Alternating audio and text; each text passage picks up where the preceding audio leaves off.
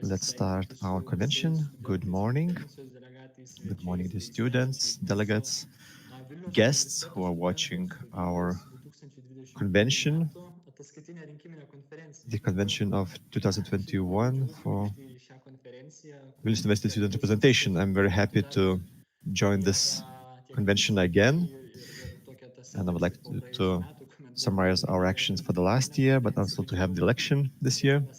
We're having a virtual conference just like last year, but we're doing this to protect each other, and hopefully this protection will help us to get back to classrooms sooner, to get back to the community,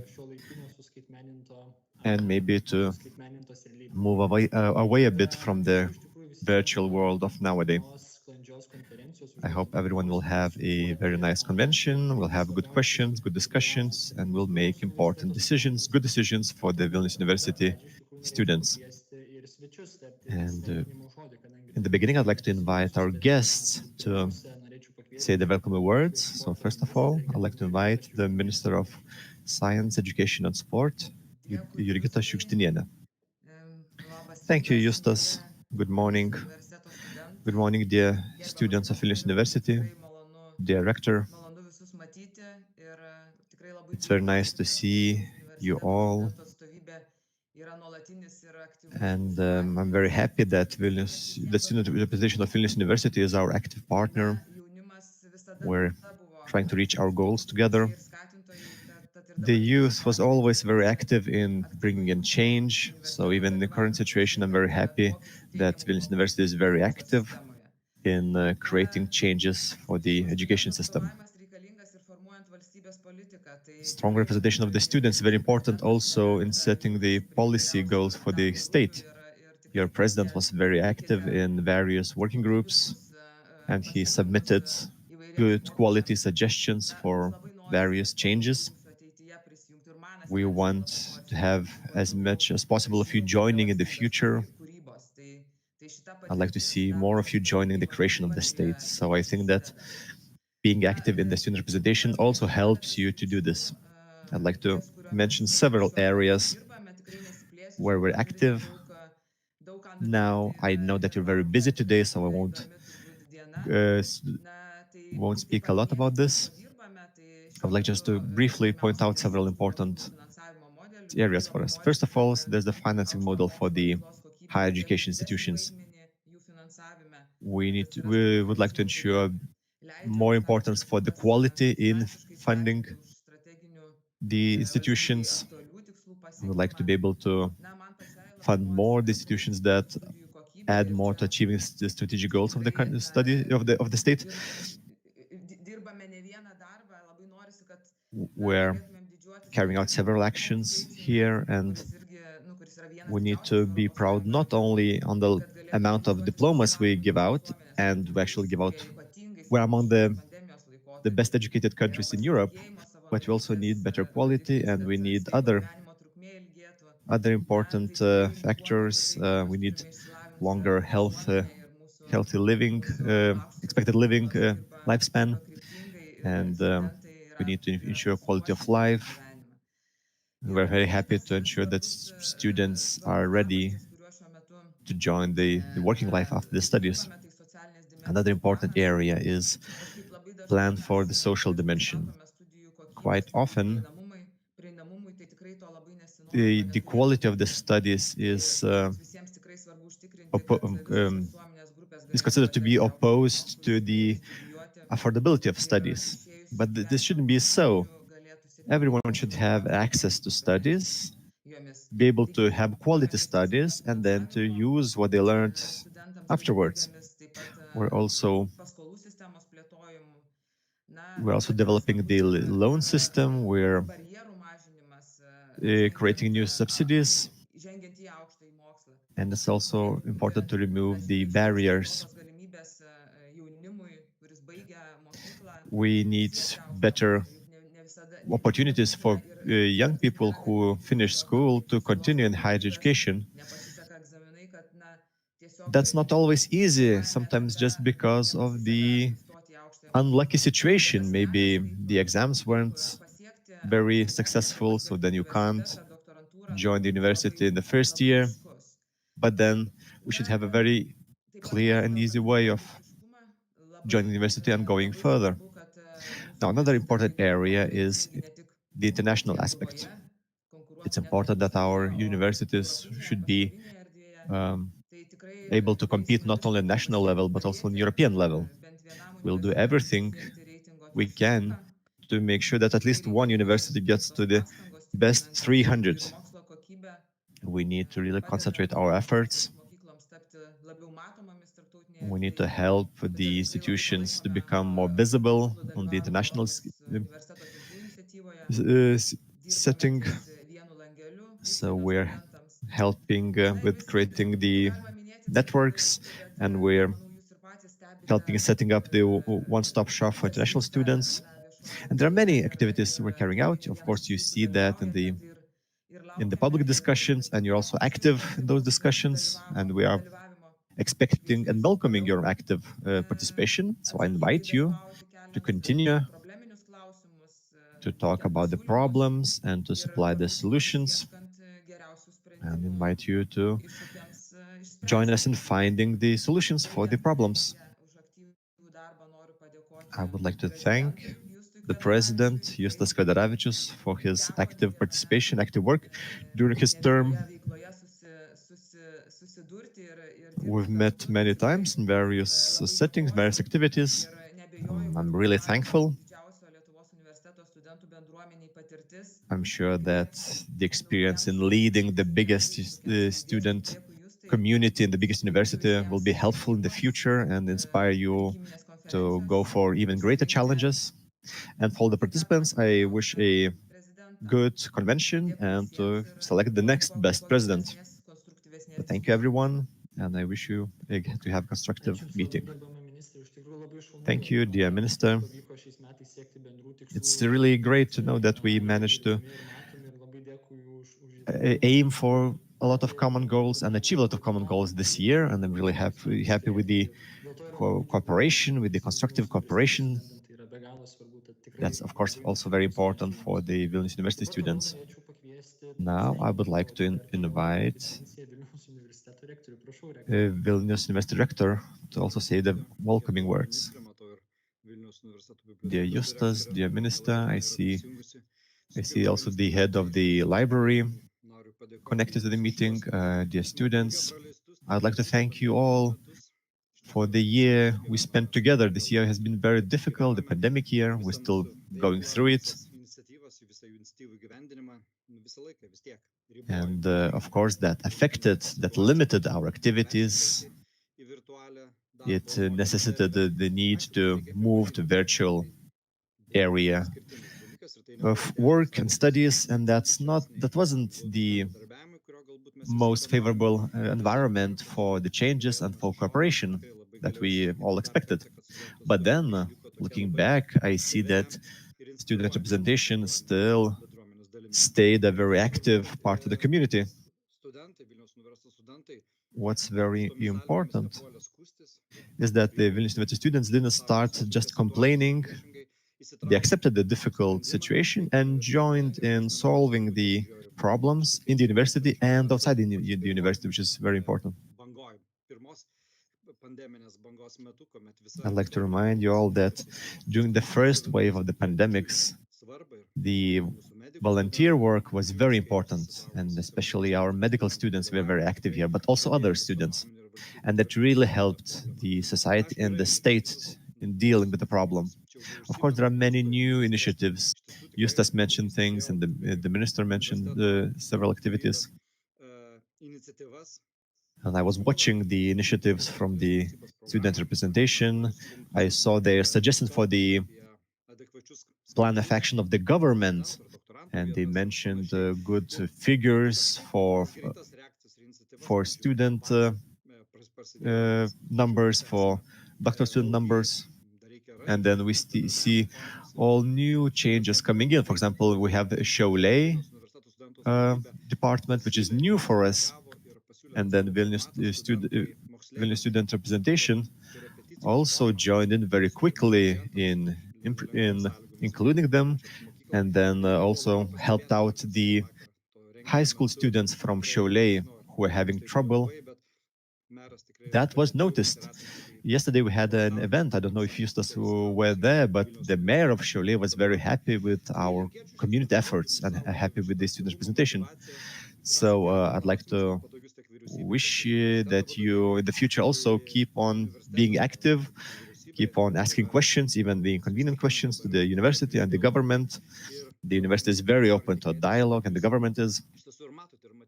And I do hope that you will see the possibility in the future to change the society and change the university. The university will have a new 5-year strategy. There we have many important issues for the students. We talk a lot about studies, the international aspect of studies, the variety of studies, and here it's very important that students be active in discussing these issues. And now, of course, everyone is expecting a return. We're hoping that students will also be vaccinated. We're getting more and more capabilities and opportunities for to vaccinate. So hopefully we'll be able to go back to the classrooms, to the laboratories, the libraries, and we'll be able to go back to a live discussion, which we're really expecting to have. Also, I wish all students success in the current session. It's very important, especially for those who are finishing their studies. And just as the minister, I also like to personally thank Justus, who was, well, on one hand, very firm in his leadership, but he did a very good job in coordinating the students and communicating for the students. I wish you all a very good convention, a good election, a good discussion, and I do hope that in the next convention, next spring, we'll be able to meet live. Thank you, and have a good convention.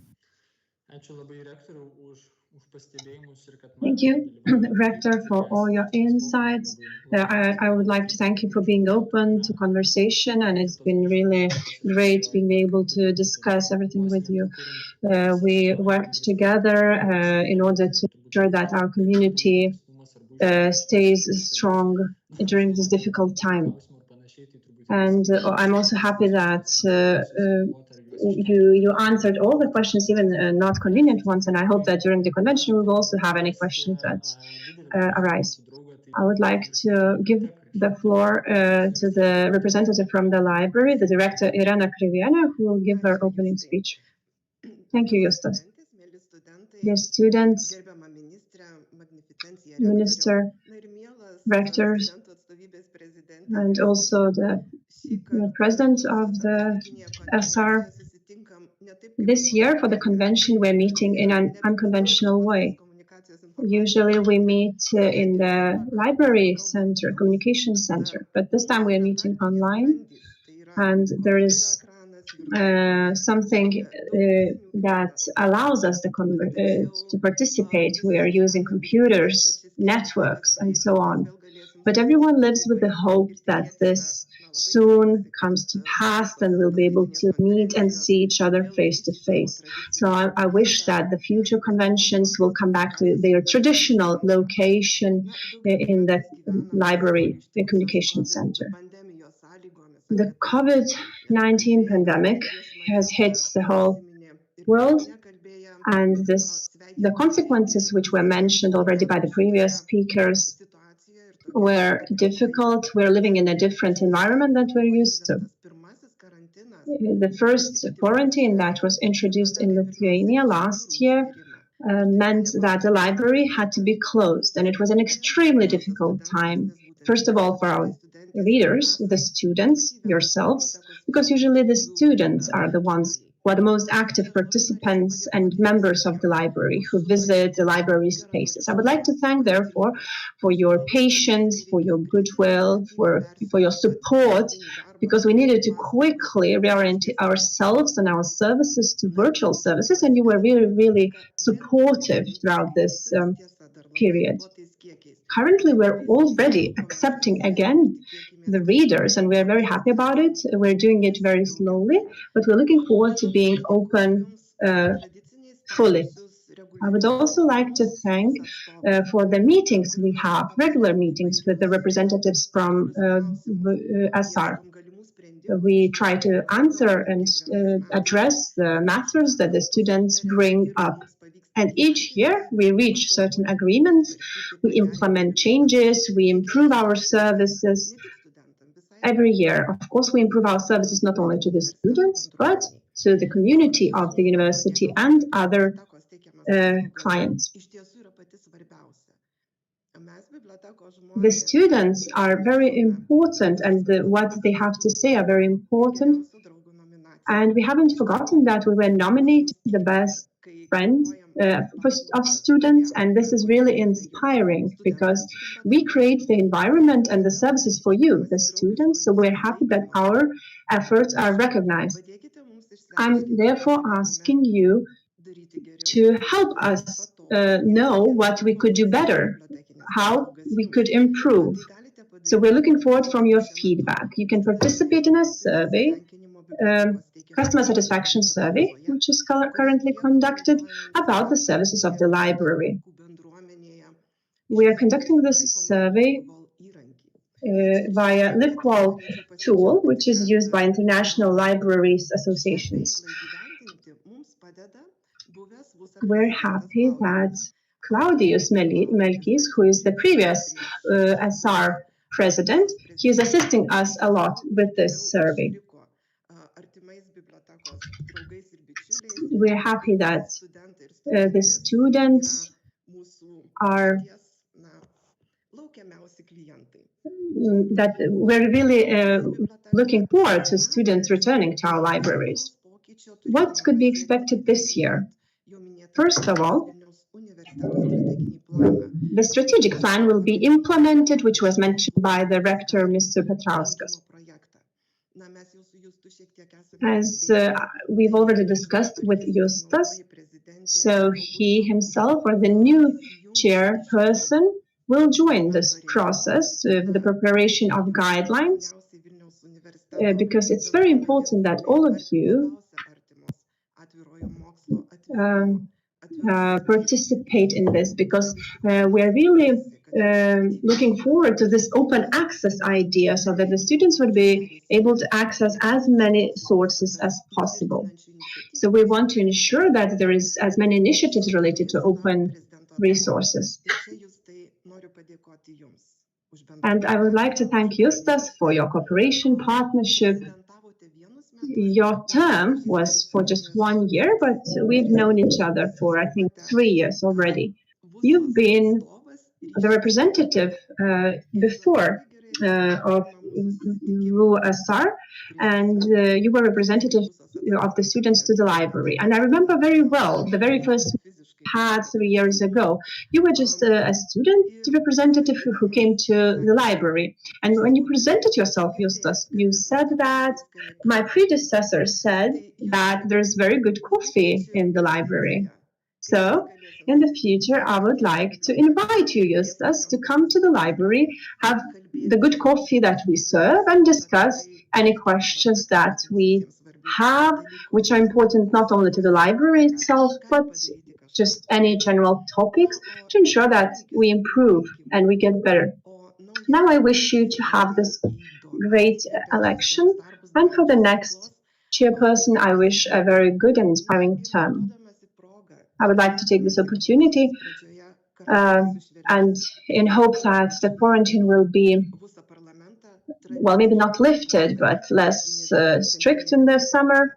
I would like to invite everyone to visit the library and the central library and to observe the horizons and the views that you can see from the central library observatory in the Vilnius Old Town.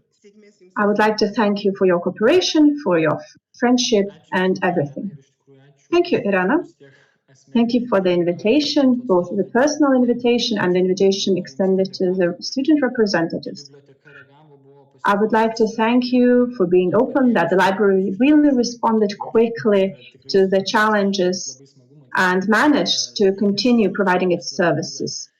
I'm happy that the library is striving for getting as open as possible. This is extremely important to the students, and the students are very grateful for this opportunity.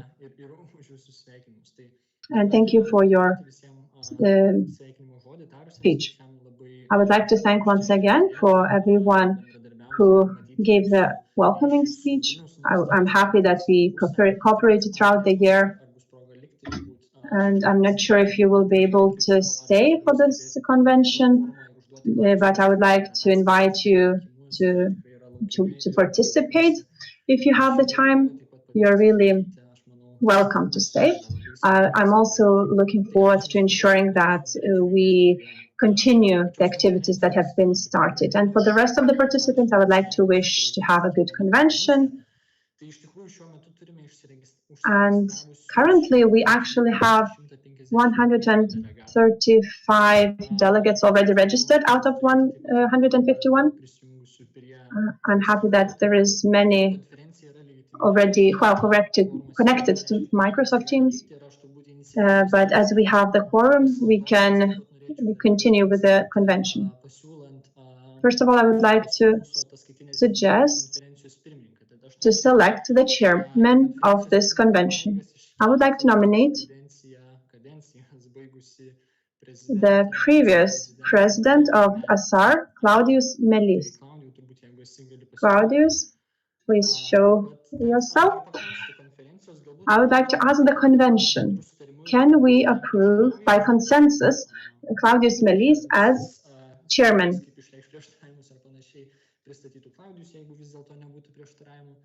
And then Claudius will present the procedure more in detail.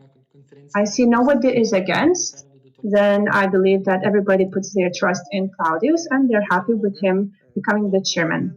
Buongiorno, bonjour, buenos dias, good morning. Labas rytas. The chairman is saying hello in all the languages. And good morning, and in the languages of the alliance of Arcus. I would like to extend my welcome to all the participants. In 2018, 2019, the university became part of Arcus Alliance, and we're currently participating in the creation of European students' local authorities representations. So I'm very happy that there is so many diverse universities from across the Europe in Arcus Alliance. I would like to thank you for your trust. This convention, I'm very happy that there are so many different participants.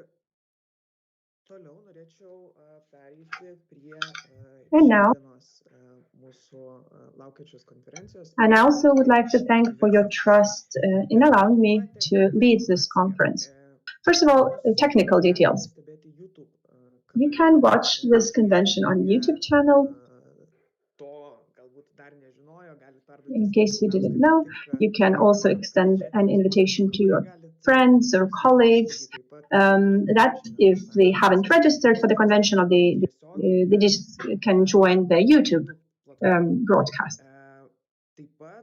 At the same time, for the second year in a row, we have foreign students in the convention, and I'm very pleased that we've managed to include them into this convention, and I would like to extend my welcome to them and say good morning to all of you.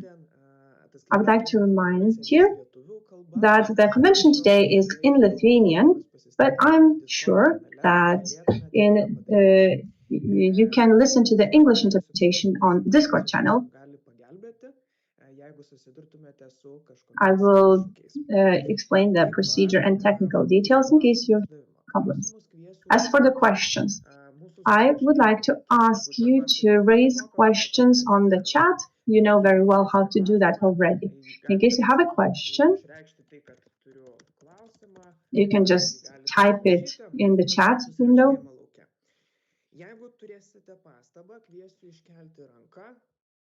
If you have a comment, I also invite you to raise your hand. So questions chat is for questions, and if you have any comments, when I'm asking you for comments, you can raise your hand. on YouTube. Those who are watching on YouTube can also ask questions, but I would like to remind you that the order of priority for asking questions. So the priority is for the convention participants on Teams, and then once the questions are answered, then we will go to answer the questions on YouTube. So those who are connected on Teams, I invite you to ask questions here on chat. Today, we have a live broadcast, and a very important person for all the technological aspects of the organization of the convention is done by Justinas Kavoliūnas, who has been doing this as an IT coordinator in our representation office. Nikita is assisting us with the registration today. Nikita is the organization area coordinator, e-Balsas platform. So the person responsible, Vilte Jankauskaitė, I will offer her to become a member of vote counting commission. And now the fourth person, extremely important person. Without that person, nothing can be recorded in the minutes. So now I would like to nominate a person for registering the minutes of today's convention. I would like to nominate the person who this year was the administrator, Marta Venslovaitė. Is anybody against Marta as recording the meeting minutes? You have 5 seconds in case you would like to say no. I'm sure that Marta agrees. I've discussed it with her. You have 5 seconds in case you don't agree.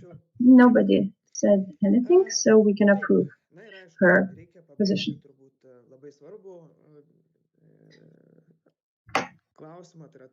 Also, an important matter is that this convention, as any other annual reporting convention, is done according to the regulation and statute of the organization, as well as the laws of the Republic of Lithuania. You can read all the documents in vusa.lt, and you can see all the procedures there in case you have any queries. The procedure for voting and other procedure. So now we have to select vote counting commission. I would like to suggest that we elect 3 people. According to the practices, previous year's practices, I believe that this is the best approach. 3 persons is what we need. And also in all the 15 annual conventions of the units, SR units, we also selected 3 persons for this position, and this was the best procedure. And also, I'm happy that we have Šiauliai Academy representatives. So anybody against 3 persons? No. Okay. Right. So I've already said before that you can nominate yourself the commission. Someone else in the chat, Viltė Jankauskaitė is nominated. Justinas Brazaitis nominates Matas Krikščiūnas, and Matijošaitis nominates Raimondas Šeškevičius. 5 seconds. If there are any others who would like to nominate themselves or nominate someone else. 5, 4, 3, 2, 1. Right, so we have 3 candidates. Viltė agrees. I know that she agrees. Matas Krikščiūnas. But then, Viltė, can you still show yourself? Do you have the technical capabilities to do that? Sergeant, not yet. I can speak, but I have to set up my device for video. Okay, Matas Krikščiūnas.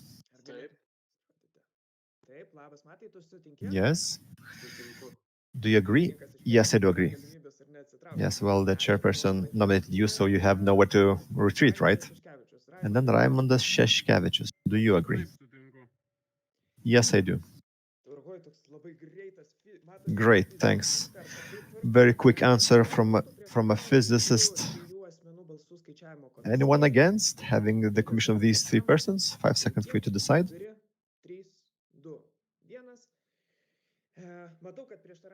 I see that no one is against. Okay, I would like to congratulate the counting commission, and you have to now elect the chairperson. The chairperson, according to the WSR statute, will announce all the results and help us to navigate the iBalsas system and help with any other comments. Right. We dealt with all the technical issues. I do hope that the speeches that we heard today from various persons who aided us in the year, that showed what an important thing is a constructive dialogue. Student representation is carrying out this constructive dialogue, even with the inconvenient questions, and is active in volunteering. I hope that the spirit will continue to work in the spirit today, and I do hope that our convention runs smoothly today. And please put on your video cameras. Today it's very interesting to see, it's very nice to see each other as we're discussing, and it's very good to see each other when you're asking the questions. If you can, please turn on the video feed. Now the next point on the agenda is approval of the agenda. I would like to share my screen, and also the persons in the chat room can find it in the files section. There is the files section. I don't know if you're using the English or Lithuanian version. Aplankai, if it's the Lithuanian version. So if you click on files or Aplankai, you will be able to see all the documents necessary for today. People who are watching us on the YouTube feed, you can find all the documents on VUSA webpage. So, the agenda. You had the opportunity to see the agenda before the convention, as set forward by the rules of procedure. So we're having the conference on the 8th of May, as decided previously. And do you have any additions for the agenda?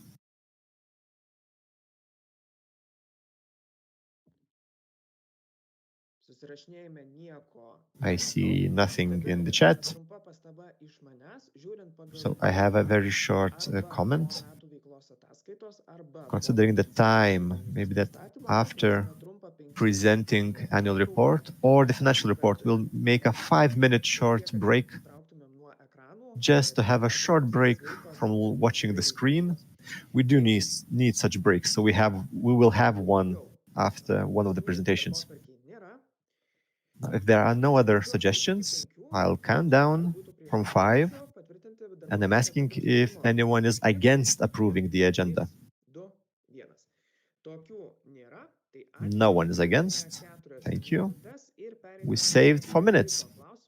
And we can move on to the next question, the presentation of VUSR annual report for 2020-2021.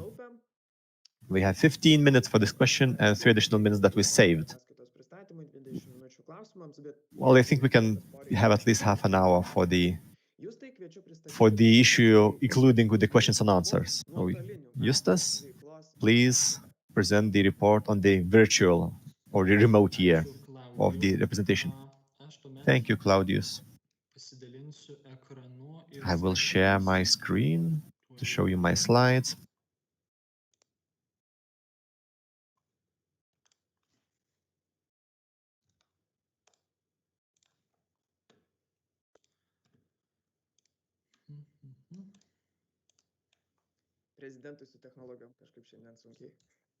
It seems that the president is having some trouble with IT today. It's in my nature, says the president. Can you see the screen? Gerai, ačiū Jums. All right. So thank you. Džiugu, kad jau priėjome prie šio klausimo, o aš I'm very glad that we pasinaudosiu reached Turbūt this agenda point already. Now, a few technical comments. 21 metų veiklos ataskaitą galite rasti The report can be šioje found Microsoft Teams komandoje, in the įrankių Teams juostoje, kurią chat minėjo room, in the Agnieszka. files Tai section tas that dokumentas Claudius yra- mentioned. The document galite is rasti there, internetiniame and you can also puslapyje see it on the webpage.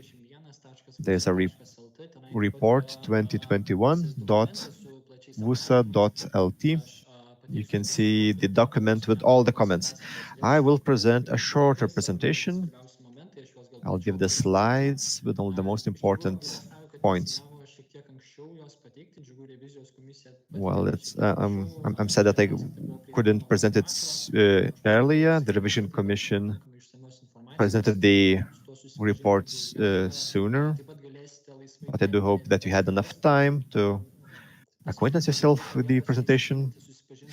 Also, since the document is presented to you in the web page, you can still evaluate it in detail.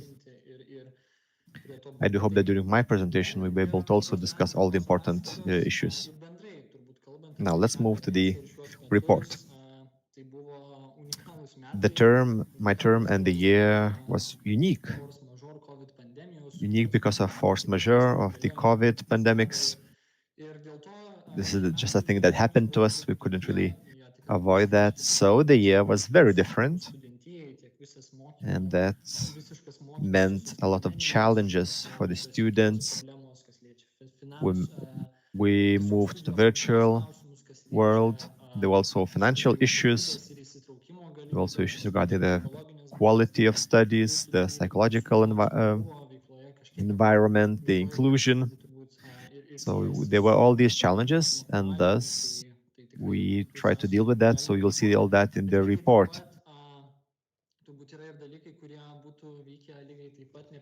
But there are things that would have happened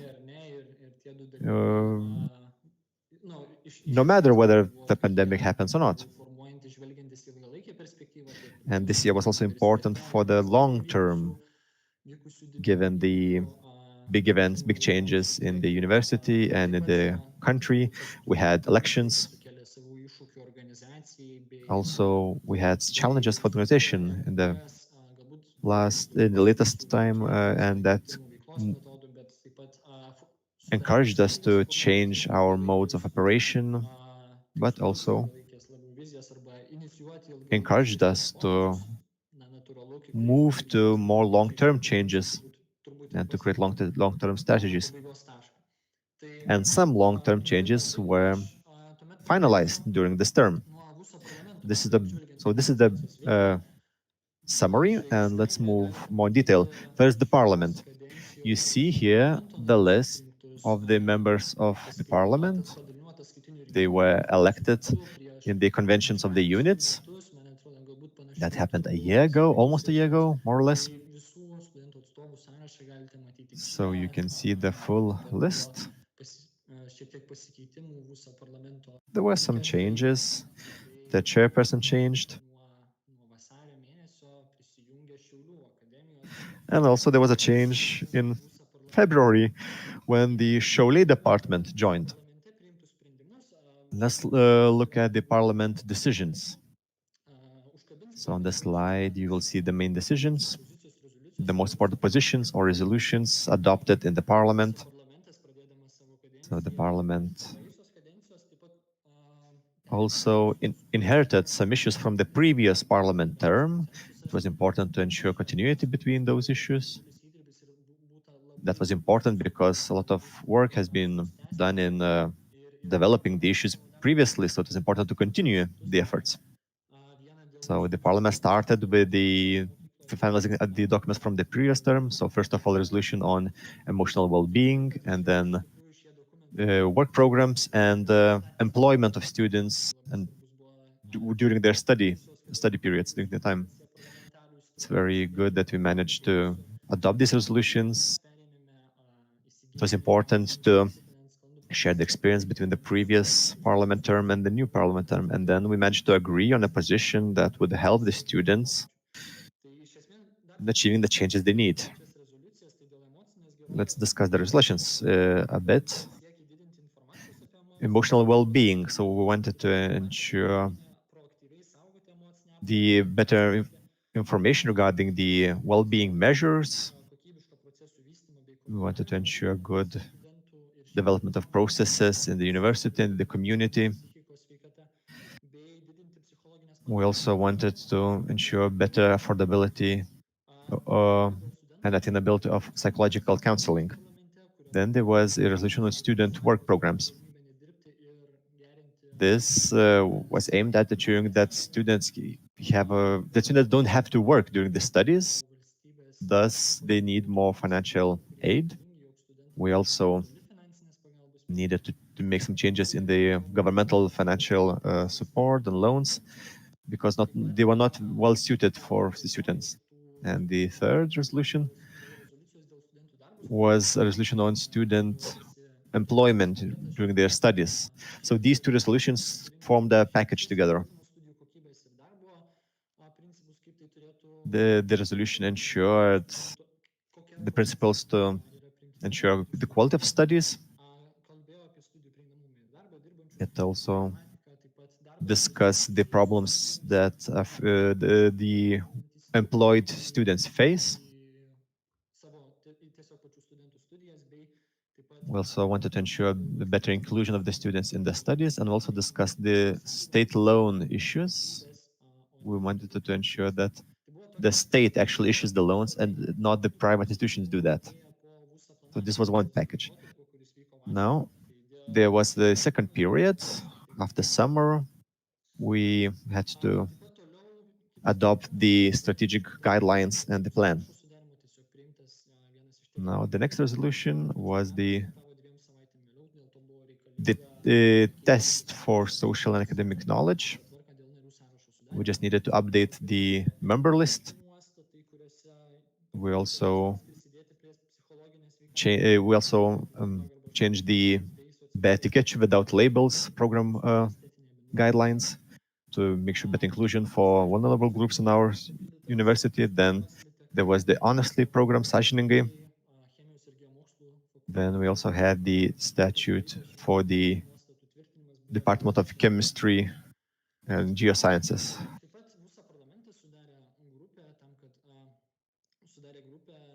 Also, the parliament had a working group to discuss the issues of the stipend system. The issue was the university started to discuss the issue of scholarships and wanted to ensure that the university has more flexibility in this because they had the issue in their yearly plan because it was needed to align the issue with the long-term processes happening in the university. So we wanted, it was needed to discuss this issue in the parliament so the students can voice their opinions and give their suggestions. And the working group is continuing the work because the issue is still open.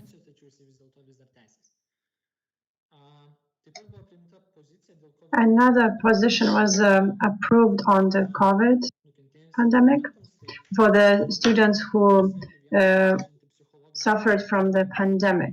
So we wanted to ensure that the counseling is available for the students and that the students get maybe certain payments to ensure that the conditions, living conditions improve.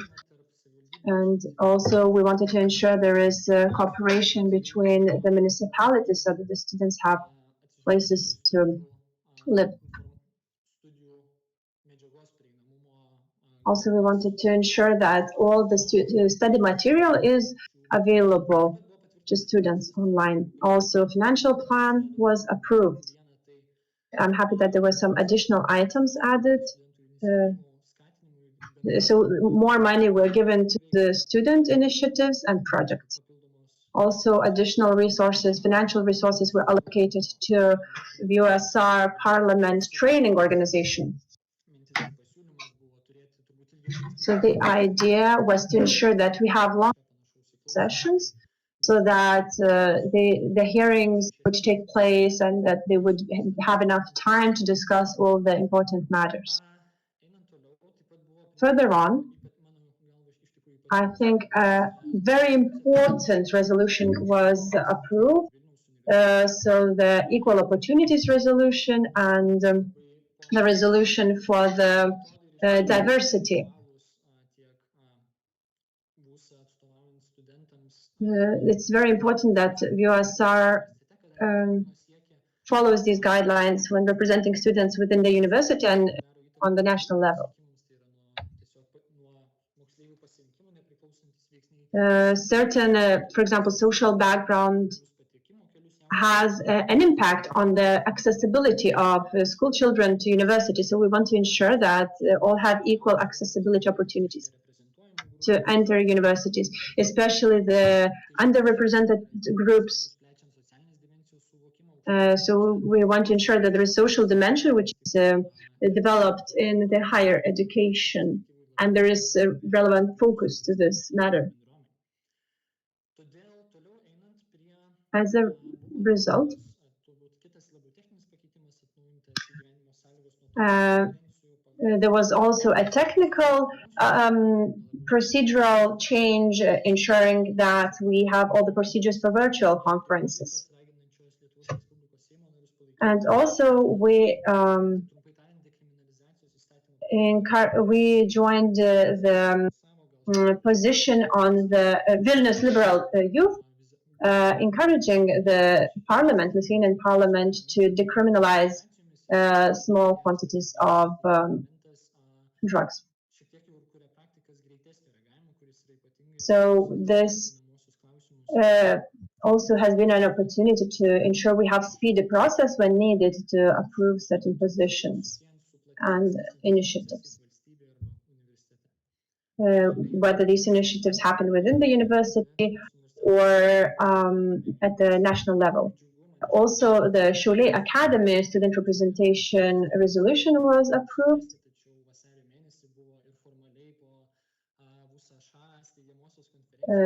In February of last year, during the formal convention of Šiauliai Academy SR, this resolution was approved.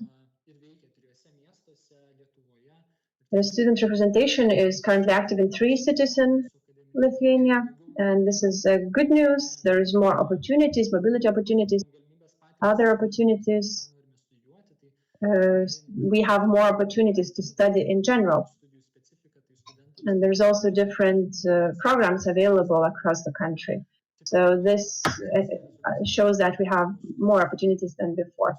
Also, SR had its position on student protests in Turkey, and this was approved in the parliament. And last work was review of internships and the procedures for internships for the students. So we wanted to review the procedure and the implementation of internship. In general, this is a document that provides guidelines for students. And we wanted to ensure that they have a wide variety of practices, internships, and the parliament has decided to exclude certain matters. Also, I wanted to say that I'm very happy with the welcoming speeches we had today, and as was mentioned, that we had discussions with the Ministry of Education, Science and Sport Vice Minister, and also with the Rector about various matters in terms of strategic plan of the university and others. There was many opportunities to express our ideas, to start dialogues for the creation of long-term goals. I'm very happy that these discussions did happen, and they also happened within the parliament, that everybody could express their positions, ideas, and so on, in order to reflect the diversity of different ideas. So this would be it about the parliament. Now the next collegial body is the board of VUSR.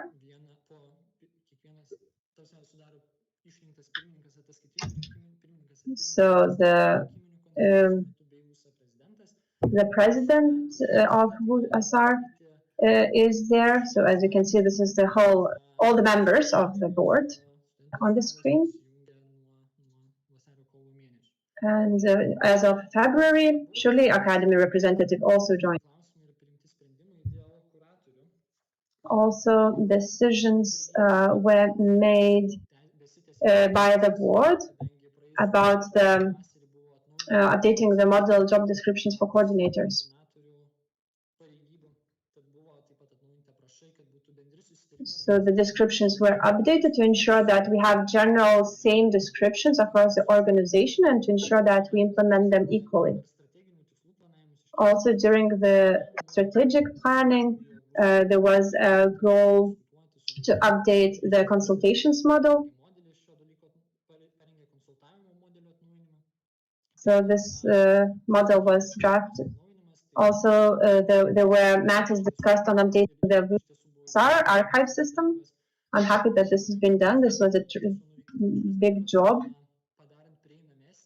The archive system has become more accessible, and we can use it better as an institution.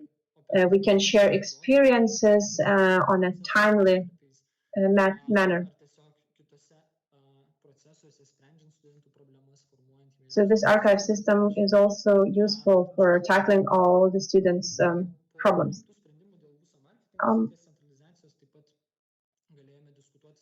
We also discussed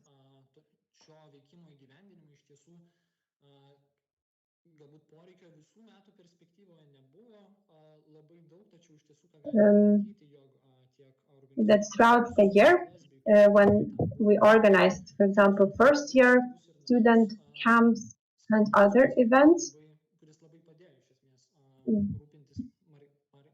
what we did was centralization to SR market, and this decision was really good because it helped us improve the marketing itself, and the decisions were done on a timely matter. Also, the questions on organization of career days was done, and also organization of studies during the spring semester.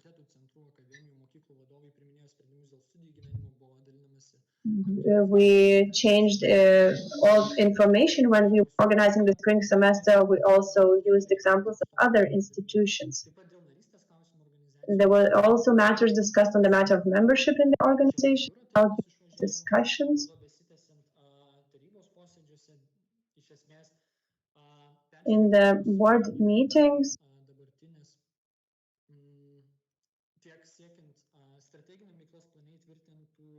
we wanted to ensure that the strategic plan includes the effectiveness of activities and also the objectives of membership in the organization and so on. We discussed also the path of membership, how it could be ensured, what goals would be set for it.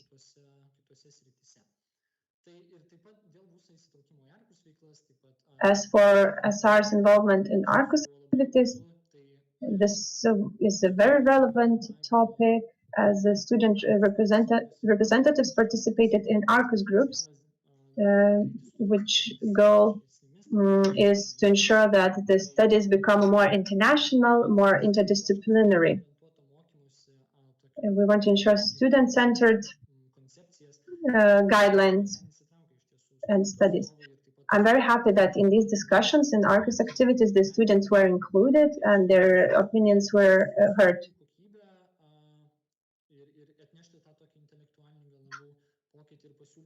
We want to ensure that students bring the change into, they bring their opinion about the study process.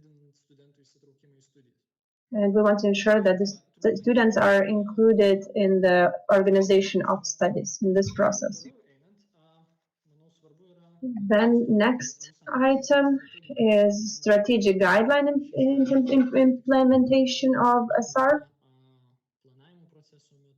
This year, the main goals and objectives, the action plan for this year was created. And in summertime, we had actually a live meeting. because there was an opportunity to do that, and it had really good results in terms of quality. 4 strategic goals were drafted. So the first one is a proposal to ensure that students have liberty to choose their studies and their subjects more freely, and there's more flexibility.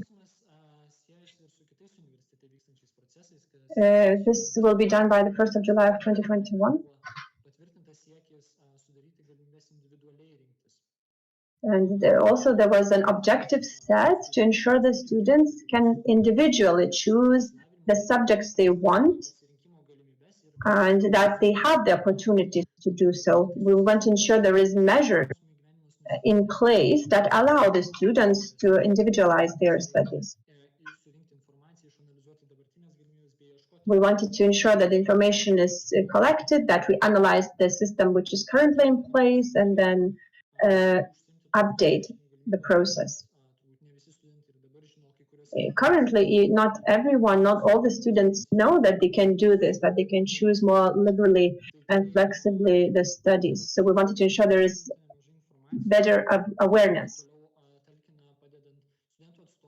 The information was collected, and this information was provided to the SR unit, which will be able to set goals which are important for students in the next term. Another objective which was set was to ensure that students are provided with all the material things they need for their studies.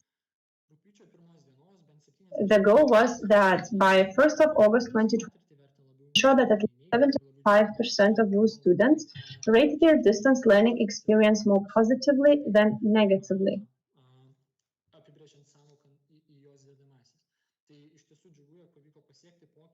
I'm happy that we managed to achieve this change.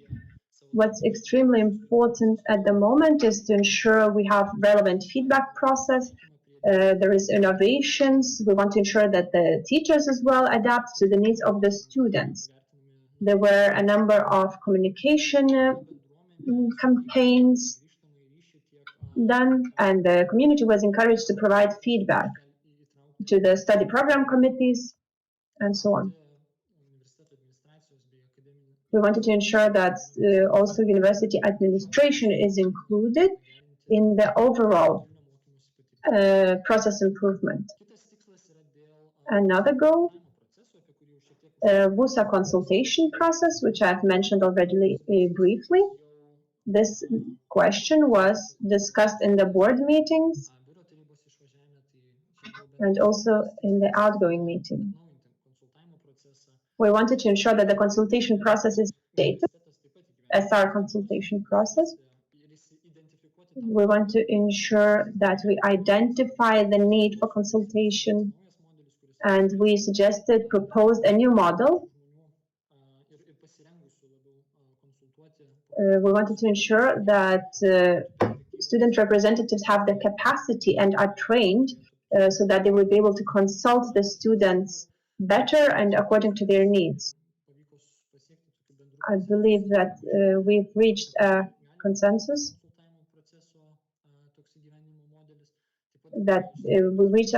on this new updated model on consultation process.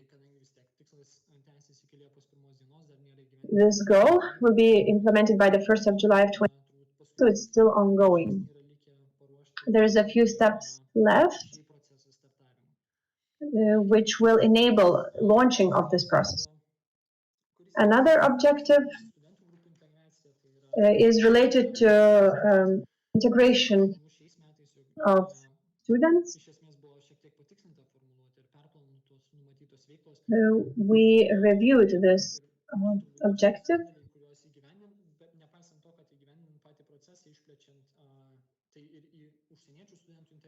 We wanted to ensure that the foreign students are further the university activities. And our main goal was academic integration, encouragement of this integration, We wanted to ensure there is wider opportunities for inclusion of students, and we wanted to ensure that academic integration is the priority because it has long-term benefits, and we wanted to ensure that the students are included. So that's all about implementing the guidelines, the main guidelines, but every department had their own guidelines. The main issues were to ensure the teaching methods that are student-oriented and are more inclusive. We wanted to find ways to ensure that the studies are as close to the studies we would have in actual classroom we could have in the virtual setting. Now, another important issue was the academic integrity and honesty. We discussed these ideas. Then we also ensured the updating of the courses. There were also some issues regarding the written assignments.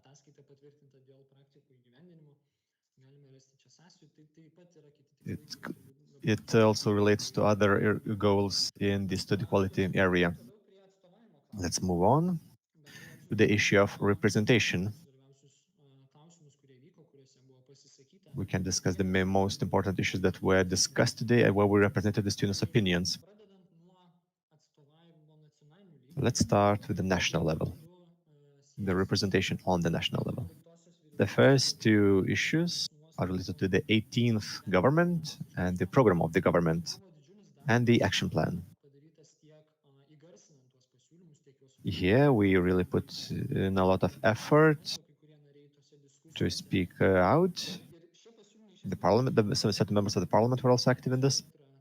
And here we covered many important issues for studies. We started with social issues, social dimension, to ensure the basic financing, basic material support.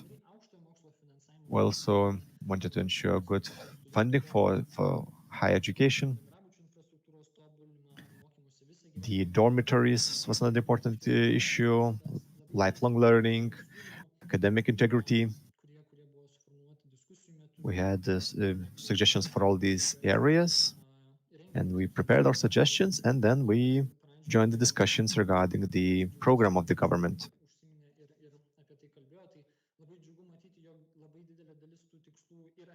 That was already mentioned by the guests, and it's very good to see that a lot of the issues actually are mentioned in the program: the dormitories, the loans, the international aspect of the studies. All of these ideas actually ended up in the program. Now, another issue is the actual implementation, the implementation plan for the program. And there we also have very concrete suggestions that were included. There's the social dimension plan. So in Europe, it's usually known as access plans. Austria, Ireland, and Finland have these kind of plans. And these are a basis for long-term agreement on how can we ensure better development of the social dimension in the higher education. We have to ensure better inclusion of vulnerable groups coming from various socioeconomic backgrounds. And it's great that this plan was actually included. We really put in a lot of efforts here. Another issue was empowerment of the students in joining scientific research more widely. We wanted this more support from the government on one hand, and the encourage activity by the students themselves on the other hand. We wanted to give the students more experience with the research, which is very important for their higher education, and that would help the students to find jobs also in the universities themselves. That helps in addressing certain social issues too. All of these goals were well heard and included in the plan. Now, another important issue was something that I'm really proud of. I'd like to thank the whole representation in their aid. We ensure that the health students were included in the priority groups for the vaccination against COVID-19. And we also included the resident students and other medical students in the pandemic management efforts that help them learn new skills and also help the state in solving the pandemic's problem. That also helped in satisfying the demand for the health services, and that also helped us to solve the problems quicker so we can sooner move back to classrooms. Now, we also had many suggestions for the state-supported loan model. The government was discussing the updates, the procedures for these loans, and we wanted to have an in-depth review of the issue, and the students were heard in this instance. The decision makers agreed that this is a very important issue that has to be reviewed. Also, the ministry created a working group regarding the financial model for the higher education institutions,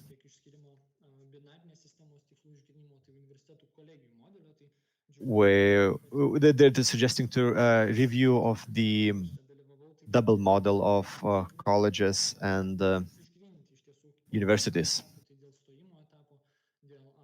There were many issues where we raised our opinion for all the procedures of joining universities, then the loans themselves. We see that 6% of the students are getting loans in Lithuania, while 14% in the European Union. We're also looking for ways to include better financing for the students so they can arrive at better study quality. Another important goal that we managed to achieve together with the medical faculty representation, and also other organizations, the Young Doctors Association and others, we managed to increase the number of government-funded places for the resident students. The suggestion was to go back to the previous level, but we actually managed to increase the level from by 30 to 362. These study opportunities are now set according to the needs of the state, so that students can continue their studies, get government funding.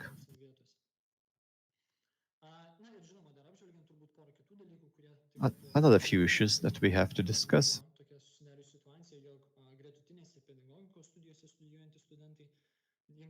We saw certain various issues. For example, we had the teacher studies, where they felt that they are not equally treated regarding the scholarships. Then in winter and in last summer, the previous government already suggested fund these studies better. The other issue was normative study prices. We raised our voice on this issue. The other issue was social scholarships and expanding the number of the beneficiaries. We had some suggestions. Here, only 2,000 students get social scholarship, and only 300 students from this university were getting the scholarship. But managed to achieve the expansion of the scope. This is really great, and I hope that we can work further here and ensure that even more students get this scholarship, because it is very important given the actual situation of the students. And we believe that still the number of scholarships is still too low.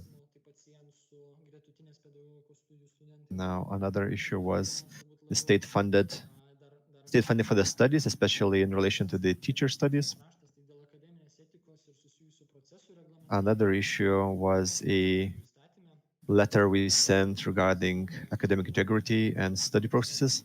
These issues are discussed in the ministry. They're trying to narrow the academic integrity question in the new law. What we want to ensure that the committees on academic integrity in the universities can still discuss these issues and solve the problems.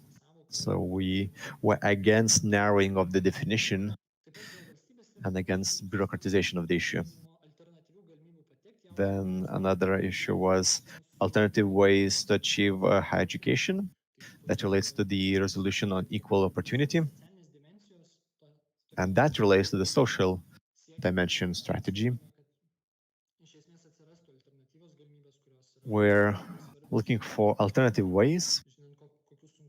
This is very important given that there's still difficulties in ensuring equal opportunities for the vulnerable groups. Another issue was the updating and upgrading of campuses in Vilnius. Saulėtekis campus should be renovated. The infrastructure should be renovated. The dormitories should be renovated and updated, and we need better bike routes. So we see a larger priority now for improving the quality of the campuses. Now, another issue is representation on the university level. So we have the Senate, the Rectorate, the Council. We had temporary working groups. And well, I see Claudius is on. This probably means that I will have to speed up, which will make it even more difficult for the interpreters to interpret because the speaker is speaking really, really quickly. So the other representation, the efforts we actually had were related to the updates on the studies, where we looked for ways to give more choice for the students. Now, another issue was the employment of students, then doctoral studies, then new dormitories, then better inclusion of the students in research. We have good examples from the students when they and their activities in popularizing the science knowledge. Another issue was better sport and welfare activities for the students.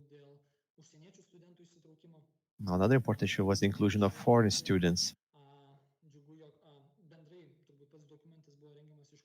Here we had a document which was based on the need on the language to have a common language policy in Arcus network. And what we wanted to ensure is that students have more opportunity to study in foreign language and to do that cheaper, which is important for the quality of the quality of the studies. And we also wanted better opportunities for foreign students in participating in the university life, in the communities. We wanted to ensure them more translation capabilities and interpretation. Now, another issue was the common university subjects. There's another possibility to select them from Kaunas and Šiauliai. Then we updated the vision of the scholarships in this university. We managed to increase the number of the scholarships. Then we also carried out a self-evaluation of the study areas. We manage here, together with the university, to ensure certain services for the students to participate better in the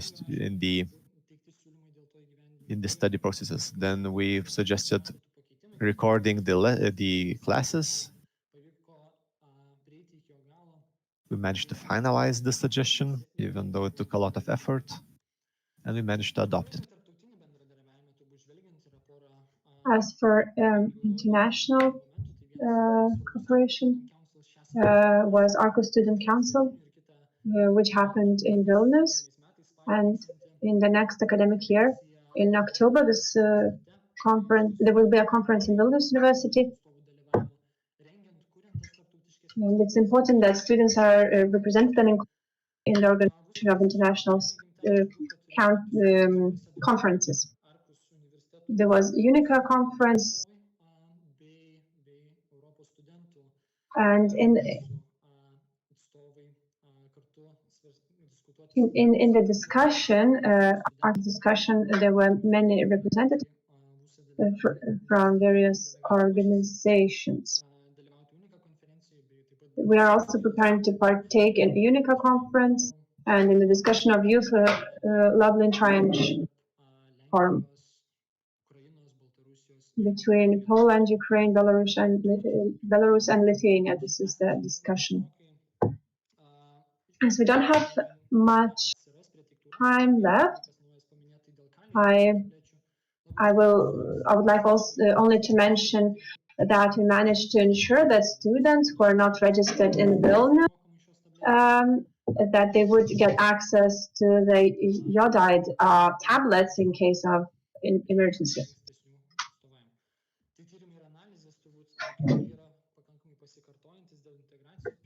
As for the studies which were done and analysis, the integration of first-year students, also there was a study on the foreign student integration. Other studies which have already been mentioned in the past. Strong organization, these are the projects implemented in this context. I think we should mention the projects that you can see on the screen. Two projects were implemented from state fund financing. The programs related to student financial initiative, ensuring that they have the financial literacy. These projects were prepared, and I'm happy that we got the financing needed. And also the other project, employability competencies for students, was also financed.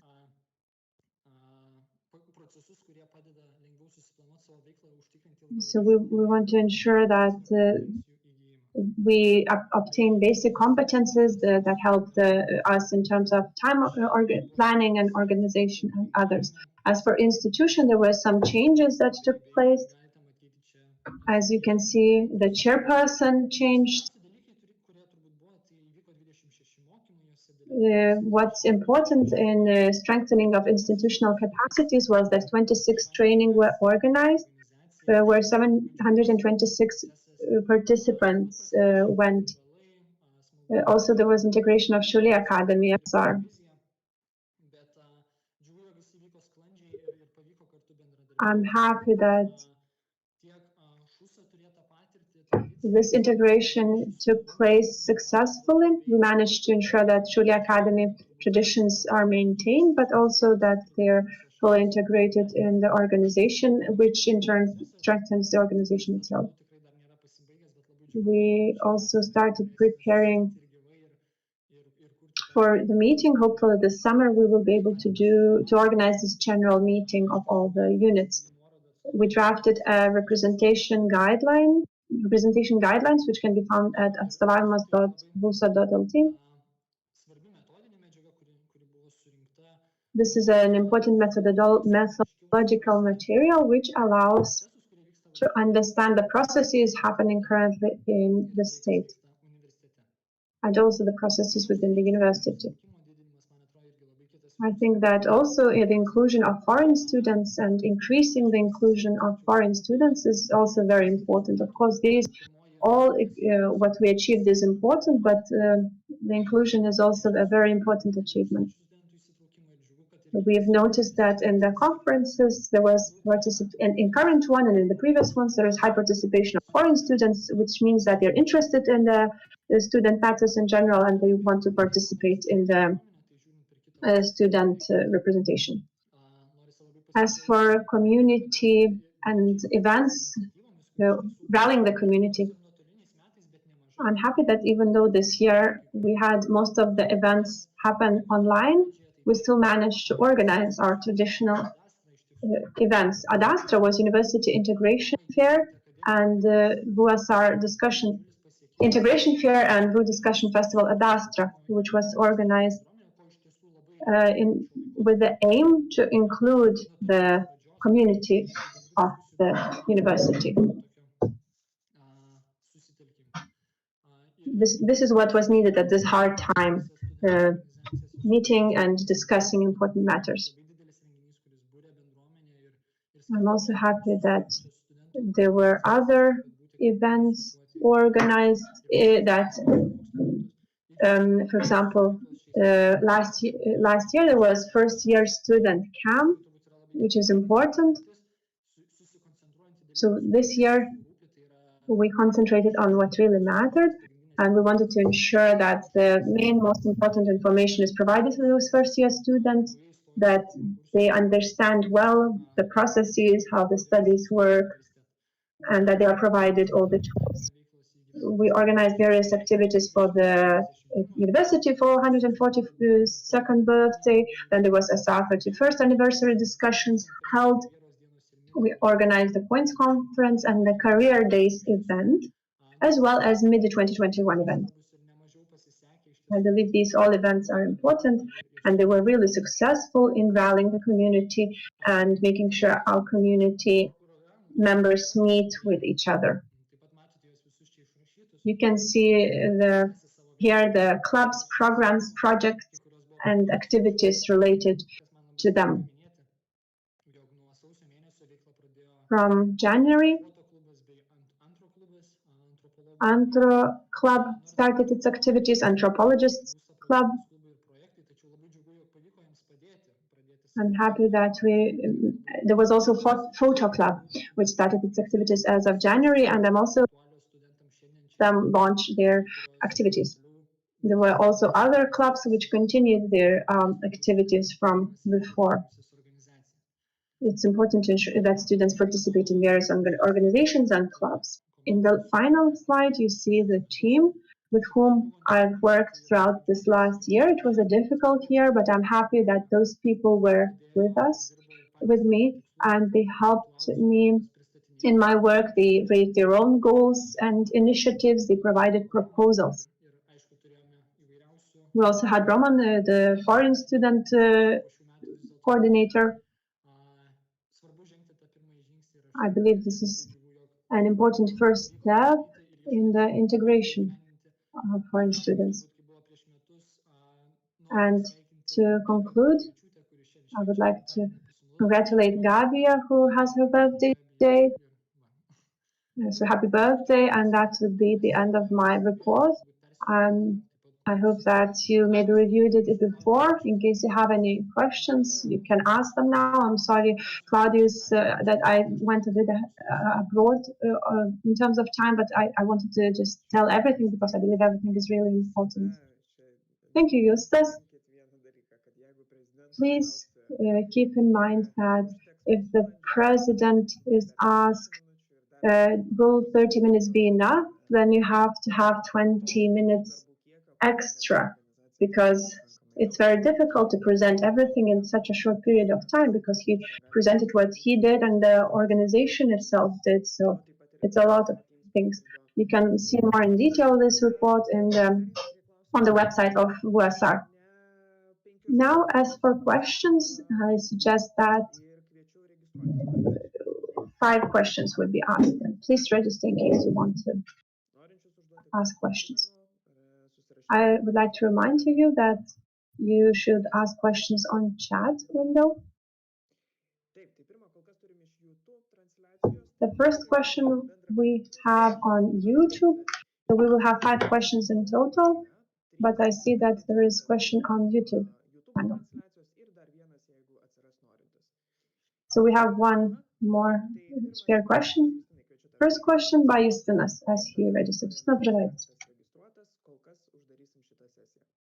After those 5 questions, we will move to the next item on the agenda. Justinas? Hi, Justas, says Justinas. My question would be this. We approved the honest sąžiningai program. I wanted to know more in detail how, because throughout the year I didn't hear much about the achievements of this program, sąžiningai. So could you comment more on that, please?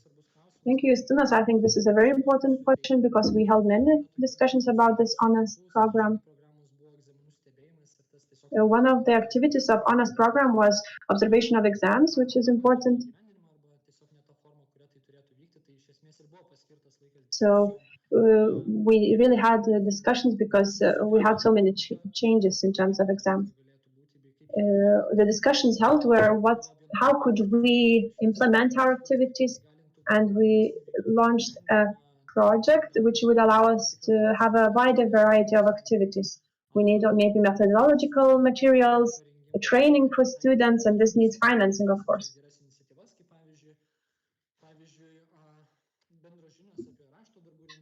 What's important, for example, to have common knowledge base for how papers need to be drafted and so on, prepared. And we also plan for future objectives of this program. We want to look for alternative methods, maybe not alternative, but just more up-to-date methods. And we want to ensure that we raise awareness, that there is fairness when the exams are held. And also another activity is, in addition to awareness, is ensure that, exams are done without cheating. Justas, as always, answers the question very widely. And thank you for your answer. Now I'd like to ask all of you not to be too quick because we have a direct interpretation currently happening, and it's not always easy to interpret all the things that are said in such a speedy manner. So we want to ensure that everybody understands and can follow. Arturas, now you have the question. Good morning, conference. Okay, I will try to be not too speedy with my question. The question was about the projects by USR, public management in state education, to ensure that the organizations are included. I would like to know from this project, what were the conclusions, what were the results, because of course we have publicly available information. What were the costs? I know that 111,000 euros were paid for this project, so I would like to know the results, more in detail about the results. Thank you for the question. I think we can discuss that more when discussing the financial report.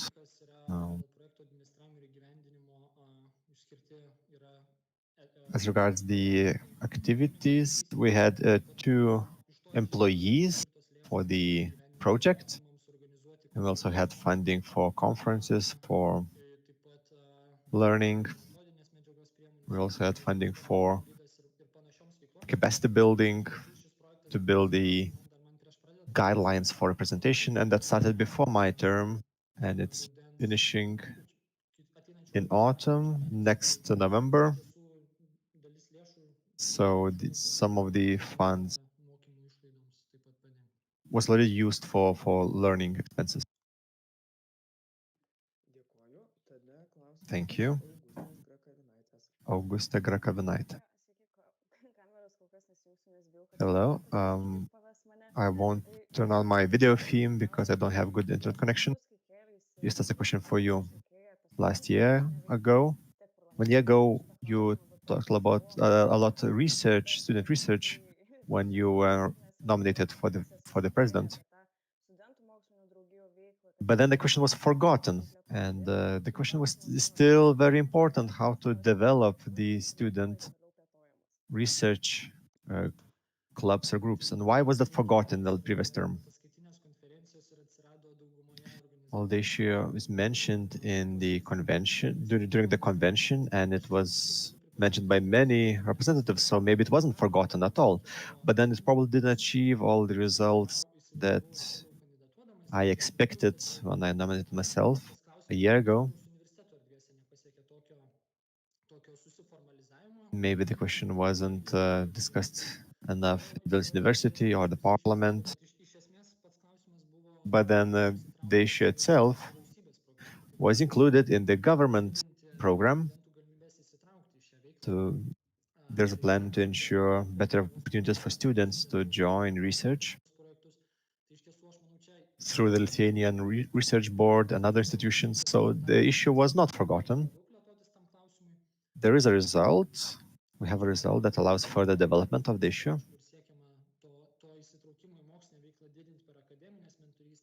Of course, we want to ensure better inclusion during mentorship, academic mentorship. We discussed that also with the Department on Services for the Students and Career Development. Oh, well, it's sad to hear that, in your opinion, the question was forgotten. But the question actually needs to be solved, be discussed in depth, and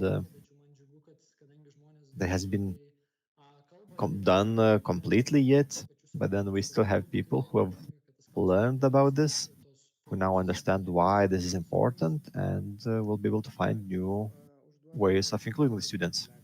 Thank you. There's a question from YouTube, and then we'll have a flow for Victoria. Juste, thank you for the year. In the previous conference, Claudius was worried about the parliament. Are you happy with the parliament today, after this year? Well, I don't know if I can evaluate that alone. The parliament unites a lot of differing interests. So some people might be happy, some might not be happy. The parliament adopted a lot of positions, and I'm happy with that. I'm also happy that the parliament agreed with having longer sessions and learning sessions for the parliament too. So we would have more opportunities for the parliament members in discussing the issues. So I'm also happy with this change. I'm also happy with some of the results. But then there are some controversial issues, but I will not comment on that. Thank you, Justas. Yes, please, just let's talk a bit slower. Let's move on now to Victoria's question.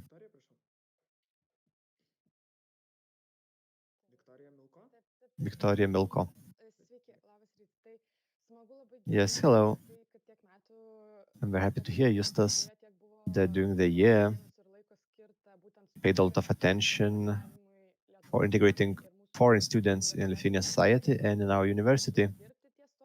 And I was very interested in working with that. But then I have a question. You say first things first. When foreigners come to Lithuania, the most important issue for them is the accommodations. How much attention was paid to this issue? There's the dormitory in Kamchatka. Has it been upgraded? Has the issue been raised, discussed? Then there's the issue of foreign students in Kaunas department and the accommodation there. What can you comment on this? Thank you, Victoria, for the question.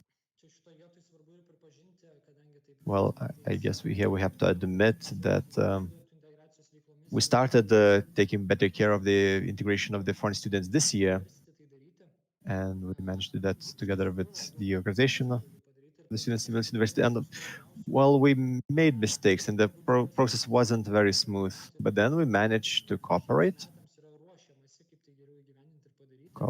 and we are preparing and doing better next year.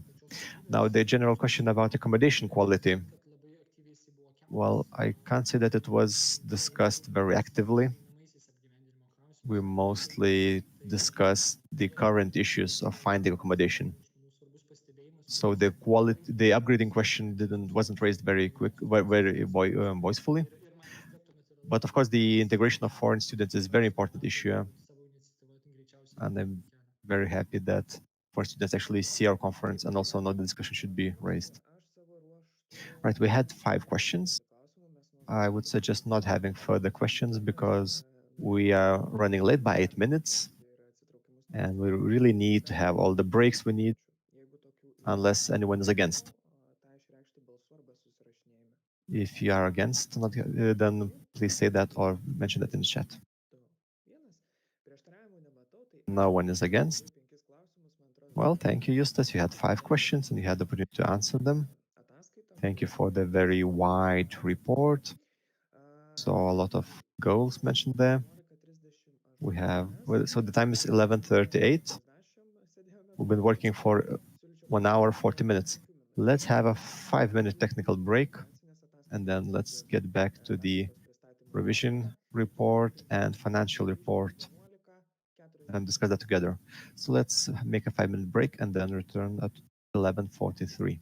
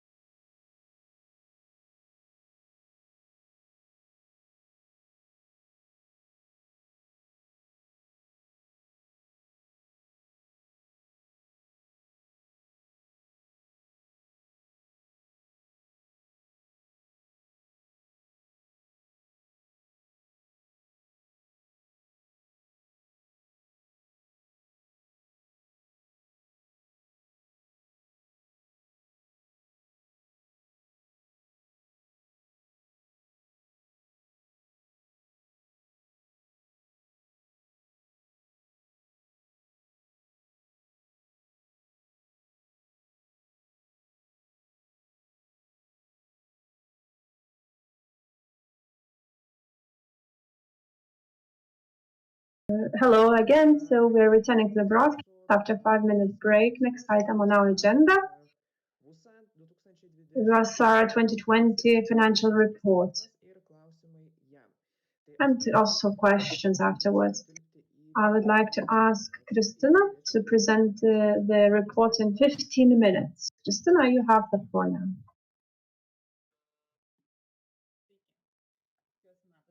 Good morning. I hope you can see me well and you can hear me well. I will turn on the presentation on the screen.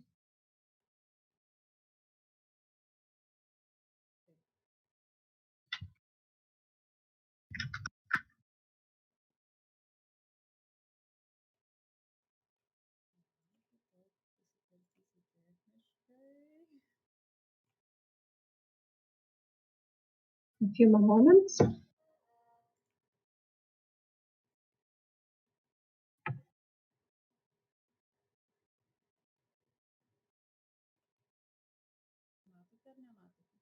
Can you see the screen? No, Christina, not yet.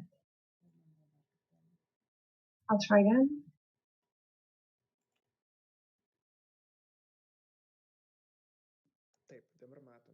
Yes, we can see it now. Press F5.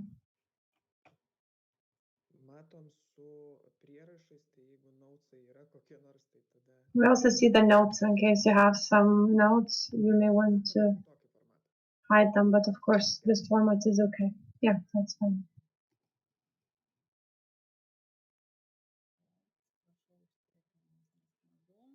Apologies for technical problems.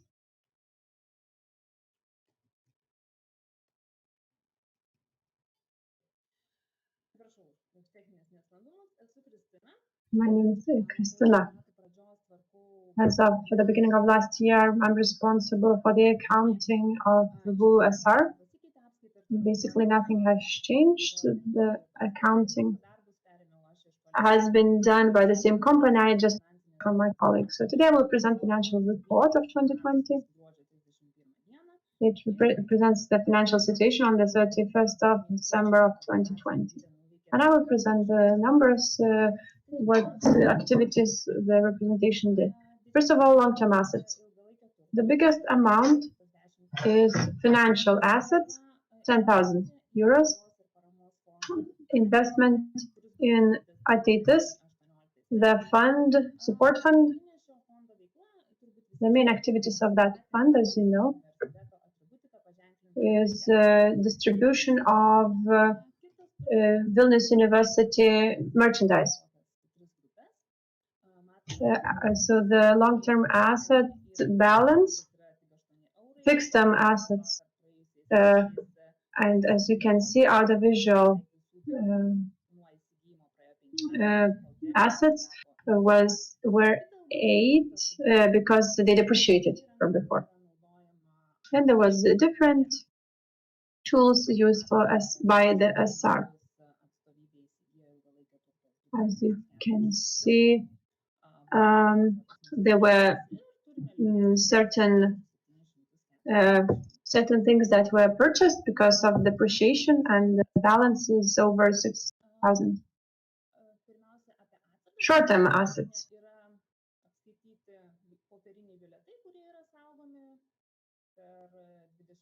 So then the current assets, also what was changed, advanced payments. Advanced payments went up because we had certain things we needed to buy and items in December 2020. What are the differences between 2019 and 2020? Was the 14,000 euros, which you can see. It's that receivables or debts from Lithuanian Student Association. We're looking forward to receiving this amount. So in 2019 it was 70,000 receivable amount from Lithuanian students. Association. Also, old debt, recoverable amounts, 47,000. Everything is being done properly. This recoverable amount is transferred every month as by the decision by the court. So it is going down, but not too quickly. Also, project funding receivable, 2,980, because the expenses of December are then compensated later on. Because usually we apply at the beginning of the year. Other receivable amounts, the last line. This is the money which we gave to Ateitis fund, over 40,000, and also Teisės Clinica, Law Clinic, another amount which was given. This is a balance at the beginning of the year. Okay, funding sources previous year. Of course, the majority of the money was received from Vilnius University, for financing from Vilnius University. Also, student union, quite a big amount returned its debt. Also, student identity card is another financing source. Financing. Grants. So those grants are for purchasing of fixed assets. I would like to note that this year the amount is bigger than the previous year.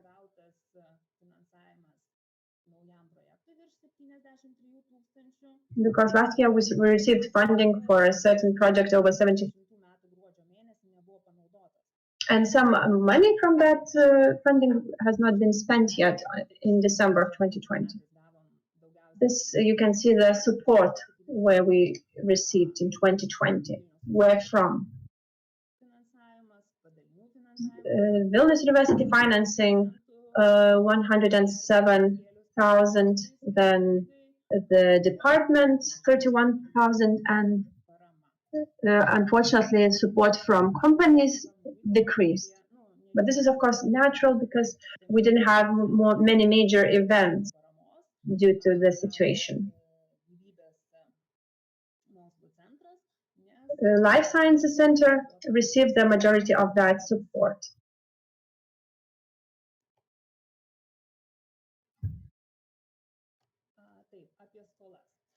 As for debts, so the debts to providers, over 17,000, 17.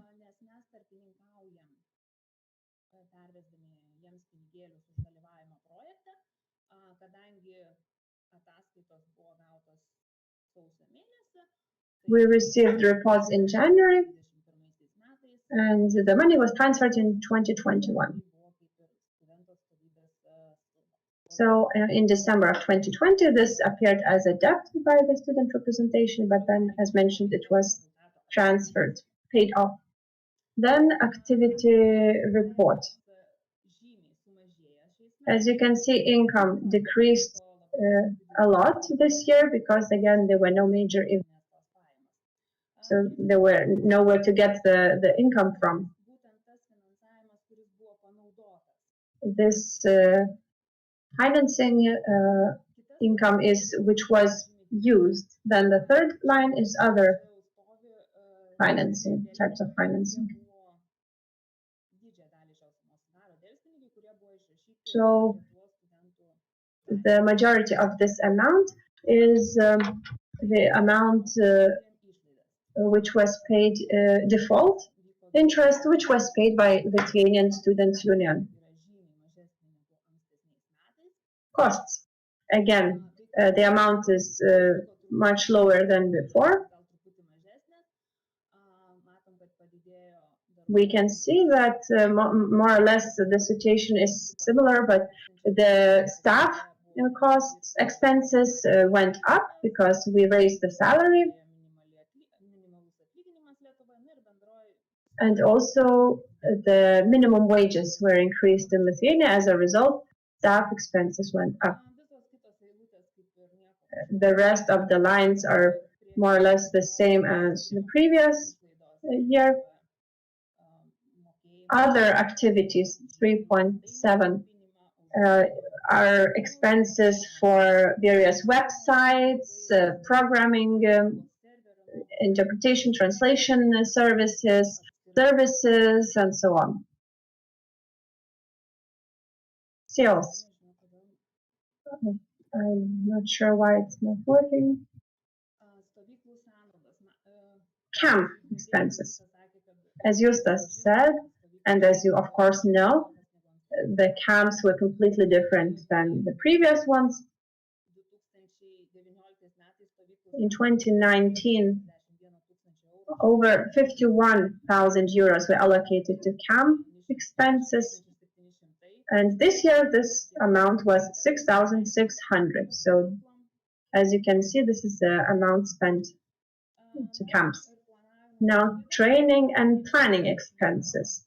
The majority was for items purchased from food, various office supplies, and so on.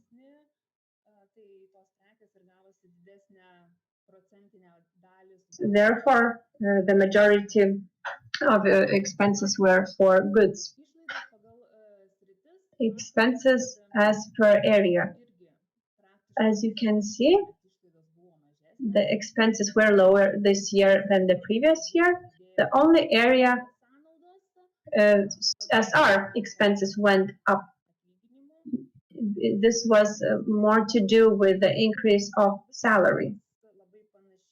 And the rest of the expenses are very similar to the previous periods. This you can see more in detail the expenses of student representation. As you can see, the majority goes to the salary and then other expenses. The last one, which I've already mentioned, programming, translation, websites, and all these expenses are classified as other expenses. That would be all from me. Thank you, Christina. Maybe we could stop sharing the screen and then we will be able to see each other for questions.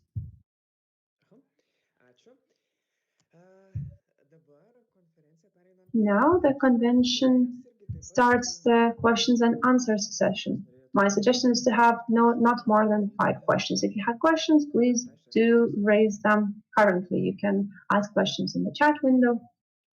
And if you want to ask a question, write so in the chat. I'm not sure, did I get stuck? My connection or something? I'm waiting for your questions. Justas.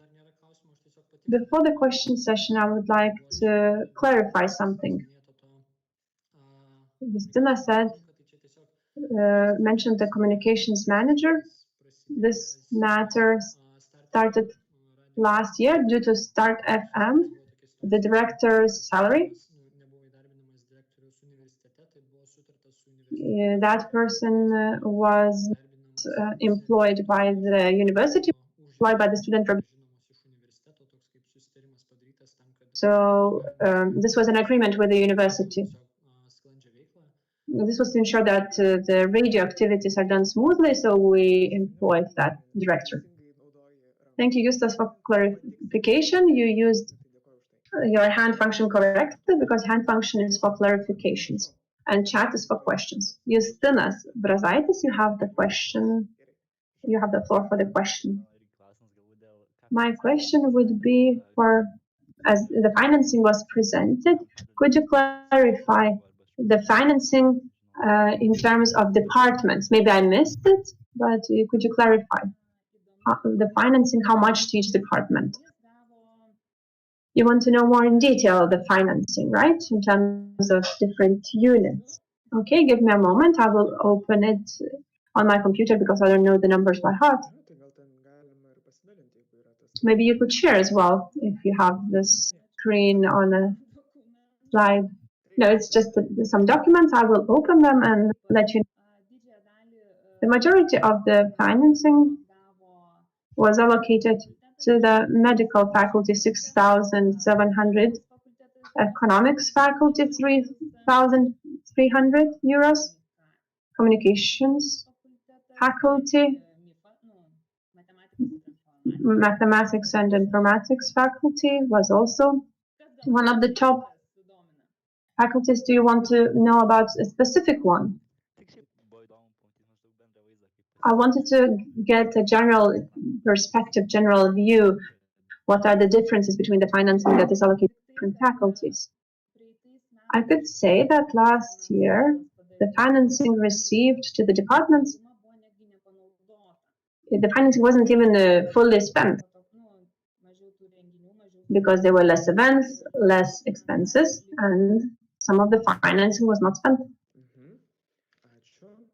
Thank you. This was a good remark. This is important for the departments when they will be planning the upcoming expenses. They can take this into account. Any other questions? Maybe on YouTube or maybe on the convention on Teams. Somebody would like to ask something. 5 seconds in case you change your mind. No further questions. Thank you, Justinas, for the question, and thank you, Justina, for your presentation.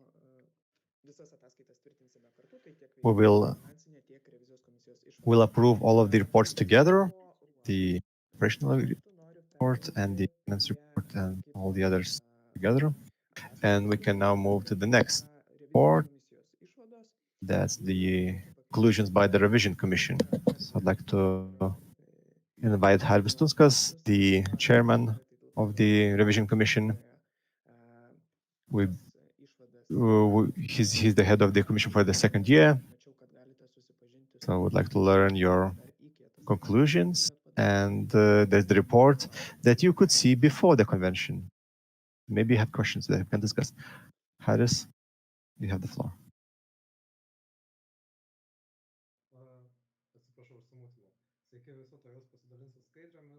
Hello, I'll share the slides.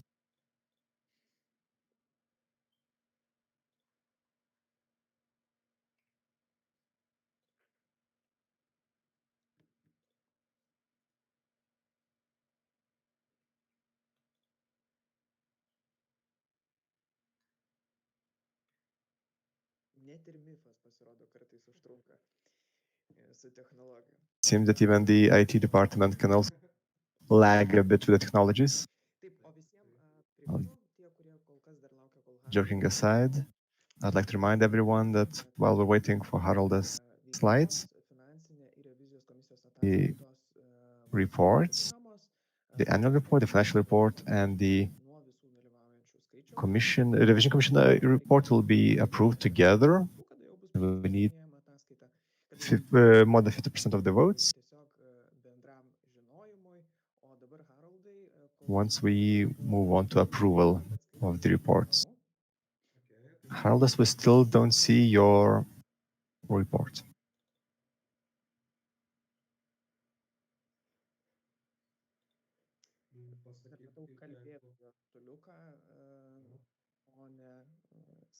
We still see only your name on the screen and not the report itself.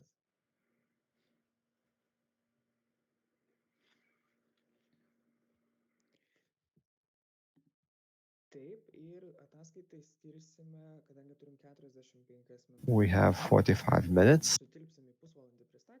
I do hope that half an hour will be enough for the presentation itself, and then we'll have 15 minutes for the questions. I would like to also point out that we just caught up with the agenda, and if we don't take too long with the presentation, we'll have a break.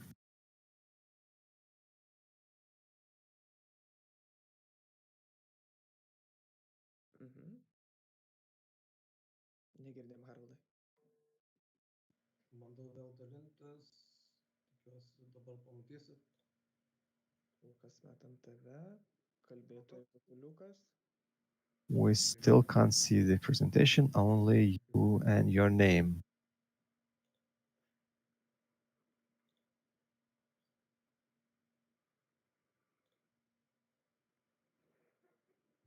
Puikiai matom, bet display was Okay, we can see it now. Finally, good. vienas pusvalandžio. So, half an hour. Yes, okay, I'll try to be brief. Well, everyone will know me already. I will present the yearly activity report. Let's start with the revision commission. What did we do? We started the year with lots of activities. We wanted to prepare new methodology. So we looked through the previous revision commissions. We listened to feedback from the organization. We also looked into the methods from other organizations, how they evaluate activities. We also cooperated with the previous chairpersons of the revision commission. We discussed what happened the previous years, what methodologies did they use. And we prepared a new methodology. We started from scratch in doing that. We also participated in meetings and we had we asked inquiries in the units and we prepared Labai truputį the prisistatysiu. reports. Tačiau dėl vertėjų The chairman, ir please, Carlos, could you please a bit slower for the interpretation? Thank you. And the interpreters, of course, thank the chairperson for doing this. Now, the evaluation methodology was aimed at the different levels of the organization.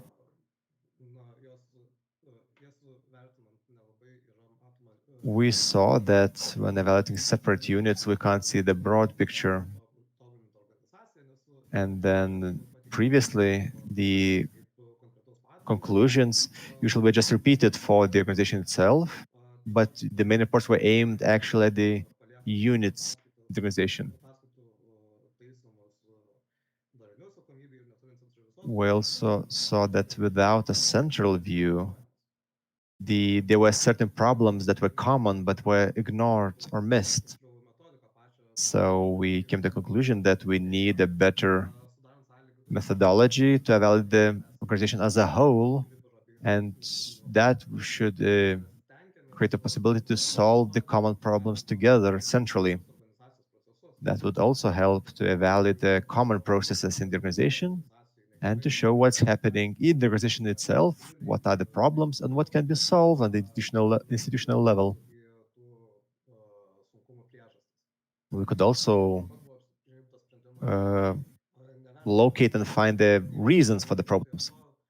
So we came to the conclusion that we will not evaluate the units separately, but all the information coming from the units and the clubs and the central unit would be aggregated in a common report where we discuss all the problems, and only what the need is, we would point out a specific unit. We would spend a lot of time collecting the information. We had 272 meetings with the units under revision. We asked the members about their activities, about the problems. We discussed the decisions they make and the efficiency. The first meetings happened not based on the units, but we discussed with the persons in the office. So at first, we didn't meet the units themselves, for example, but we met with the coordinators of specific area from all the units. And then we aggregate that on the organization level. We still needed to use some surveys, but we reduced the number of them.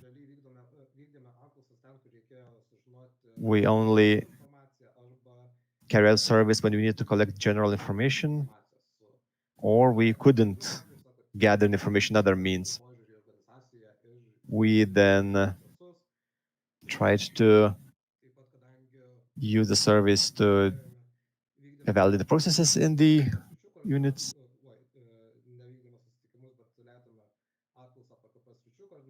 We also had service with the club coordinators, club and project coordinators. And for the first time in the organization history, we had a broad survey of the members, of the student representatives.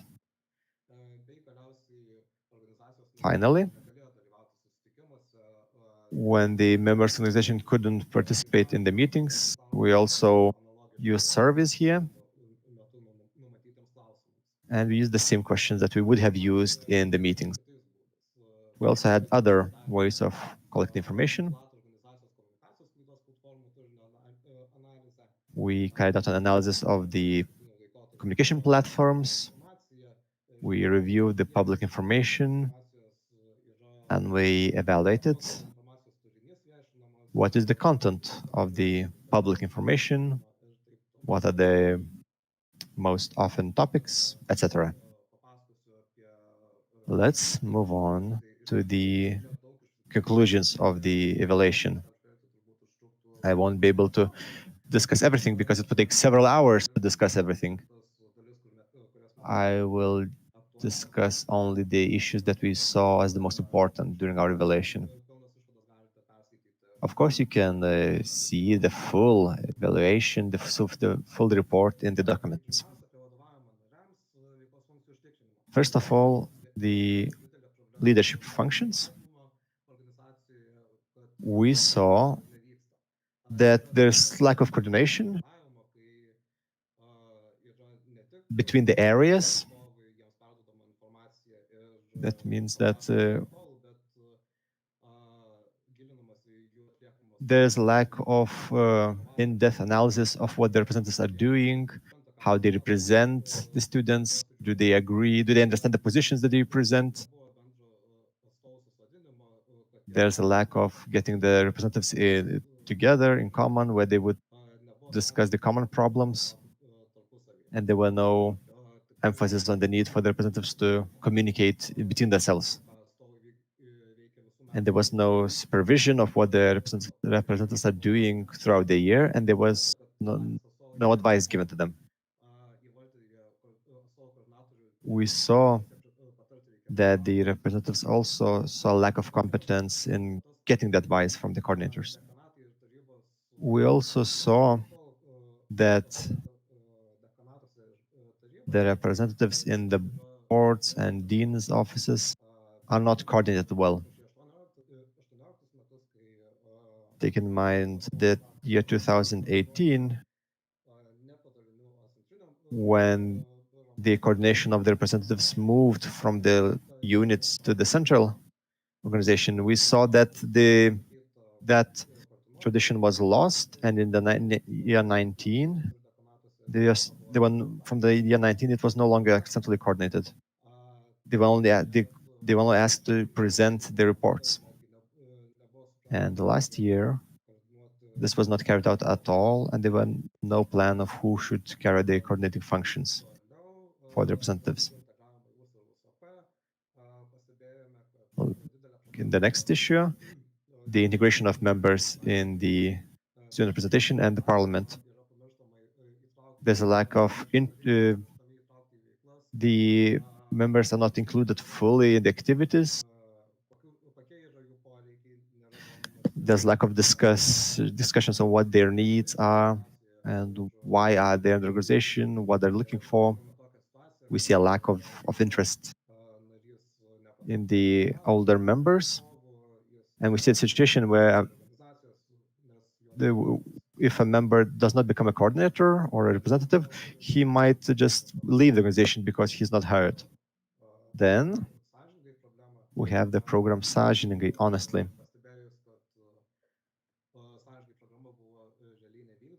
We saw the program is not actually carried out in the meantime because there were efforts to update the program. So we saw that there was there was the situation that the program was stopped this year, was not actually carried out. even though there were requests in certain departments, the medical department and others, they needed help from the program. We had a situation now with virtual learning, and that raises lots of issues regarding academic integrity. Even the meetings, even the departments where usually don't have the meetings of the academic integrity commissions, they are now having a lot of those. So we see that the student representation, is not carrying out enough the activities of the program enough, while the program is among the strategic goals of the representation. We also saw similar situation in other processes and programs. The program should still be carried out while the update is ongoing, and the program should not be stopped. The new concept should be included in the new activities together with the old one. Let's continue. We saw there's certain problems in experience sharing on the central level, on the coordinator level. The coordinators were not well introduced to their activities. They didn't know well enough what should they have to do, and because of that, the transitional period was more difficult than it could have been.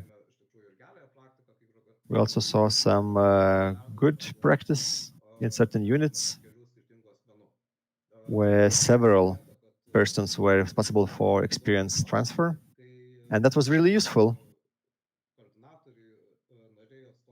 It was really useful because the coordinators and representatives could share the experience from the persons who were active in their position, but also get the experience from other coordinators from other units or the coordinators that were active several years ago.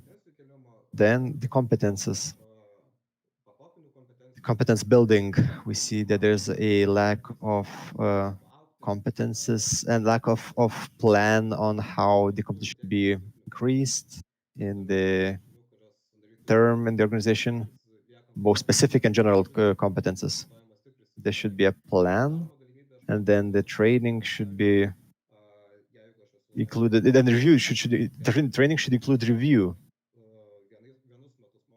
For example, if I'm a new person in the organization, I could be in training on how to do visual presentation in 1 year and then move to articles in the second year. Also, another important aspect was a lack of training of basic competences which could be relevant to the new members. This methodology we had would be useful because it would include the knowledge of the previous terms.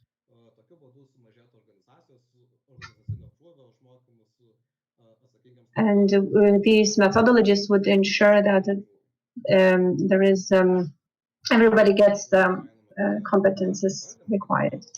As for the management of organization, we want to ensure that all the SR departments are prepared for planning. In some cases, before the planning happens, there is not sufficient preparation, but the preparatory process needs to be focused and needs to be done, or various tools need to be applied. But all the tools were not being used for the planning process. As the review of annual plan, in many cases there was not the plan review was not done on a timely manner. Only a small part of units use the opportunity to review annual plans. Of course, this plan needs to be reviewed more often than once per year, and also according to the need throughout the whole period. As for the planning of organization, in terms of financial planning, we noticed a problem in certain units that estimates were not prepared when planning minimal or non-complex expenses. But I would like to highlight that all the expenses done within the organization need to be justified and prepared, planned. For example, there was an example when one unit spent over 150 for an event, but there was no estimate prepared for this. It shouldn't be the case. As for self-assessment of activities, regular self-assessment needs to be done, and principles of self-assessment need to be prepared. In many cases, self-assessment only is being done after bigger events. But all these self-assessment activities need to be recorded officially. The organization should have regular self-assessment activities happen, and then in case there is something needs to be changed, then it can be done on a timely manner. Also, coming back to the representation,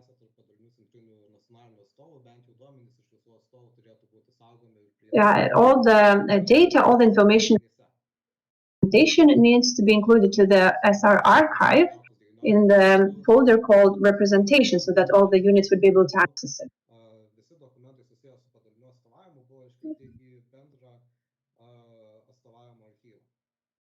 And all these documents were added to one single archive. Sometimes there was the case that some units held the information separate folder in their own archive and didn't share it with everyone. So we're coming back to the same problem, which was prevalent in 2018. Documents are all over the place. And when the representative needs to find specific document, that person may struggle. It may take a long time. That person needs to browse through various folders, and it's not efficient. Also, what should be noted as confidential information and storage of confidential information.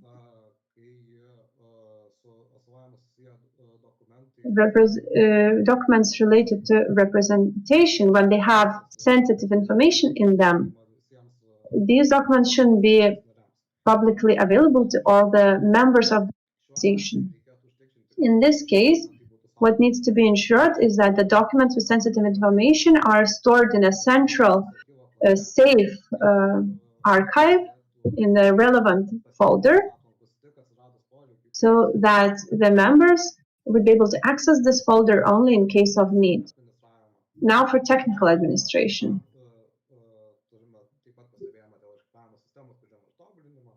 There was some improvement in the archive system. I'm happy that the archive was being transferred from the old platform to the new platform, but the transfer has not been completed fully. Even though the documents were transferred, they're not organized properly. There is quite a disorder in the new archive. When you open the archive, you see the documents from the past 10 years. They're named in all the ways possible. There is a big diversity, and it's not easy to find the document you need for the year that you need. And this, of course, makes your work more difficult. That is why we would recommend to set certain guidelines, how documents need to be stored, what names they need to have, so that they would be well organized in the archive and easily found. Of course, you can do search in the archive, but this shouldn't be an excuse for saving files with the name you want. There should be certain guidelines which need to be followed, and the names should be same for same documents. As for financial supervision, in general, the organization lacks financial supervision in general. In many cases, finances are spent, but then there is no supervision how it was spent, and if the supervision happens, it's not done regularly. Also, this information is not always shared with the collegial body. And if financial information is not shared with collegial bodies, then certain decisions cannot be made. As for personal data protection, we noticed that the organization lacks understanding about the processing of personal data. There is a certain personal data that is saved and stored on the archive, which maybe couldn't even be stored there. So certain data needs to be depersonalized.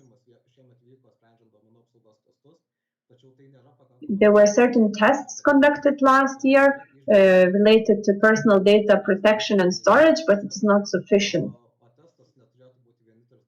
The test shouldn't be the only tool for competence building in the area of personal data protection. The competences related to personal data protection could be included to general training so that everybody would know and follow them. As for the commitment on personal processing, which is being signed currently,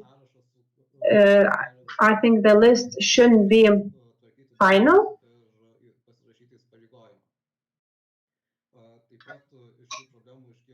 Also, another problem in this area is that sometimes personal data protection laws are not followed. For example, certain agreements with processing of personal data that the person agrees with the process. This data is stored and then it needs to be deleted, but we can see documents from 2018, which shouldn't be the case. Marketing database, there should be feedback on VUSR marketing database, and new technical solutions need to be sought to ensure that the new marketing database is good and easy to use. The marketing coordinators noticed that this marketing database is very inconvenient, is hard to use, it's hard to find data. As a result, this database is not used. In many cases, information is sought for on other registers and on the internet. As there is dissatisfaction by the members of the organization in this area, the recommendation would be to ensure there is feedback, this feedback is collected, and then any steps needed taken. Continuing on the representation and quality, in terms of increasing election openness, only some departments, some units published that they are looking for new student representatives. So all the students need to be informed about this. In the past, it was done more. So the situation currently is that the units, SR units, say that the students don't nominate themselves, they don't participate in the election, but the fact is they're not encouraged enough. There is not enough publicity. The recommendation, therefore, would be students need to be more aware on the possibility to become student representative, maybe not the first year students, but in case of MIF, this has been done year after year after year. As a result, the interest within students grew and more students applied to the positions of student representatives. What's more, during the selection process of students student representatives to central WU departments, it's not done properly again, meaning that it's not done openly and transparently enough. Sometimes the president just talks to possible candidates and then they nominate themselves and then they take this position.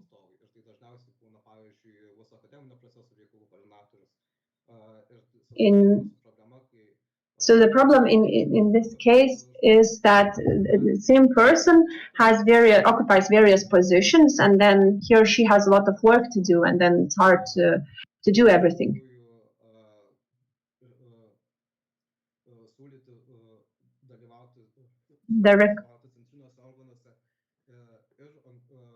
The recommendation would be to offer other members as representatives to central WU units. The students who were active in their departments, their faculties, they could be offered this opportunity to come to the central office. As for student and student needs, most often bachelor students are only elected, and not all the student groups are represented. For example, master's students, other students, foreigners, students with disabilities, their needs are not always taken into account. Master degree students sometimes don't know how to prepare questionnaires, what to do with the data they have. What could be done is the students between different grades, the first undergraduate, graduate studies could cooperate more with each other. Now let's move on to the importance of these decisions for the students. Every year we're having a lot of surveys, and that should ensure that we have a very wide field of information regarding the students. But then the information is not evaluated and not systemized.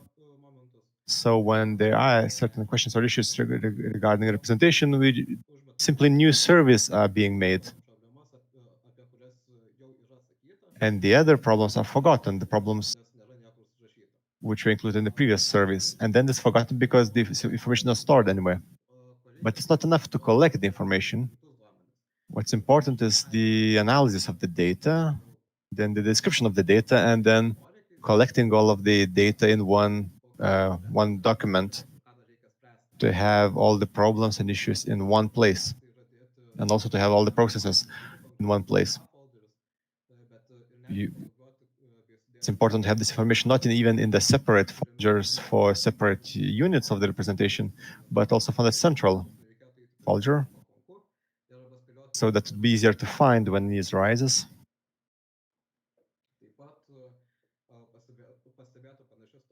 Another issue, the situation is very similar with the positions and resolutions and letters. We have a lot of public documents, but they're not systemized. So we don't have a system that would discuss what is solved, what is ongoing. Thus, there is a problem, there's a difficulty for the coordinators. The coordinator should evaluate the documents and sign the documents.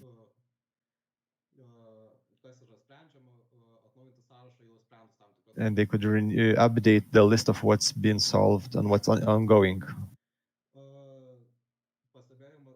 Now, the continuity of representation. There's lack of cooperation between the representatives. The representatives in the units are not coordinated, as I mentioned, and the survey shows that they're lacking of cooperation inside the unit and among the units. The representatives would like to have more cooperation and would like to share the discussions, the information, share the problems and solutions. They would like to do that not only with the coordinator, who doesn't always have the answers, but also they would like to coordinate and cooperate with other coordinators or representatives from other units that might be in the similar situation as they are. And there's a lack of cooperation with the central office too. But then the central office can't represent the units if they don't have information from the units. And sometimes the units don't share the information timely, central unit and vice versa. That might lead to problems. Information should be shared properly in all units. A few years ago, there were communication guidelines prepared for the units that described on how the information should be shared when the decision is being made. There's also a lack of information in the archive and in the activity registries. There was a big problem in the Central Bureau this year, as the information was not included neither in the archive nor in the registries. So we're now in the situation that next year the representatives or the representative from the in the after will find difficulties when the representatives want to prepare their positions and gather their arguments. They will have problem in ensuring the continuity of the representation. Another thing with the continuity of representation, another problem is that the representatives don't always get the transfer of experience. The coordinators don't always give them the contact information from the previous persons, and they don't always forward information. We also see that there's no list of information that should be forwarded, that should be asked. There's no checklist to make sure that all the information is being supplied, what should be supplied in writing, what should be supplied orally. The experience sharing process is not set as a process well enough.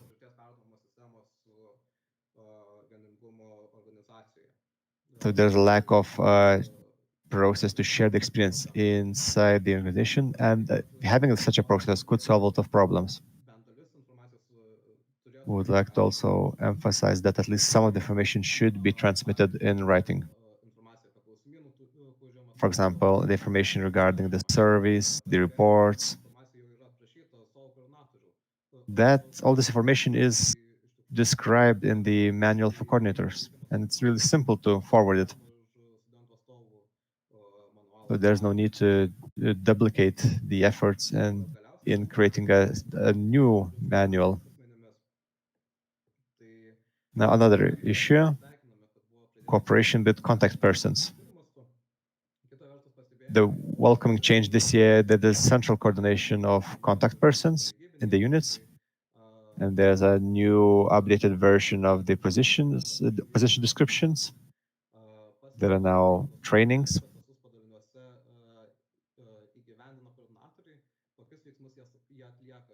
But we need a better definitions on what is done by coordinators and what's done by contact persons in each unit. The students don't change as often as the coordinators. So if the contact person is in the undergraduate studies, he might have at least 4 coordinators change during his studies. So sometimes there might be mistakes in who's the contact person. Another important thing is to have the same terms for the contact persons. In 2012 and 13, we had situations when when we had some problems with coordinating the contact persons centrally, and that led to certain problems in coordinating. Now, external communication. The content, first of all. It's important to ensure multilingual or bilingual publication of information in the units where they have foreign students, because when there is no bilingual information, students might miss important information. So every unit should have to take into account whether they need to prepare the information in English and do that. Another important issue is, especially for the president's Facebook account, there's no clear targeted audience. It's unclear whether the account is aimed at experts in education or students. So sometimes students get posts with unclear terms that are used only by experts. The president should decide whether the account is aimed at the experts and then use specific terms that will not be clear for the students. And then maybe have the VUSA account as the one aimed for the students, which would only use understandable information. Now, further on the content, it's important to underline that the creation of the content should be the responsibility of all members. That shouldn't only fall on the coordinators of communication.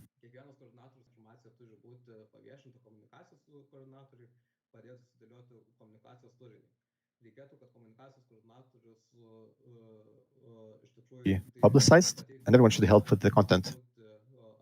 The coordinator should only supply the basic information regarding the events and the coordination, and then the other coordinator should be responsible for all the broader other information. Now, the information regarding representation. We see a problem that the units haven't defined well what kind of information regarding representation can be publicized. The coordinators don't know that very well. For example, if a decision is made, can this be publicized? And what should be done if the decision is still ongoing? What can be publicized in this case? So it should be defined clearly what information is for publication and what's not for publication. Now, the continuity of communication. The activity reports should be publicized in the platforms that are accessible to all students. The units sometimes give the reports in the meetings of the units, but that's not always a good practice, because only a minority of students go to those meetings if they're not already members of the organization. Thus, you can't claim that the other students also reached in this manner. The students should get information in the platform they can access, and information should be stored there that in such a manner that only after a few years or after a few months, the students should be able to still reach it very easily.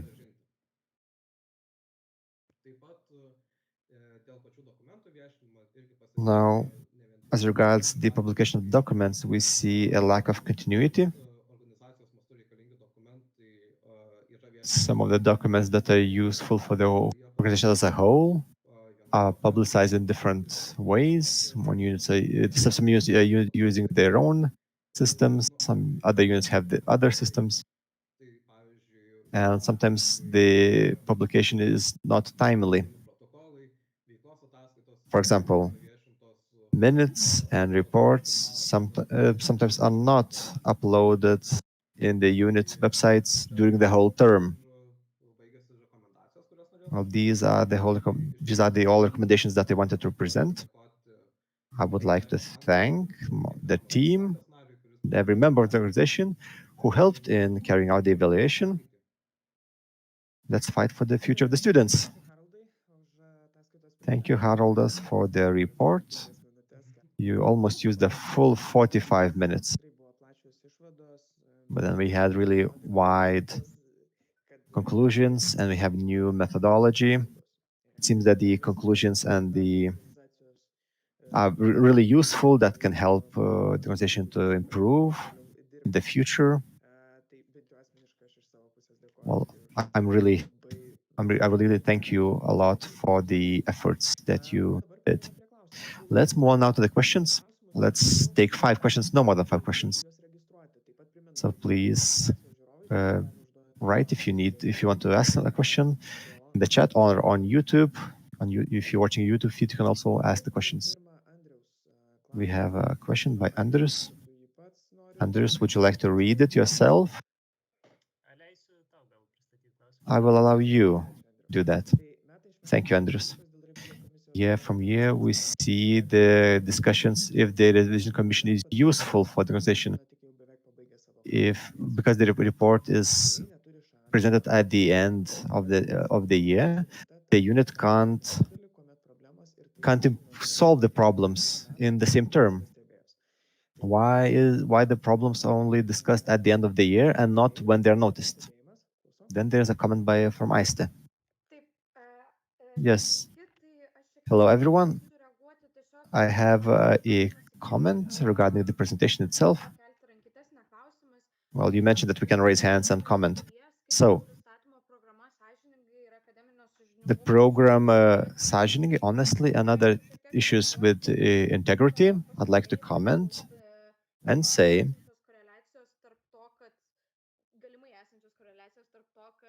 it was said that the program honestly was not active this year, and it's related to the fact that the academic ethics commissions had more complaints this year. But I would like to say that there's no correlation between this. There is a trend that there are more people complaining, but that's a good thing. That shows that people are less tolerant for breaches in ethics. So it's good that there are more complaints. Thank you for your insights. And if you have further insights, you can use the hand function on Teams to share your insights or questions. I see there is more questions, but there are 3 more in the queue. There is 1 question left. So ask if you have a question. Harold, please now answer Andrew's question about the presentation of conclusions.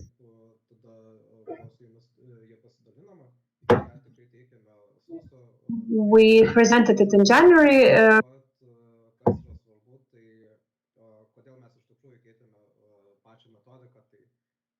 We presented interim report in January.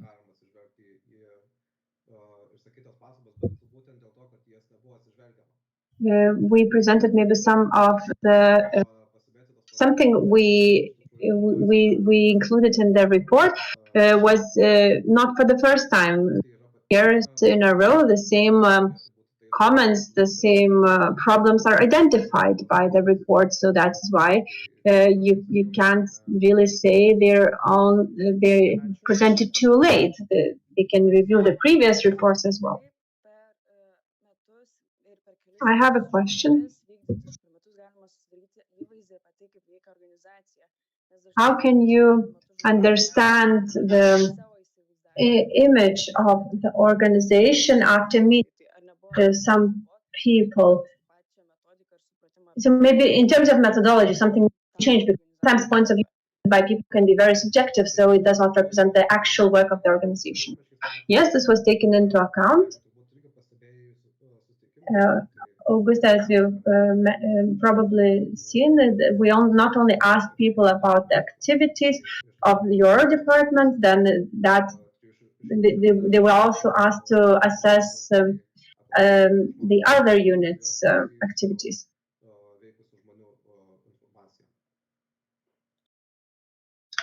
Dėkoju. Tai Thank toliau you. yra vienas klausimas šioje sesijoje One registruotas Dominyko. question by Dominikas, which was registered. Justinai, tavo eilė. So now Justina's turn.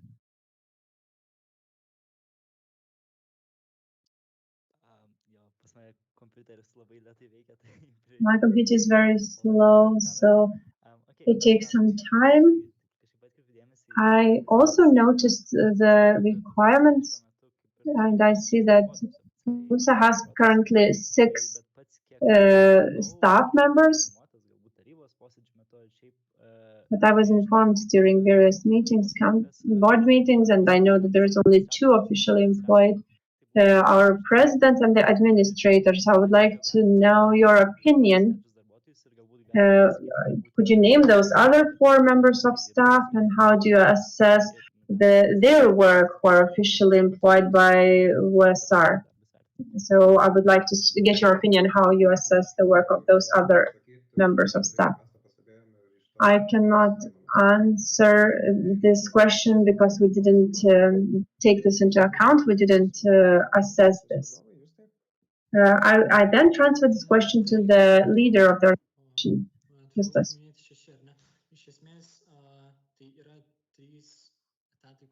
There is three positions which are paid by the organization. So the ones mentioned plus Startup FM director, which I've mentioned, we employed due to the processes, and the rest are employed from project financing money. So people are employed for the implementation of certain projects, for the implementation of certain activities. Dėkoju už Thank you for your insights, Vitalija.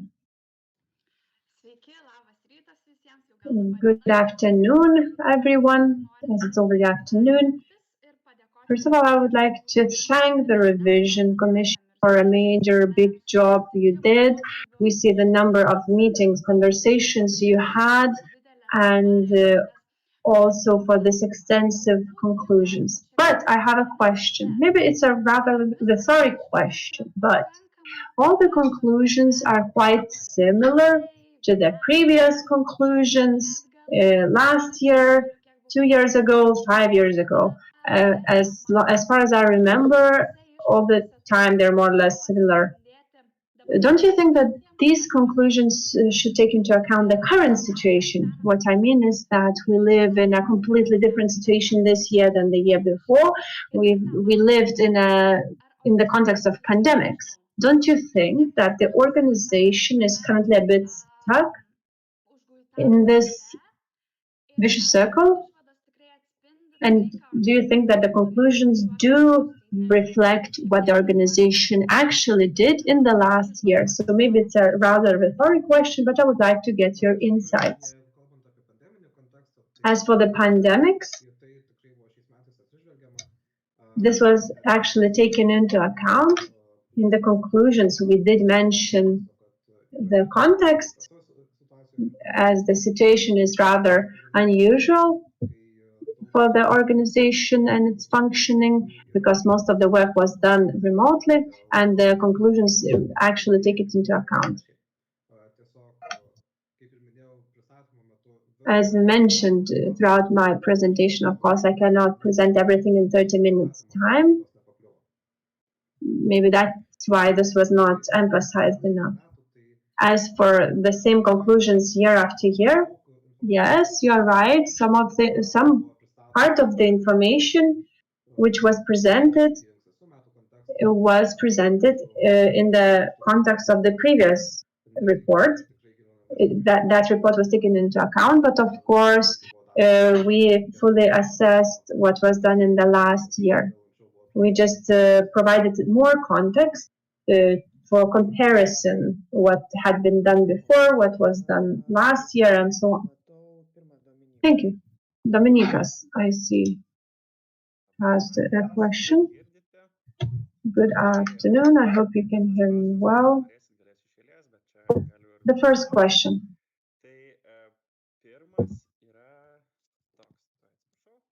Just a second.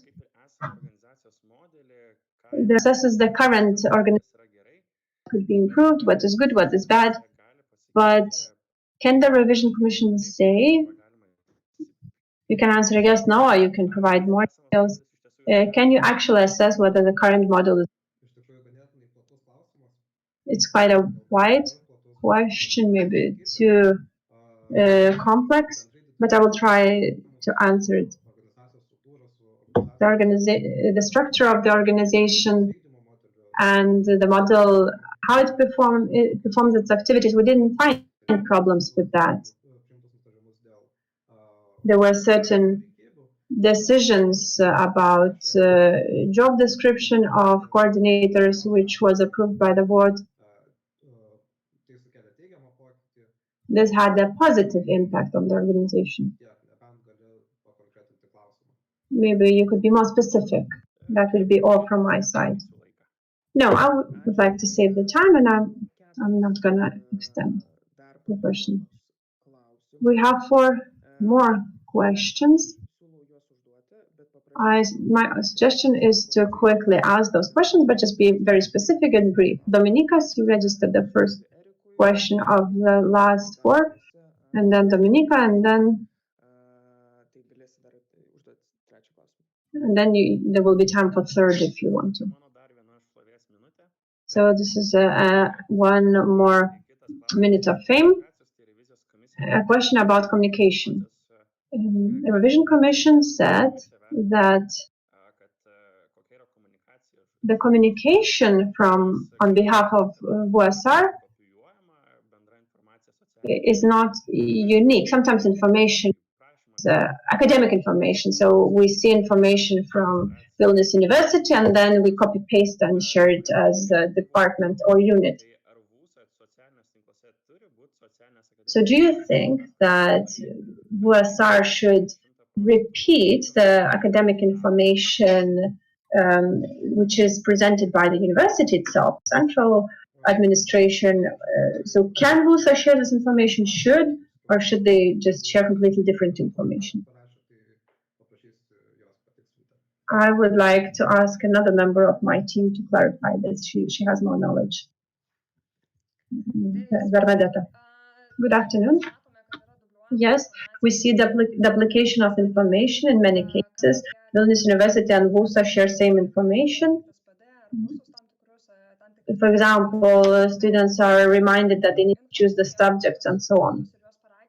VUSA, what does, the representation reminds the students what needs to be done. But of course, we would like to remind that VUSR needs to report on its activities, publicize what's being done, and share their ideas, initiatives. So VUSR should be responsible for content creation, content which is relevant to their activity. So the reminder would be, okay, you can share certain messages which are relevant for the members, for students, which are shared by Vilnius University, but your focus should lie mostly on this unique content of representation. Erika's now.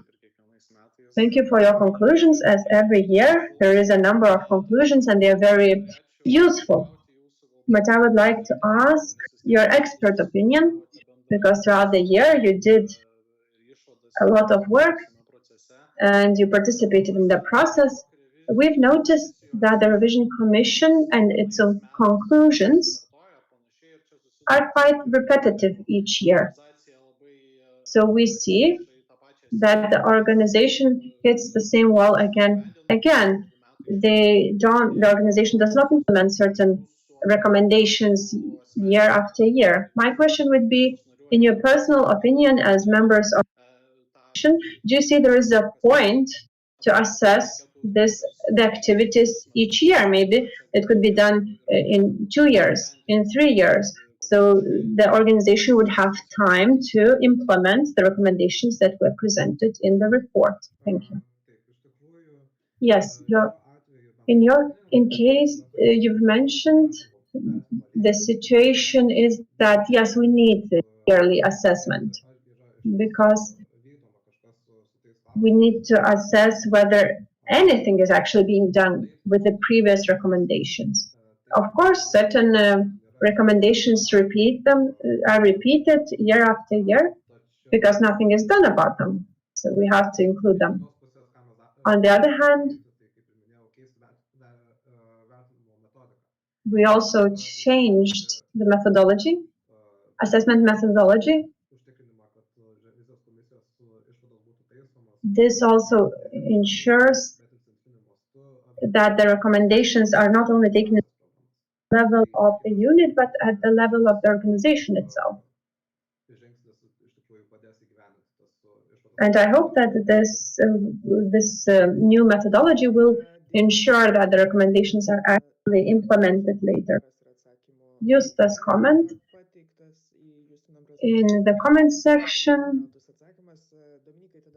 that he didn't get an answer to the question. Dominikas. Thank you for my third minute of fame. WUSAP collects a lot of information, personal information of students, whether it's surveys, feedback, and so on. Do you think that the collection of data is done properly? Do we actually use the data we have in a way, in the best way? As for the collection of data, I cannot comment more in detail. Maybe another member of my team can.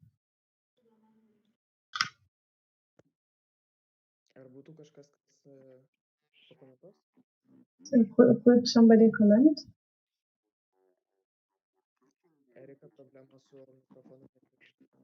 We have some problems with sound.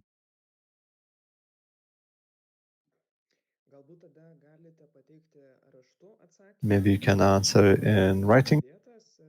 We heard the question. We'll see the answer in the chat. And we'll have time for voting. I see no further question, neither here nor in the feed. Thank you for the 8 questions that were asked. And thank you, Haroldas, for presenting the report of the Revision Commission. Let's move on.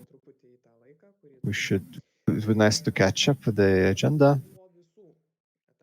Now, given all the presentations of all the reports, are there any further comments or annual report, financial report, and the Revision Commission report? 5 seconds to comment if you want. No further comments. Let's move then to voting procedure.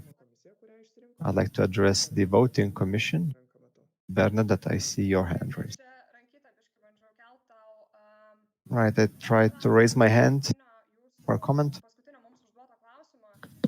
Now, as for the last question, we didn't answer it because it wasn't sure what data did you have in mind. You mentioned that data is being collected, but then what kind of data? There's so much data regarding publication, representation, personal data, all kinds of data. So could you specify, and then we can answer now or in writing? Thank you. Dominikas, would you like to specify your question?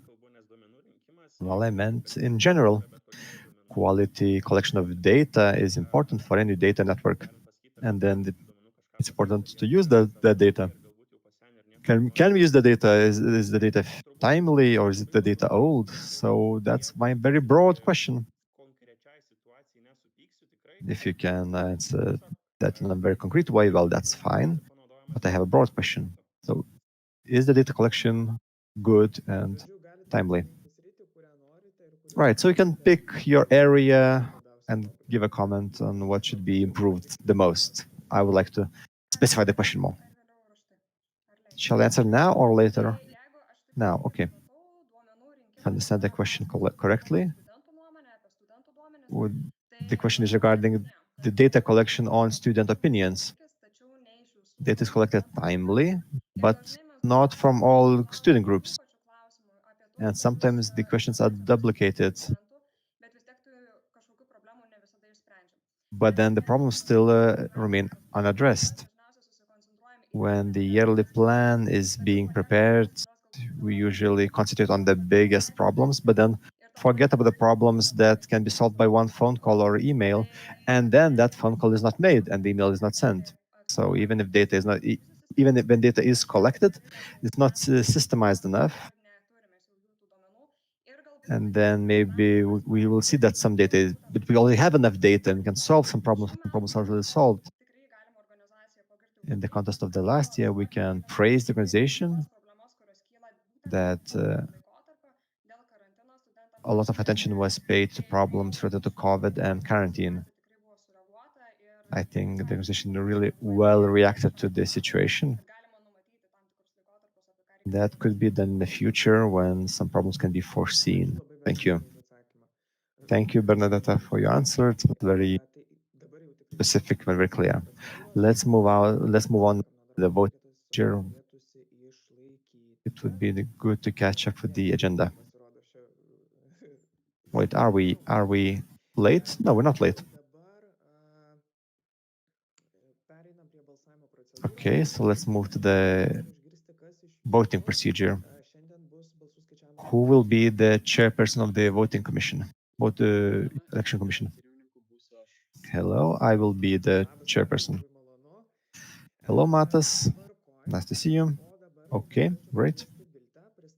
I'd like to invite Vilte now to present e-Balsa system. A lot of us already know the system, but we can review that also for the people watching the feed, so they know why are we using the system. Hello. You've used your emails for the registration, and you will get an email with the link to your email. You should have the email by now, and then you can go to the first question and vote. We will approve now all the three reports. We will vote regarding the yearly activity, the annual report, and the financial report. So as soon as you vote for the first issue, you can vote for the second and the third. And then the window will close. And when a new vote will be open, you can use the same link and vote for the new issue. The voting is anonymous. We don't see any information, no personal data, no emails, last names. There's only your unique ID number that only you know. Someone hasn't received the email, please check your spam folder. Sometimes the mail ends up there. And if you have any further technical problems, immediately tell us and we'll solve the problems. I would like to also point out another technical feature that's very important.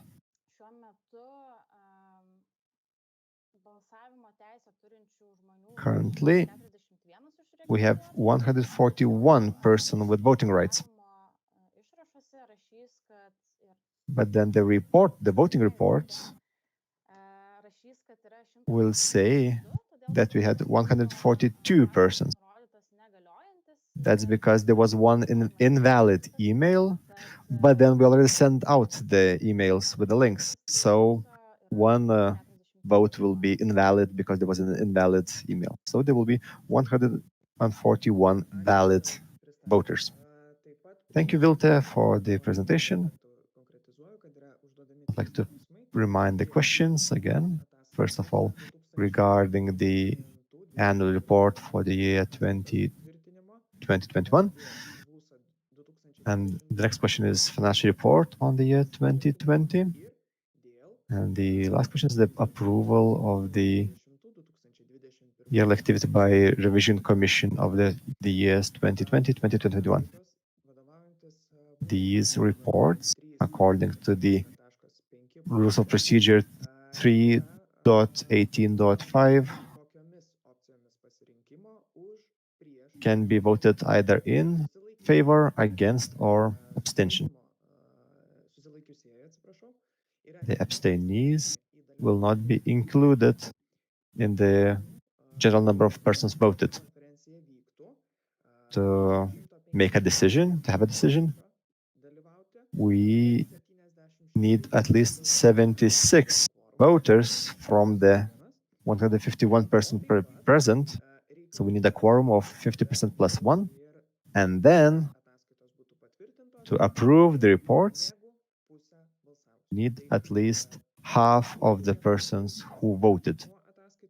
So those who abstain will not be included in the voting count. Thus, we'll need at least 76 actual votes included in the voting final number. 3 votes in your emails. Paskelbs balsų skaičiavimo komisija. We'll have the results by the election commission. 12 minučių ir grįžti Let's have 12-minute break and continue 13 minutes 20. So that will be a break and time for voting. The voting will be stopped at 13:20. 141 persons can vote. And if you're watching the feed but not in the convention, you can still join the convention, but you will also only be included in the convention.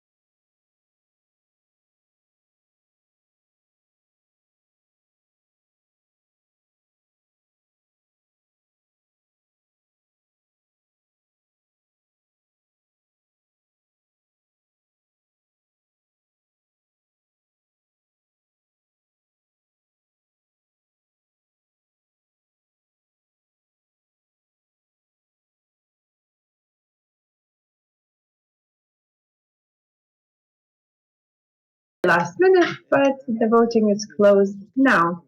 I invite the vote counting commission to share the results with us.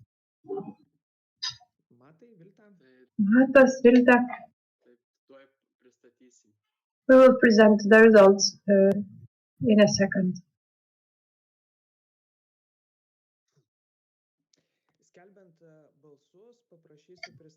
When you will announce the results, please say how many people voted, how many abstentions there were, and then we will see how many were for, against, to ensure that we can say that the convention approved the report. Vilnius University Student Representation 2020-2021 Activity Report and approval of this report. 125 people voted in total. 11 were against, 5 abstentions, and 109 were in favor of this report. So please add that the report has been approved. Approved, thank you. Next, Vilnius University Student Representation 2020 Financial Report. Approval of this report. 125 people voted in total. 7 were against, even 14 abstentions, and 104 voted in favor. The report has been approved.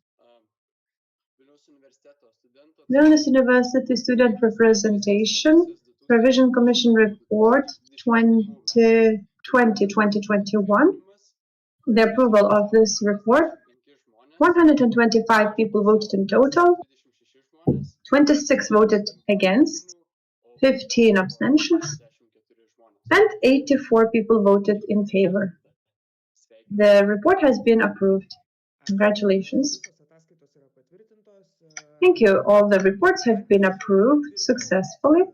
In the future, please, first of all, let us know the number of abstentions so that we could ensure whether we have sufficient votes in favor. Thank you for your work. Now, the next item on the agenda is self-introduction of the candidates for the position of the President of USR and Q&A session. In accordance with the work regulation of USR and the statute of USR 5.17 point, the registration needs to be open 1 month in advance to the convention, and only registered persons can nominate themselves. The procedure is set in the work regulation. You can open the regulation if you want to and read it, but so far there was one candidate who presented all the relevant documents, and her name is Neda Žutautaitė. And we will get to know her today. Welcome, Neda. Of course, all of you could read the documentation in advance to learn about her experience. So we have time for her presentation and then Q&A. Use this time wisely, ask what you want. Without further ado, I will give the floor to Neda for her self-introduction. Please let me know that you can hear me well. Thank you, Claudius, for giving me the floor. Good afternoon, delegates, guests, and those who are viewing the broadcast online. As mentioned, my name is Neda Žutautaitė. I study in the Kaunas faculty, Economics and Management. I'm in the 3rd year already. A few weeks back, I finished my term as a VU Kaunas faculty student representation chairperson. Now I'm in the Senate. My public activities, I started from local authorities in school. I was part of the students' local union branch. also worked with the municipality with the youth matters. And for the 7th year, I'm working with various initiatives, various positions. I held positions related to youth policy, education policy at the organizational and national level. After I graduated my school and I joined the university, from the very first year, I joined the students' representation in Kaunas faculty. At the beginning, I participated in various activities. In my 2nd year, I became academic process coordinator, also students' representative in various commissions of the department. I represented the students in the study program committee. Next, at the units level and university level, in the last year, I was the chairman of Kaunas faculty SR, and my objectives, my goals are representation of students and ensuring that each student has room for personal improvement. I follow this idea. This is kind of a mission of mine. I've met with various students from various backgrounds who have different needs, and I try to listen to them, and I will not stop until I do everything that's in my power to help them. I want to ensure that the studies are of quality, that we are improving this study environment, and this has always motivated me to do more. That is why I decided to nominate myself for the candidate as a candidate to the president's position. I'm always concerned about study quality. I'm also in particular worried about the needs of underrepresented groups and also the foreign students' needs. Throughout the last year and the years before, I've met so many amazing people who do a lot, and not only for their benefit, but for the benefit of others. My mission is also self-improvement. What is my goal applying for this position? First of all, my first objective is to study quality and inclusion of students. Second, the social dimension, to ensure that students from various backgrounds are included in the higher education. And third is the strengthening of organization itself. First objective, which I've mentioned, to study quality and inclusion of students. Everybody has no doubts that study quality is a continuous process that is really important for each and every one of us. We need to ensure that each person, each student, has the possibility to individually choose the path they want, what they want to study, that they receive the support, that they receive academic consultation, career consultation throughout their studies. Also, taking into account the pandemic situation, the current situation, we need to take what's best from this situation. So maybe we can ensure that the classes are done not only face-to-face, but also remotely or in a hybrid manner. We need to ensure that students get international experience by participating in various projects, initiatives, and so on. Second part, which I've mentioned, which is important to me, or second area, is the social dimension. This area has already been mentioned by the minister who spoke in the morning. We need to ensure that the social dimension is taken more into account within the university. USR needs to be part of this process. Equal opportunities for everyone should be ensured for each person despite their socioeconomical background. Each who has the capacity to study and who is prepared to study should have the opportunity to study free of charge. When we discuss social dimension, we also need to ensure there is financial support in place, that these financial instruments are implemented. We also need to ensure that sometimes students get benefits if they need them. Another important aspect is academic consultations, timely, free of charge psychological counseling. And then the third part, strengthening of organization. This is the third area which is important to me. We cannot expect to have to properly implement our functions without continuous improvement, training, and so on. This should be the basis, continuous improvement and training of the organization. We'd like to find new students, new possibility for the students to join the activities according to their needs, personal tastes. We also have to look forward and improve internal processes all the time. Planning process, the consulting process, the communication, including the external and internal communication. Now, I see the direction for the organization, and I have the experience and have experience and competences to lead the organization. And if I get your support, we can together create a good environment for the development of each and every student. And I would like to present the people who are going to do that with me. I'd like to present my team. I will name everyone in the same order, which I mentioned them in my introduction at the beginning of the week.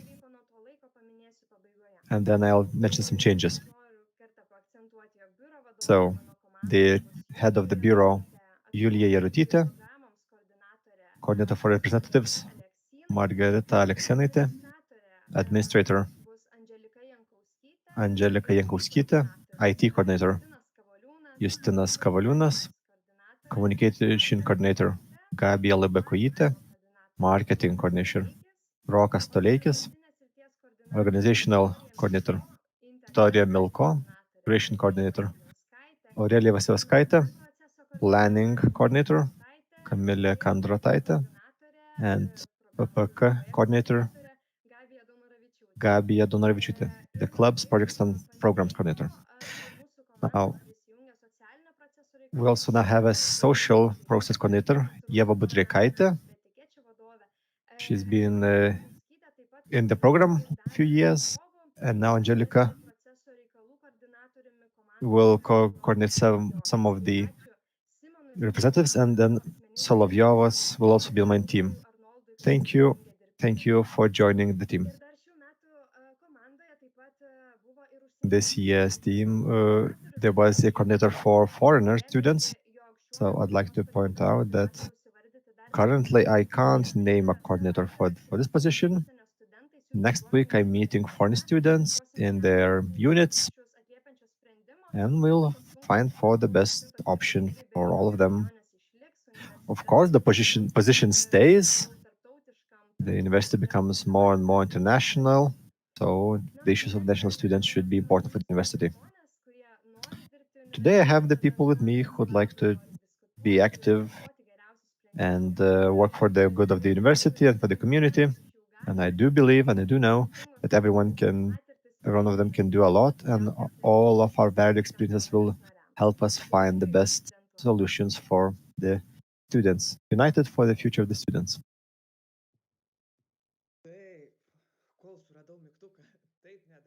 Right, Neda, thank you very much for your introduction. Now we can move on to the questions and answers. 5 questions. Please register for the questions.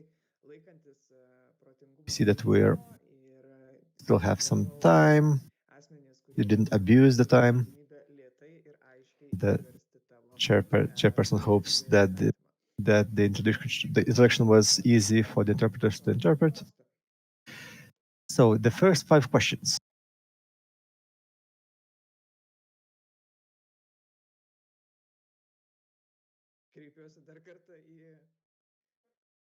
I'm addressing the convention again. I see one question. Ernesta, Auguste, Rita. We have 3 questions. Okay, let's start. We might have 2 more questions later on. Ernestas, Užduoti klausimą. go ahead.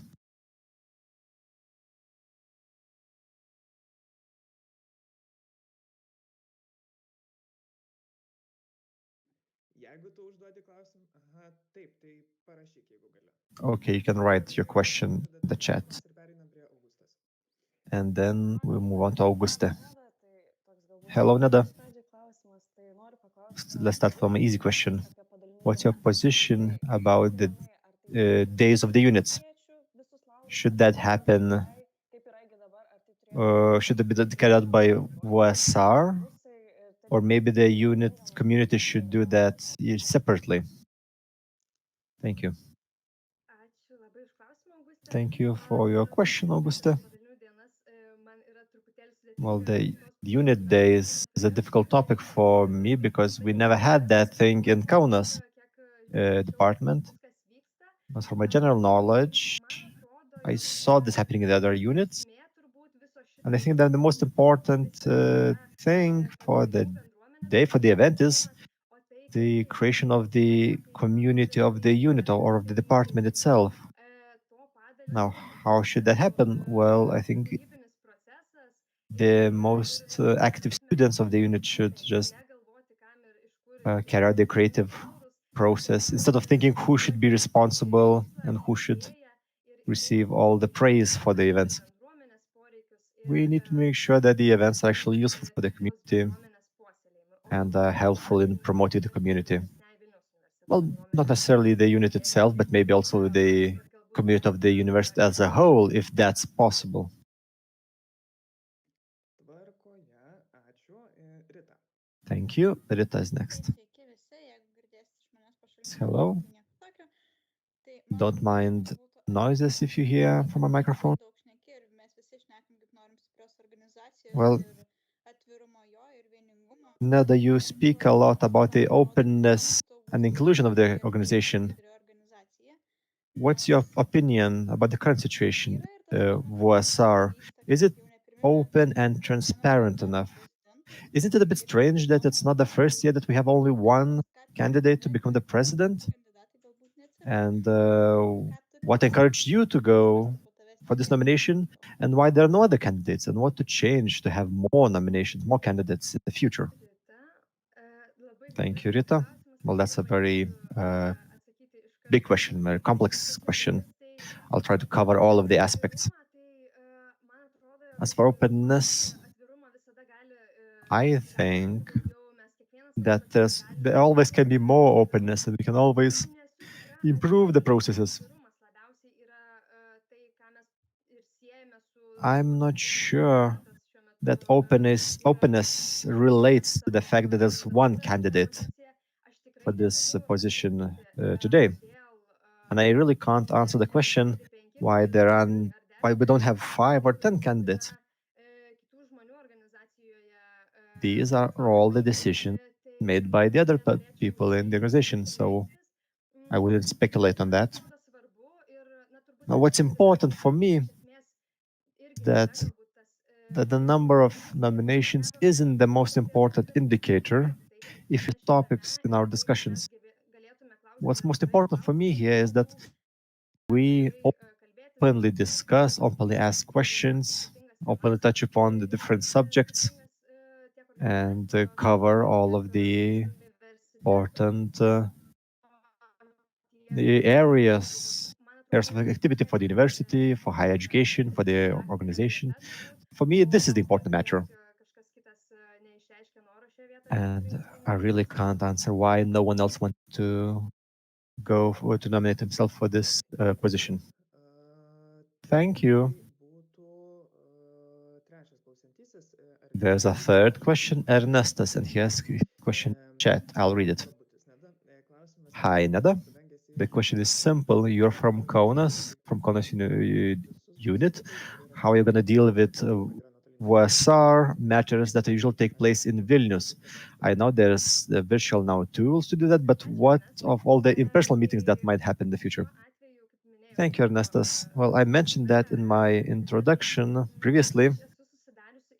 I now have an individual study plan which means that in my upcoming semesters, the 7th and the 8th, I only have 1 or 2 courses, so 5 or 10 credits with actual classes taking place, and the rest are my papers, my bachelor's paper, my other internships, etc.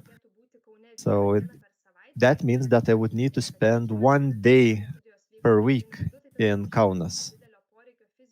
And then if the studies continue virtually, I won't have a big need to be in Kaunas. So it won't be a difficulty for me to spend in Vilnius. And if I'm elected, well, I would spend much more time in Vilnius than Kaunas. Ketvirtas klausimas, Justinas. Tai Thank you. Justinas has a question. So Justinas, go ahead and ask the question. Vėl ilgai labai įkrovė. Ačiū, kad leidžiate, pirmininkė. Thank you, Chairman. Sorry, it takes a bit time to load my connection. Pauzė pagaliau po ilgų metų. So I'm very happy Prezidento postą moterį. that we have a woman nominated for the chairperson position. I'm sure that everyone's happy about that. Claudius too.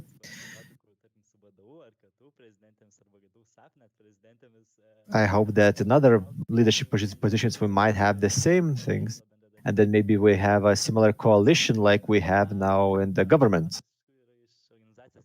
But then let's get serious. My question is about internal matters more. After the last council meeting, we had a question about members and the pathways of the member through the organization. So we had the idea of VUSA SITS, new institution. The students, I can't remember the meaning of the name exactly. So what's your opinion on this? Would you like these changes to happen if you're elected? Thank you, Stinas, for your question. That's the Student Initiative Center, if I remember correctly, the name of this unit or this institution. Well, I don't plan any changes in this area this year, and we won't change what we have now in the organizational area. We have a coordinator for that, and we'll cover all the areas. As for the introduction, that was this idea that was introduced, that was just one of the ideas in a discussion. And in the working group, we discussed that as a possibility, but that was not a final suggestion of any sort. And if I'm elected the president this year, we will continue the discussion this year. We would include more people in the discussion, because so far only a working group discussed the issue. So the discussions would go on, and we wouldn't carry out any changes this year. Tvarkoje, penktas klausimas yra Mato Krikščiūno, prašau. Thank you. Matas Krikščiūnas will ask the 5th question. Thank you. We have the unit days, the events, but then we stopped having the birthdays of the units. What's your position? Will that be another opportunity or event for the unit communities to see each other, to keep in touch, maybe just find more happiness? Well, I do hope that the happiness in the organization is measured not only by the number of birthdays. Now, as regards the birthdays, the decision was made by the previous council, and we, in the spirit of continuity, we renewed the decision this year. The council discussed the issue, but we didn't decide to change the situation. Now, if the need arises, we might discuss that again next year. That's not my personal or final decision not to have this. We have to discuss that in the council. Tvarkoje, baigėme 5 klausimus. Thank you. Yra labai daug. We had 5 questions, and there are many more upcoming questions.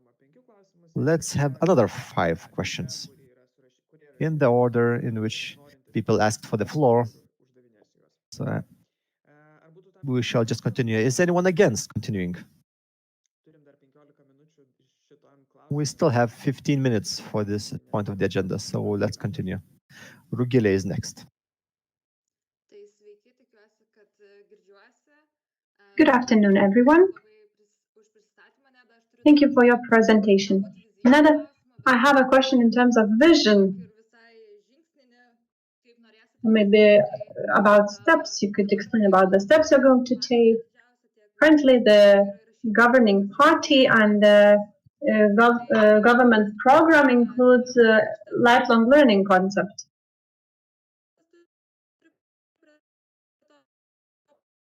There is problems with the sound.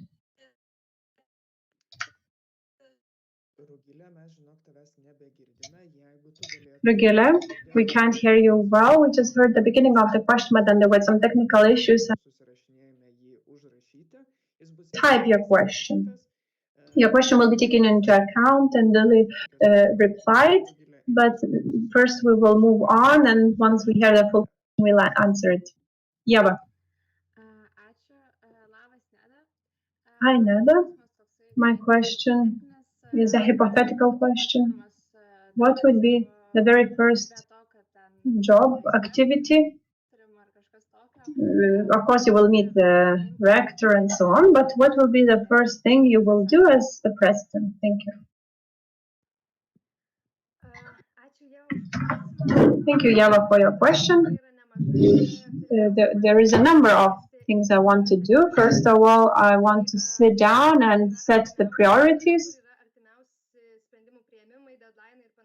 so that I would know when the decisions need to be taken, what are the deadlines. Of course, I know that there is certain matters just that come up in the process, so I don't know what can come up.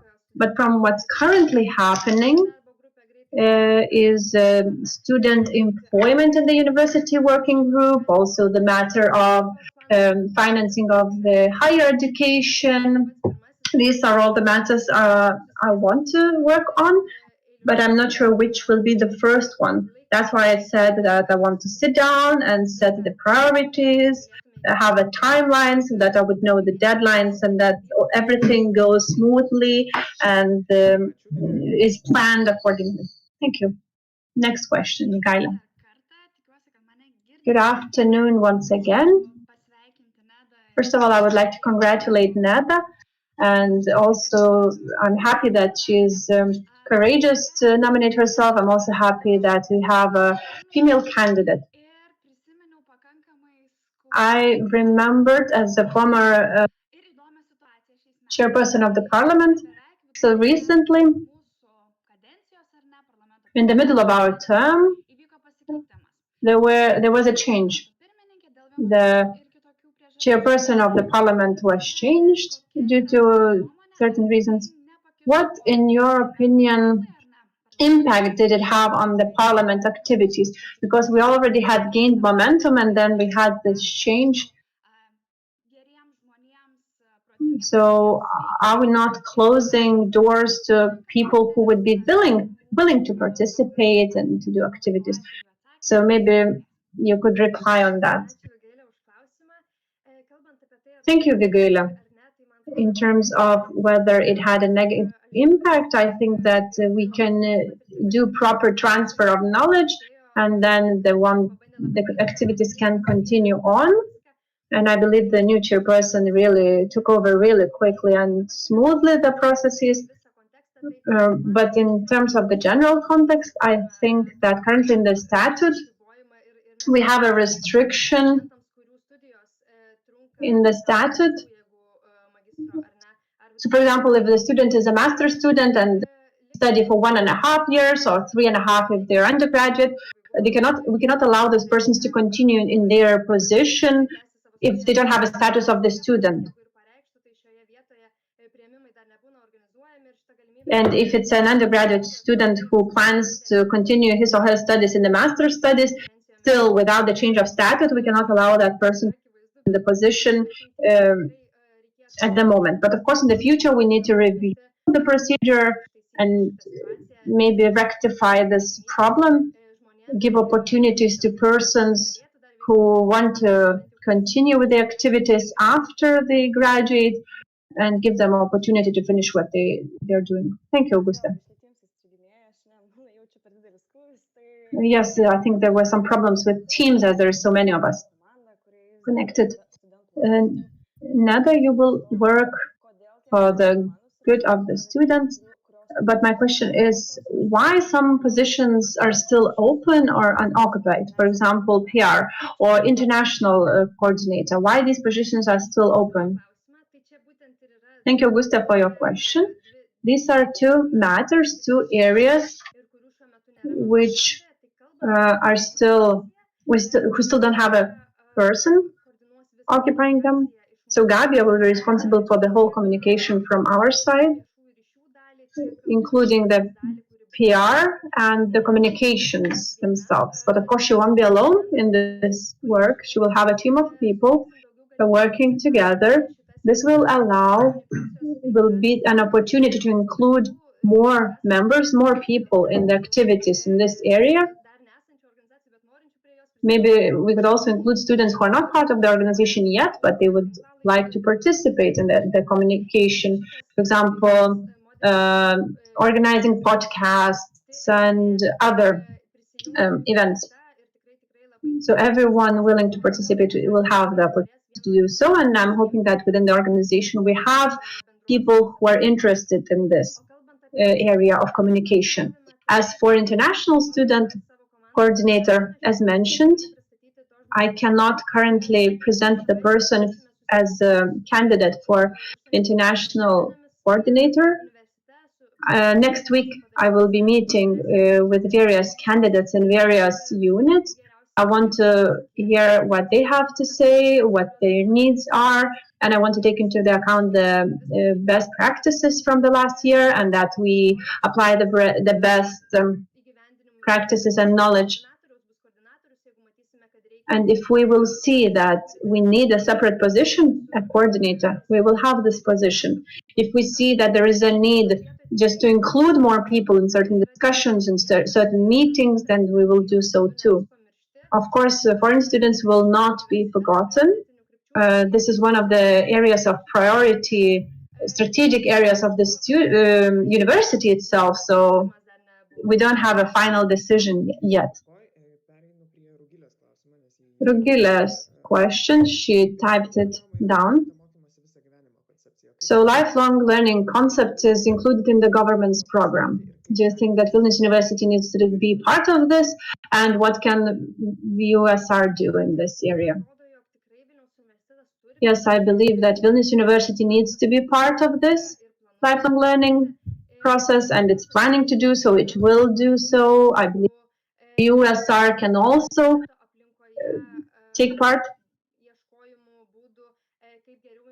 We can look for better ways to integrate people who join the higher education and who are not necessarily young adults or just fresh graduates from schools. Maybe some people in the lifelong learning already have a profession and they're returning to the higher education again. So we could organize open courses which would be accessible to more people. So this could be addressed at a national level.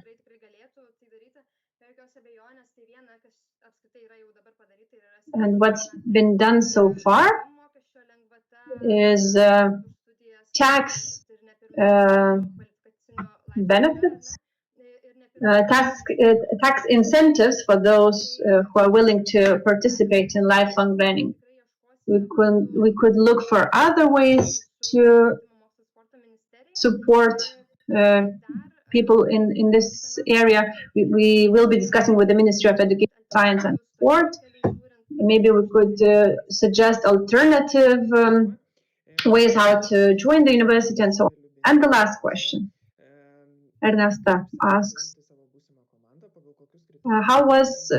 according to what criteria did you choose your team? And how did it go, the whole process? As certain areas were not mentioned, I would like to just point out that when choosing my team, I wanted to first of all clarify my expectations, then to clarify the candidates' expectations and see whether they match, whether we have things in common. For each position, I looked for a person or a responsible person who wants to work together, who shares the same vision, and who would bring certain value added for this position. And the process itself, how the selection process, how did it go? Well, without a doubt, I almost have full team already, and I'm happy with the result. Of course, the process wasn't easy, but I'm happy that each of those did agree to become part of my team. And I hope that the convention will also put its trust into those people. We have 11 additional questions, as it's almost 2. I will try to ask all the questions, but of course, if they are going to be repeat questions, I will skip those.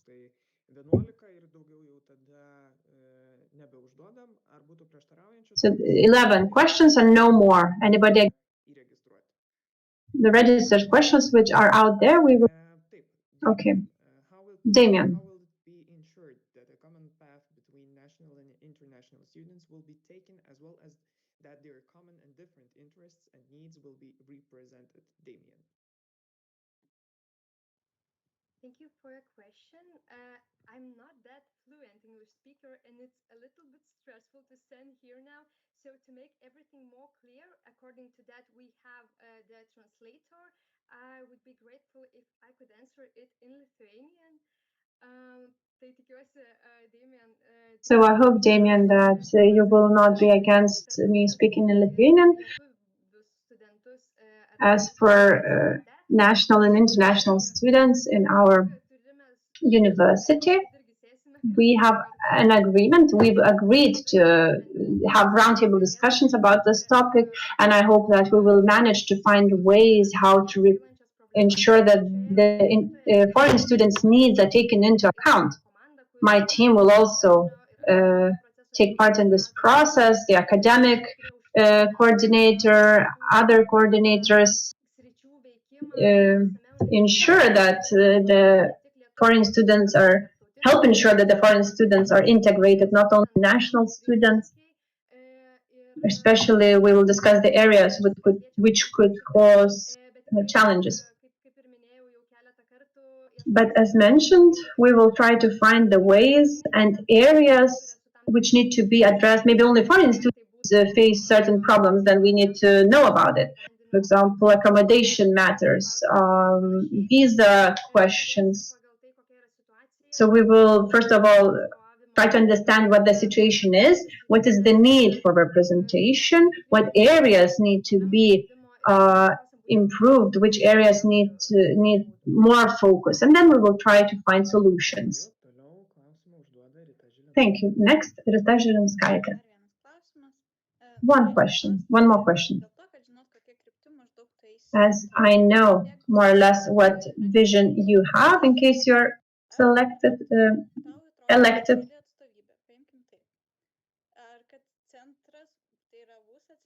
What do you think would be an ideal situation, that the central USR is as a main body, and then the coordinators would be leading the student representatives in their units? Or do you think that student representation, the central one, should be more responsible for student need representation at the national level, and then the units would maintain their independency? I don't have any plans for eradicating student representation units. I believe that the central office cannot work efficiently without its bodies, functioning bodies. So the central team, the central central office team is my team, and we will be implementing objectives. Whilst faculties have their own student representations, and they have elected their representatives, their chairpersons. What we need to ensure is that cooperation happens properly between the units and the central office. And we all have to share the same path, we have to have similar goals, and currently central office wouldn't be able to function properly without the units. Ačiū. Artūrai. Thank you. Artūras. Taip, tai Artūras Teisės fakulteto Thank you. labas, Neda. Artūras from the law department. Grįžta. Neda, Ačiū už pristatymą. thank you for your Klausimas iš tiesų yra read and for your revizijos introduction. komisijos išvadomis. I have a question related to revision commission reports. Su jomis First of all, did you ir read the report? Did you have time for that? And what will you take into account if you're elected? sėkmės. Thank you and best of luck. Ačiū, Artūrai. Thank you, Turiu Artūras. pripažinti, kad kiekvieno žodžio perskaityti I must admit that I haven't read every word, but well, I will have time for that. Though I have a general view from my reading and from the presentation we had today and from all the questions and answers. Of course, we have to take into account, especially now that we have suggestions and comments. I think we can implement some of them. The others comments are maybe related to what's already being solved in the units. Maybe we can address some of the issues not on the unit level but on the organizational level. So of course we will read it and take decisions, maybe together with the council if we need these decisions. The report is almost 200 pages long, but it won't be forgotten in a drawer. The report will be read and implemented. Dėkoju, Aiste. Thank you. Aiste. Sveiki dar kartelį. Hello. Aš turiu tokį pakankamai tradicinį klausimą, bet man I have a very traditional kind of question. tavo įsivertinimą, galbūt taip jau vardinti. I'd like to hear your self-evaluation. So it's a very basic question. Savo tris pagrindinės stiprybės ir tris What are your three main strengths and weaknesses that will help and hinder you in your term? And then I have a request that don't say that you're a perfectionist because you're and that will hinder you. So and don't say that you're maximalist, things like that. Please don't say that. Please be simple in your answer. Ačiū, Aiste, už klausimą. Čia turbūt Thank you, Aiste. asmeniniai yra sudėtingiausi. All these personal questions are probably the most difficult. Galėtų kenkti. Now thinking if there is a quality that could hinder, and I can't really name anything. Jeigu ir turiu kažkokių trūkumų, I do hope that even if I have certain weaknesses, they will not hinder me, sprendimus, kaip and I will try to find ways of still using those qualities as a strength, or maybe to remove certain weaknesses if I still have them. Tai kalbant apie mano teigiamas savybės, As for the strengths, tai turbūt vienas iš tų dalykų būtų well, I guess one of them is leadership, atsižvelgiant į mano ankstesnes patirtis, juose įgytas kompetencijas. especially given my previous experiences and the competences I learned. Another strength could be responsibility. I think that especially in this position, this is very useful. It's already have been useful. Ir trečioji, And the third one, sudėtinga, well, that's a difficult question. gebėjimas susikalbėti, įsiklausyti į An ability to communicate, to listen to people, to hear what they're saying, geriausius būdus, and the ability to find the best ways to move forward the discussion, to discuss, to use arguments, galėtų gimti geriausi sprendimai. to move forward the discussion that may lead to a decision. As for the negative qualities, Galbūt, aš nežinau, ar tu čia vėl suteiksi, kaip ir su well, I don't know how you'll react. Maybe like perfectionism, but I'm self-critical, and in certain cases that can be a bit overreaching, maybe too far-reaching, and sometimes too much criticism is not useful. So I'm trying to not overdo it and stay rational. So the self-criticism that I have for myself, expectations of people who are on my team. But I think I have ways of managing this. What else?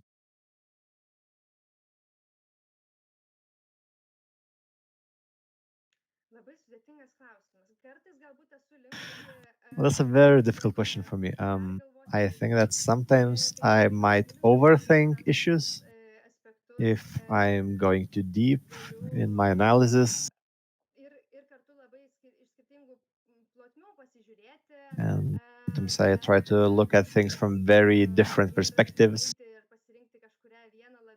But that also means that sometimes I might pick one of the perspectives that's not always has to be at the center of the attention. But then, since I know this quality, I can manage that, and I can use that mostly to my advantage to have a broader view instead of just focusing on one view. I really can't come up with a third one. I might share my ideas after the convention. Maybe personally, we can discuss this. I don't want to take too much time thinking about my own qualities. Thank you. Yes, the self-analysis took some time, but let's move on. Now, student consulting and centralization. Andres is asking the question: are you going to implement this? I have that in my guidelines. The updating and development of student consulting processes and centralization is one of the ways to do that. There's a working group regarding consulting, so I'd like to see that to the end, to see what the working group says, and then we can look for the solutions in the council. If we see that as the best solution, we might just do that. But if there are other ways of carrying out the consultation, we can also take that into account. But it's clear that the process has to be updated and improved. Thank you. 15 questions done. 2 questions from the feed. Do you have any plans regarding the Cholet department and the students there? How will they be included in the community next year? Right, we discussed that with Paulus, and we're happy to see that the student community in Cholet is good already. We are really happy with the processes that took place up until now. There are still certain important issues not solved because the full cycle of studies hasn't been completed there yet. But we will provide all the support we can and where there's need. So we do have plans for for Department Cholet, and we want to include them to keep them closer to us. And that the situation is the same like with Kaunas department, which is also remote. We need to fully include them, Cholet Academy and Kaunas.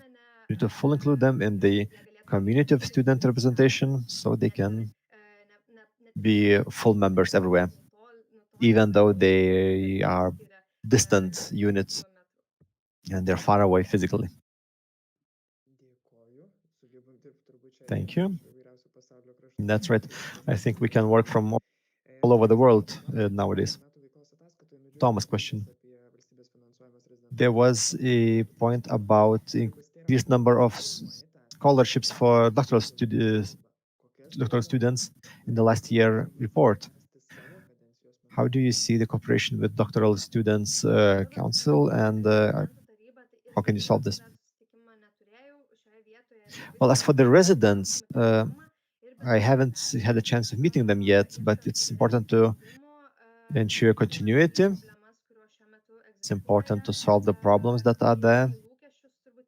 It's also important to see the expectations. So cooperation here is very, very important, and the cooperation in these areas will continue. Thank you, Elena. Hi, Nada. I'd like to hear your opinion uh, on the fact that units are seeing fewer and fewer students joining the units, and we see the same persons applying for the positions as coordinators because just other students are not interested and they sometimes don't even participate in the conferences. Ar dar tu norėjai kažką papildyti? Thank you for the question. Tikrai išjungiau mikrofoną. Gerai, tai atsakant į Thank you for the question. taip, tai tikrai pastebiu, jog I studentai did notice that the participation of the students isn't prisijungimas prie VUSA well, as active as it could be. Also, their turėtume ieškoti pirmiausia participation in student representation is not as active as it could be. We should look for. We should try to understand why is this. We should talk more with the students, find common ground. I can share the experience of my unit, what happened this year. irgi iki šiol neturėjome visą laikotarpį labai gerų So we didn't have all that much activity or common ground, taip pat neprisidėjo papildomai prie and the pandemic situation didn't help either.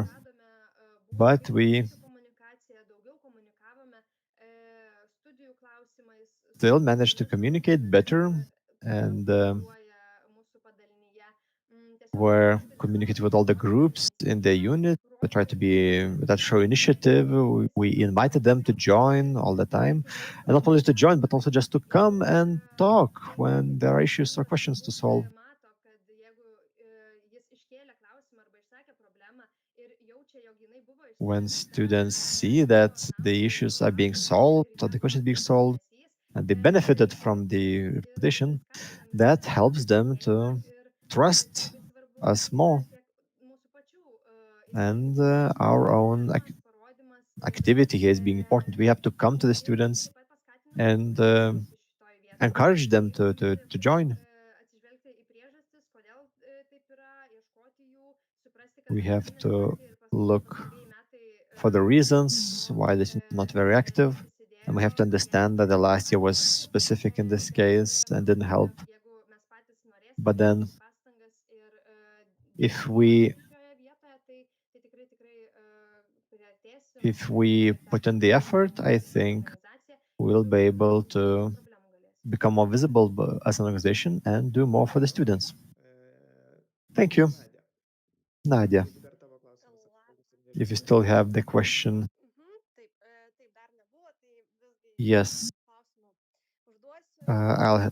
I would like to ask a question. Mano Hello, Nada. toks išplaukęs I have a iš question. atsakymo į Augustės It relates to your answer to Auguste apie question. labai konkrečią pareigybę užsieniečių reikalų Now, koordinatorius, kuris buvo the very specific issue, the foreign coordinator. Ar aš teisingai išgirdau, So, did I hear you correctly? susitikimai su užsienio You studentų will bendruomene, meet foreign lietuvos community, organizacijos yra didžiausios. international student community Ir dar in the future, kokiu būdu and you're still thinking šitas procesas bus koordinuojamas, about the ways vienas yra to coordinate this process. And that one option is to have a coordinator, galbūt ir kitų alternatyvų. and the other option is having other alternatives, if I understood you correctly. Tai ar aš teisingai išgirdau, So, is my interpretation right? bus tokios pareigybės? Is there an option that there won't be a international student coordinator? Tada yra klausimai, And then the second part of the question, kur yra ta if I understand you correctly, and if this opportunity, if this alternative is possible, and tada kokiu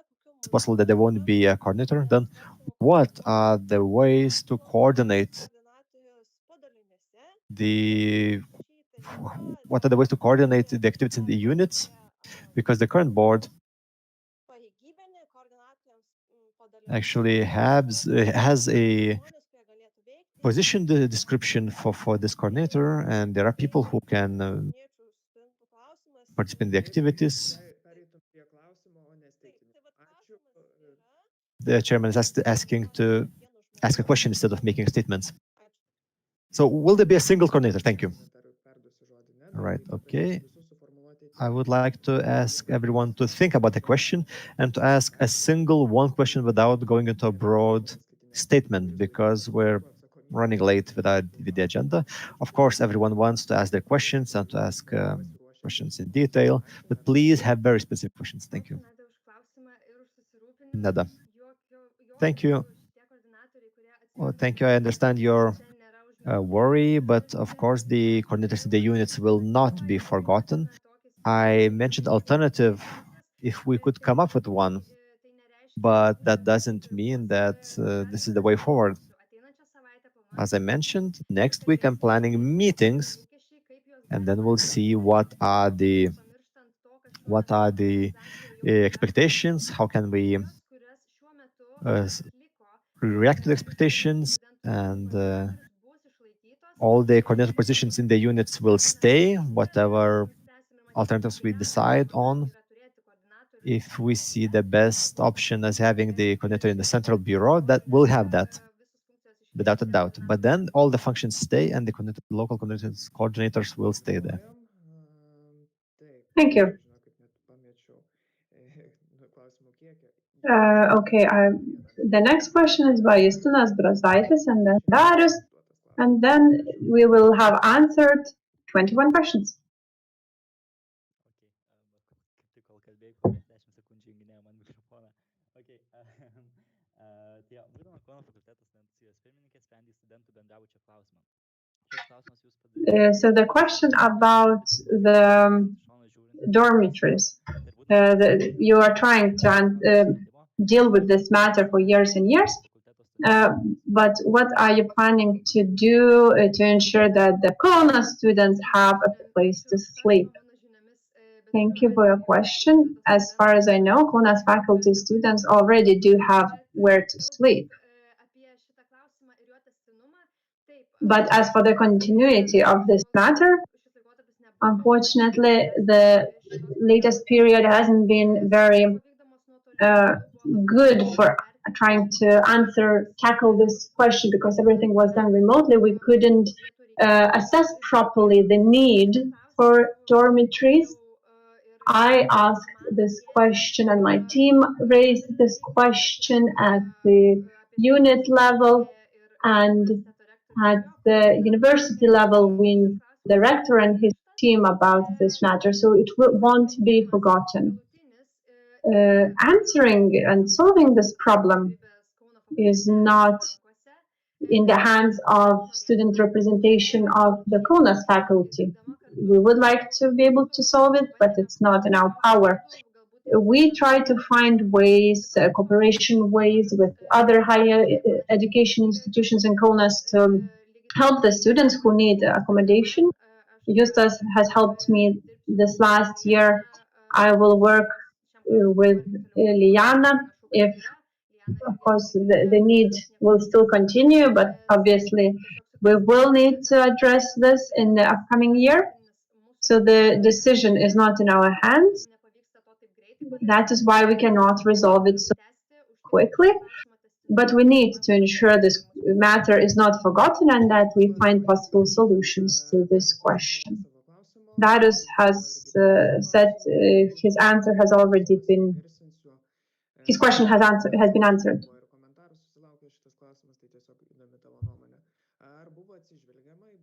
Did you take into account the competences of your team members? That is asking, won't there be any problems?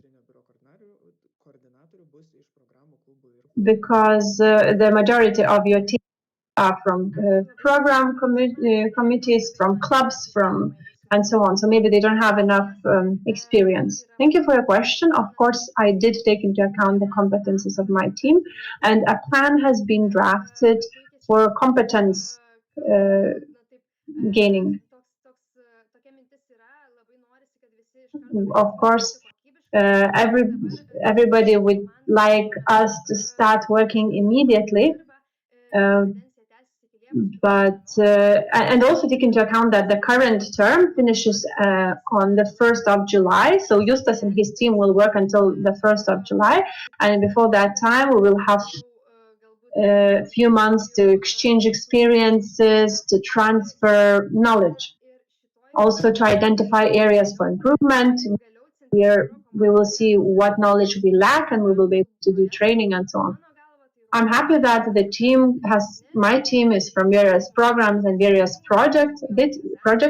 This means we will be able to contribute more to the organization itself, and we will have different perspectives, maybe broader perspectives at the university and its environment, which will be beneficial.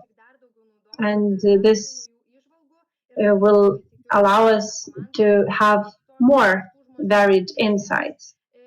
I am confident in the competences of my team, and if these competences will need to be improved, we will organize training or something which is needed. I would like to remind you that we are 20 minutes behind, according to the agenda. So I would like to suggest that let's ask the final 5 questions. I took into account the comment by Justinas, but as the chairperson of this meeting, I would suggest that we limit the remaining questions to 5, and then finish with a Q&A. Evidas. Hi, Nada. I'm happy that we are able to see each other. My question, you had objective as a chairperson of the unit, which was cooperation with other organizations and universities in Kaunas. Today, you're nominating yourself for the position of the president, even though you had the possibility to remain in your previous position. So I would like to ask, will you continue the activities you started in Kaunas unit? If not, then how the cooperation will happen? How will you continue cooperation with NGOs? And in general, did you transfer the objectives you had in this area to the chairwoman? As for the objectives, did you mean objective of cooperation with other? Yes. As for cooperation with other organizations, whether it's student representations or other organizations not related to universities, maybe. In this area, in the case of Kaunas faculty, I was looking for this cooperation because my goal was networking and also gaining broader perspective.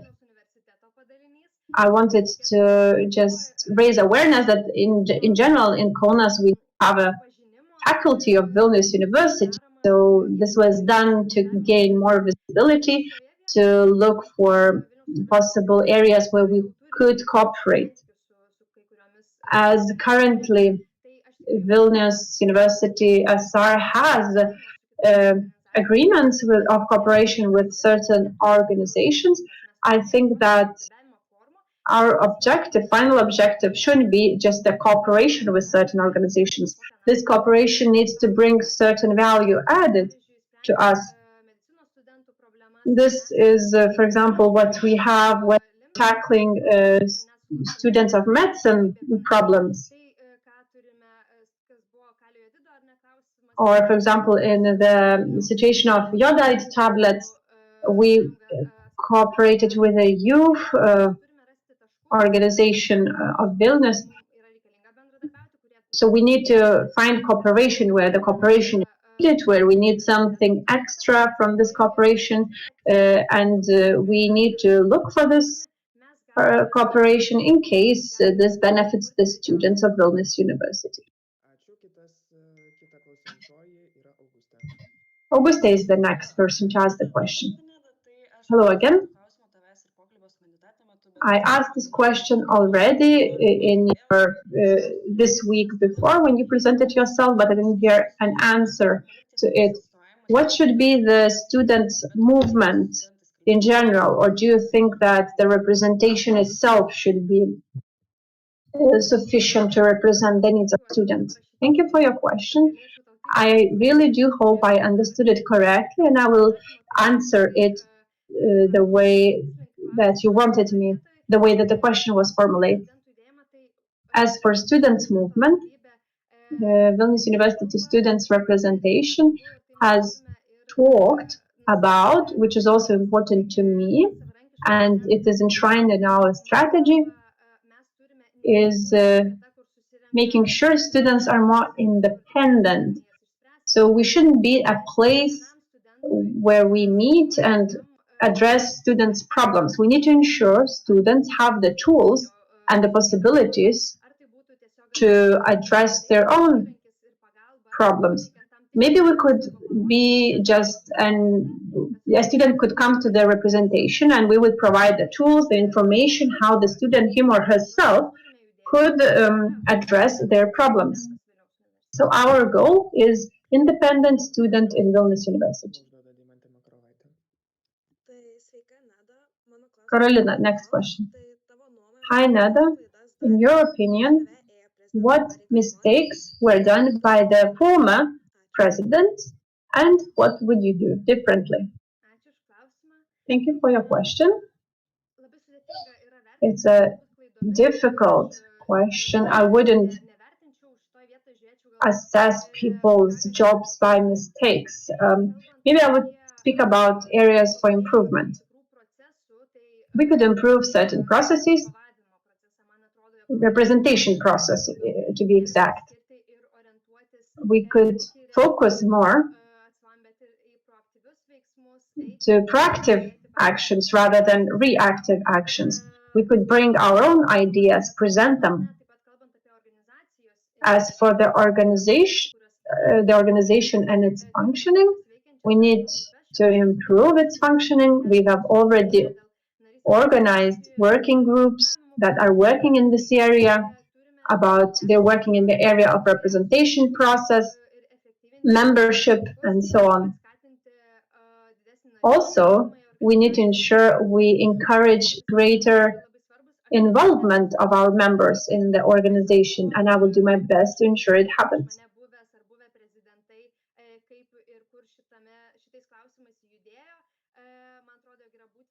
I think that what has been done before by other presidents is important, and their experience need to be taken into account. Maybe they have started certain projects or certain activities, and these activities need to be continued.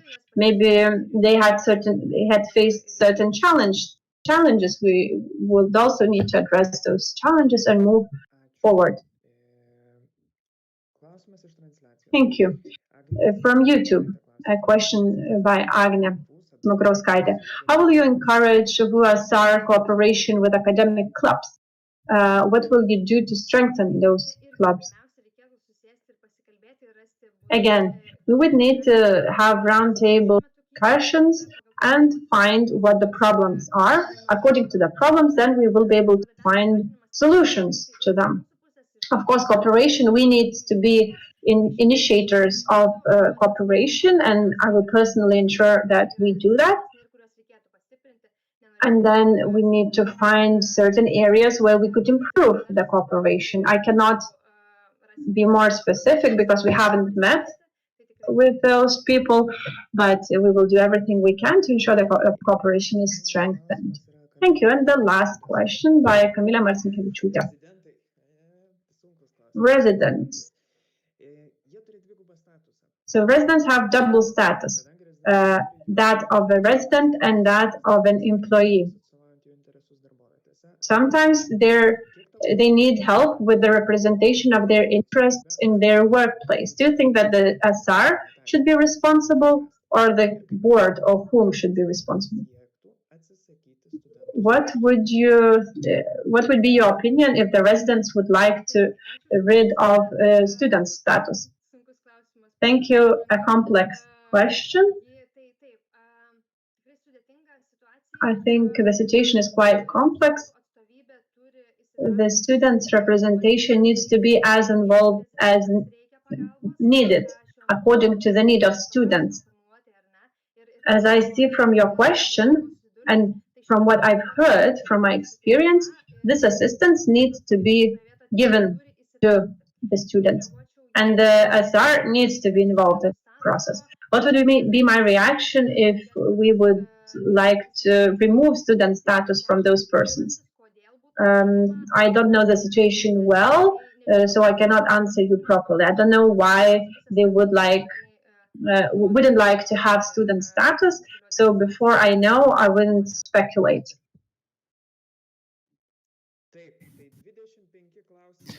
25 questions.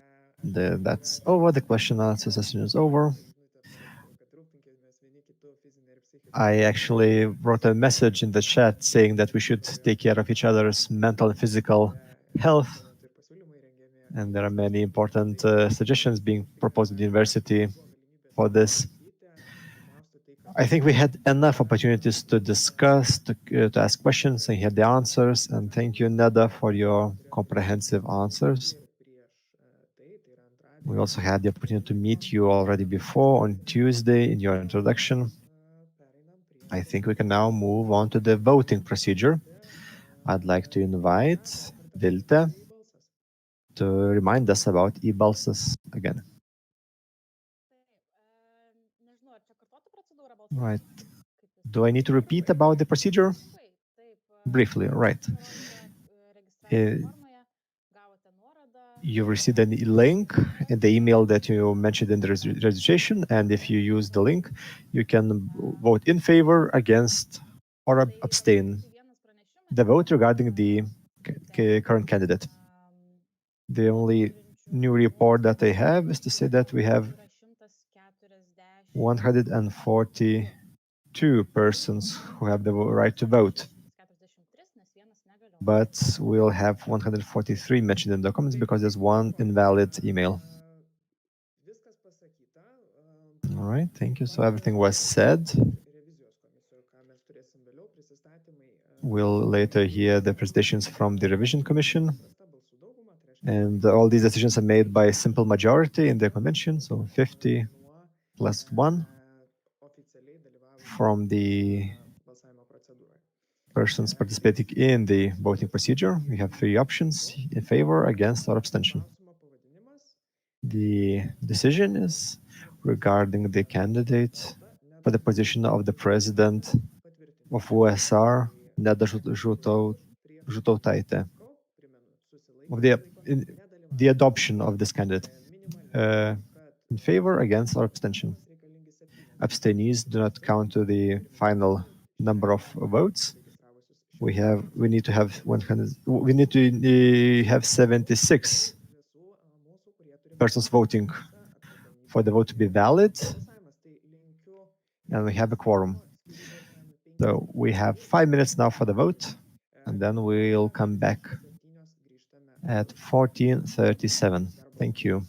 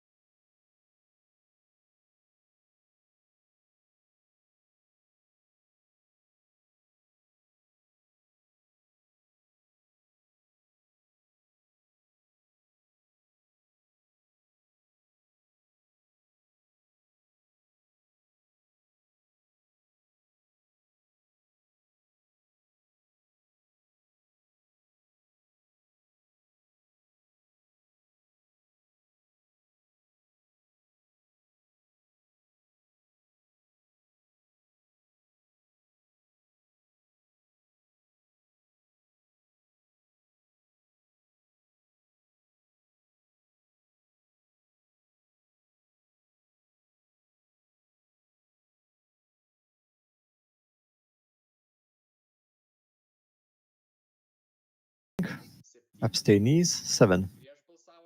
Against 41. In favor 80. Congratulations. Taip, tai sveikinimai Neda. That's right. Congratulations, Neda. Universiteto studentų With your atstovybės approval įgyvendinant šias pareigas. as the president of the student representation. Let's move to the next point of the agenda. Kandidatų į Užsienio revizijos komisiją The candidates for VUSR Revision Commission, the introduction of the candidates. We had a half an hour for this issue, but for this point, but we're running a bit late, so we'll give 3 minutes for each candidate. But I'd like to point out that people have to supply their documents beforehand, but you can also nominate the candidates during the convention only if there are less than enough candidates, less than 5. So we have 4 now. Elvis Matjošaitis, Agneta Mašiūtė, Bedulski, and others. I'd like to ask, do all these persons agree to have their nominations? Aušrinė first? I agree. Thomas? I agree. Evaldas? I agree. Agne? Yes, I do. Great. Okay. And now we can, you can nominate yourself or someone else during the convention. So please do that in the chat.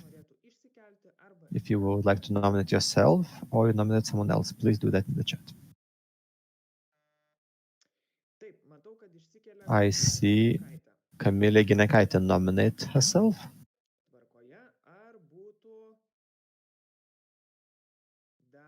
Anyone else? Anyone else nominate? Any other nominations? 5 seconds.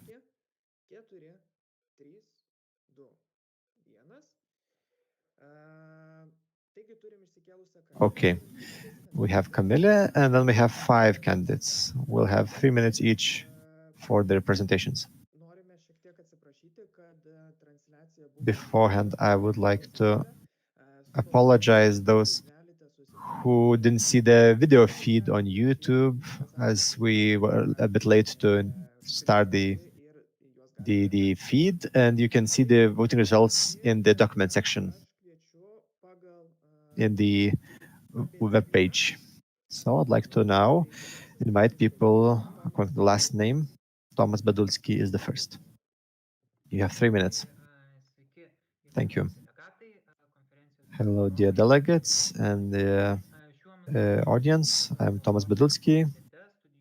I study in the Department of Philosophy, Asian Studies program in the for my master's degree. And this day marks my end of the term as a student coordinator. I have in my email mentioned all my activities. I was active from my first year in the university. I was a coordinator, I was on the board, I was on all kinds of working groups. So I have lots of experience. Because of that, in my opinion, my humble opinion, or not very humble, well, let's say humble opinion, I think I could become a member of the revision commission. And I'd like to mention things that they didn't mention in my CV. I'd like to mention my experience that would be helpful. First of all, I have experience in representation. I've been the representative in the committee of my studies as an Asian studies student in undergraduate studies, and the master's degree, I'm a representative for the master study students. So we collected the student opinions, analyzed the opinions, carried out surveys, presented the results for the committees, and I was active on the committee meetings. And I've learned a lot of experience that allows me to carry out further surveys and to carry out focus groups meetings, to hear what's being said and to evaluate what's being said critically, because sometimes There's things behind the words. And in the committees, we are uh, talking also with the teachers and social partners. So all the suggestions have to be good and objective and shouldn't be only in favor of the students. Another experience I have relates to my work in communication. On my first year in the representation, I was coordinating the informational area that's now called communication, and I'm also employed in communication sector now. Every day I write texts, edit texts, format texts, and I'd like to say that the revision committee conclusions are presented as a text, and not only the sentences and words are important in text. Everything is important, depending on how what's the context of the text. So I think that my work in communication helps in forming all the conclusions in a way that's the easiest to understand for the readers of the conclusions, so that there's no misunderstandings between the commission and the readers. So I mean, not only the punctuation, but all the meanings behind the words. I do believe that if I'm successful, I could be efficient in the work of the commission, and that would help in less animosity towards the commission, because sometimes there are just misunderstandings that increase animosity, and I could help create the better conclusions that would be transparent, objective, and helpful for the organization, and useful for everyone, for the members, coordinators, and others in the organization. Thank you. Thank you. I will mention in the chat when you have 1 minute left. We should try to save the time. I will invite everyone to introduce themselves, and then we'll have the questions and answers. Thank you, Thomas. Now let's move on to the next in the alphabet. Aušrinė Gedminaitė.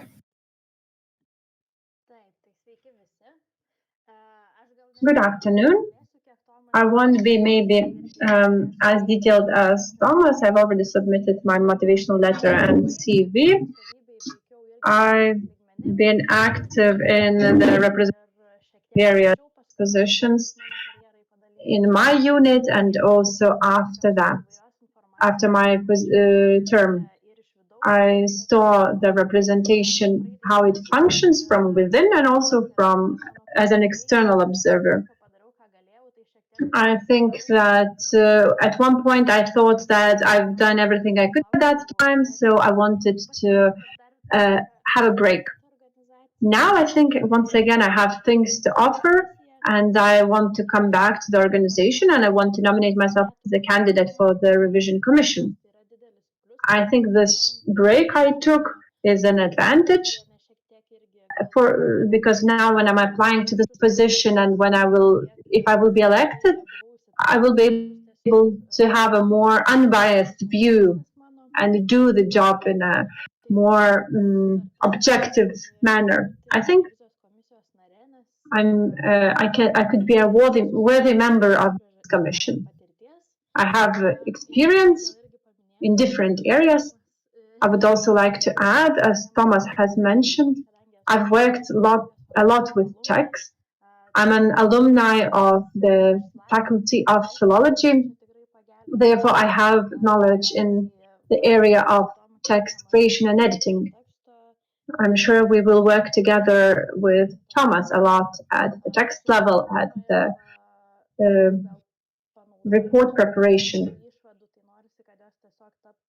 Of course, the goal would be to have conclusions which are used and which are useful for the organization. That would be it. Thank you. Now the next according to the alphabet.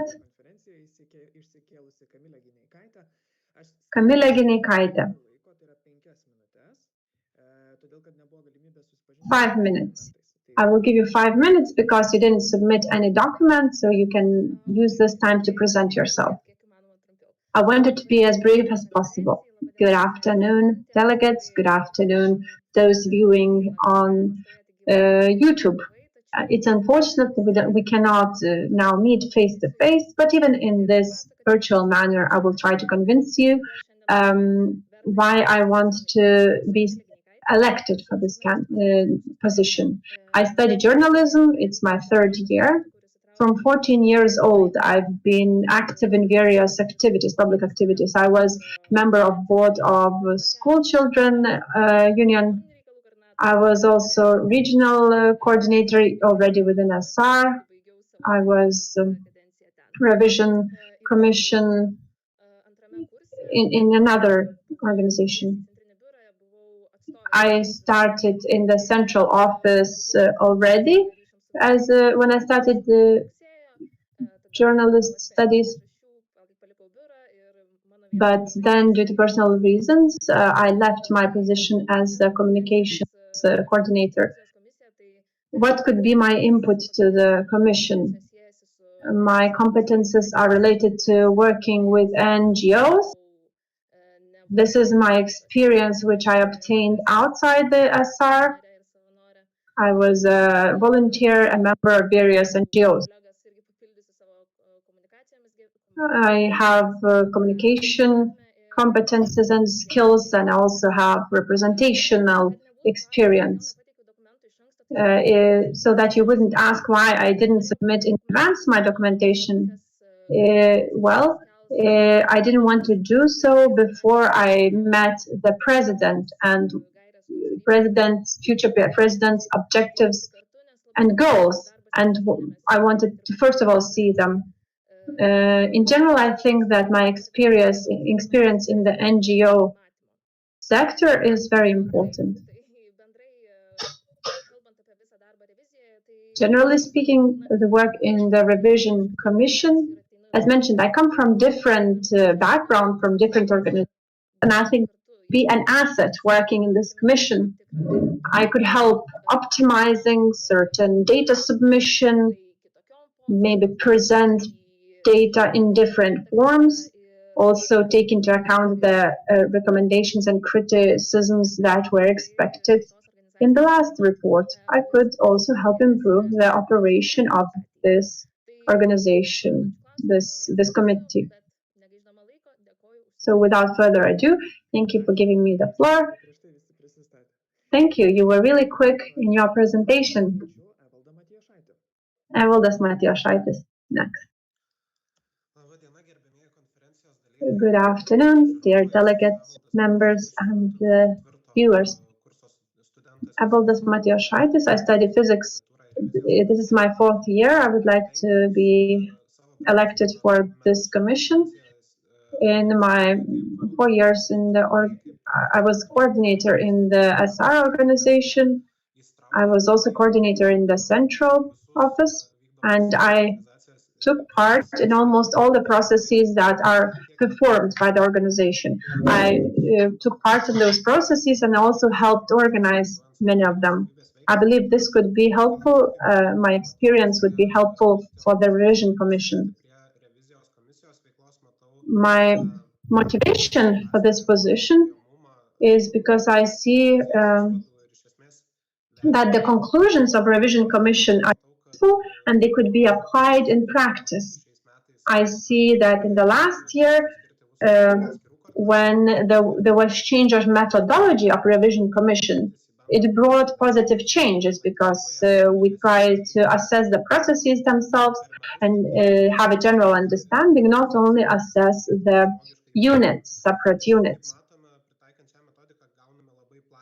As you can see from the current methodology, we received a general overview, but quite generic, so it doesn't maybe reflect fully the situation itself. We need to discuss what actually works and what doesn't. We need to take a more in-depth look. I don't want to use the word works, doesn't work. I want to say that something that could be changed or improved And I believe that we could optimize and structure the organization better and its processes as well. Also, our process could help address areas for improvement. Also, I would like to add that despite the fact that my current position in the central office as a coordinator, probably I will cease my current position because from now on until the 1st of July, I will be transferring my experience to the new team. I also helped with a study which analyzed the experience of foreign students. So this is also a useful experience. This will be it, and I'm looking forward to your questions. Thank you. I already love this commission because they managed to complete their presentations in time. Agneta Mašūnaitė. I hope that you will be able to hear me well. There won't be any internet problems. My name is Agneta Mašūnaitė, international relations student in International Relations Institute of Vilnius University, second year.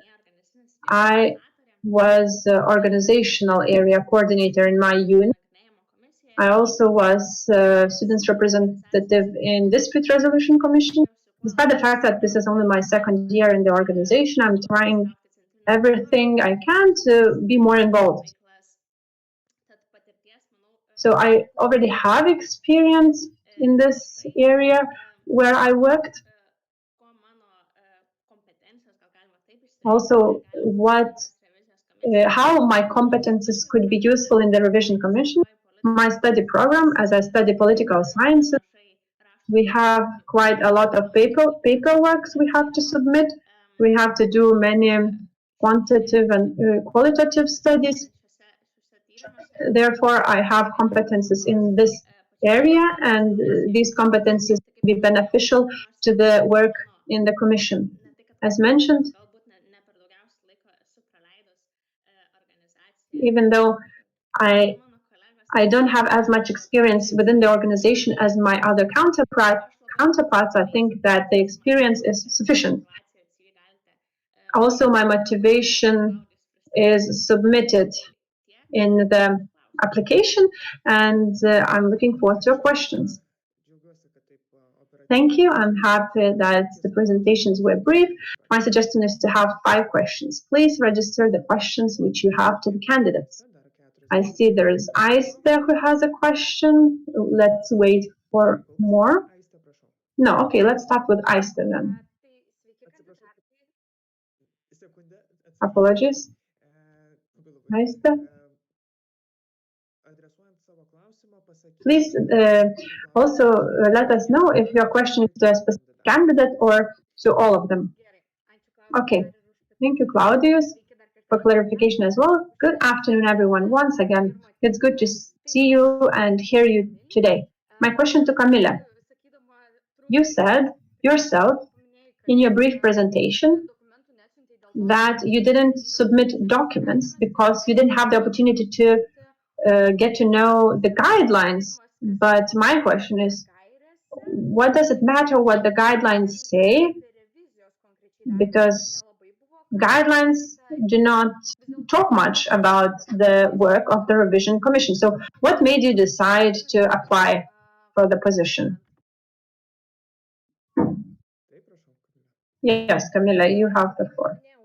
As mentioned, my work in the NGO sector allowed me to gain experience in working with people. Work in such a commission. Camilla, you had your mic off. I think I was muted by the computer. So you have to either trust or distrust the person. I believe when we are voting for the president, we that we see there is trust on behalf of the organization in that president. So I think that if the president would have completely different goals from the goals I have myself, then I wouldn't apply for this position because I would see that I don't have competences, this is not my area, or I don't know how else to say, maybe I don't have skills needed. But now, after seeing the guidelines, I see that they meet my ideas and beliefs. Once again, work in NGO sector is based on how you're able to agree to work with people. Justinas, please ask a brief question. Kitaip akcentuojama. Tai Justinai Valika. Justinas, you have the floor. Tai mano klausimas yra labai trumpas. Su kuriomis My question is brief. sutinkate šių metų? Which conclusions do you disagree with? The current report's conclusions. Please state to whom you're asking the question, to a specific candidate or to all. Justinai? Justinas, please specify. Įsijunginėjau į mikrofoną, vėl dusuoju visiems, atsiprašau. To everyone. The question is to all the candidates. Good. We'll answer in the order of alphabetic order. Thomas. Right. That might sound subjective for my part. I'm from the representation part, but I think that the representation issues were maybe too broadly discussed.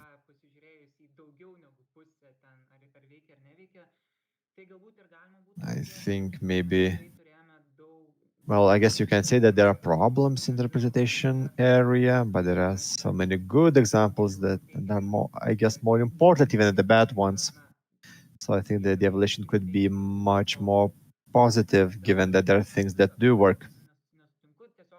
So it's not that I disagree with the full evaluation of the representation, but I think that there are certain details that were missed out, even though those details might be rather individual and separate, but they can be very useful also for other units. That's my answer. Okay, Aušrinė.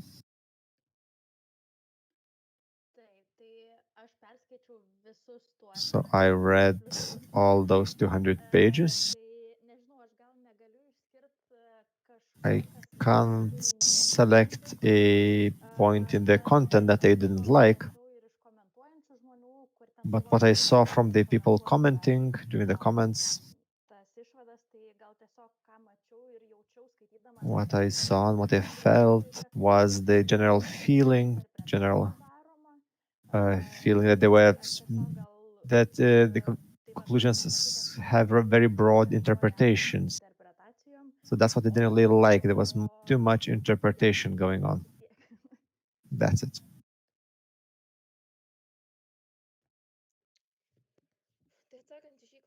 All right, answer to this question, I can say that I left the organization in September, so I couldn't evaluate the content so much, but I've read the representation and communication parts, and what could be improved in the presentation of the conclusions is that after reading the communication part, I didn't understand whether the communication in the organization works or not. So I think we should evaluate the processes, what's going on, and what can be improved, instead of giving a description of what's going on, because that doesn't help, that doesn't give a specific information for a person who wants to improve the activities. Thank you. Evaldas?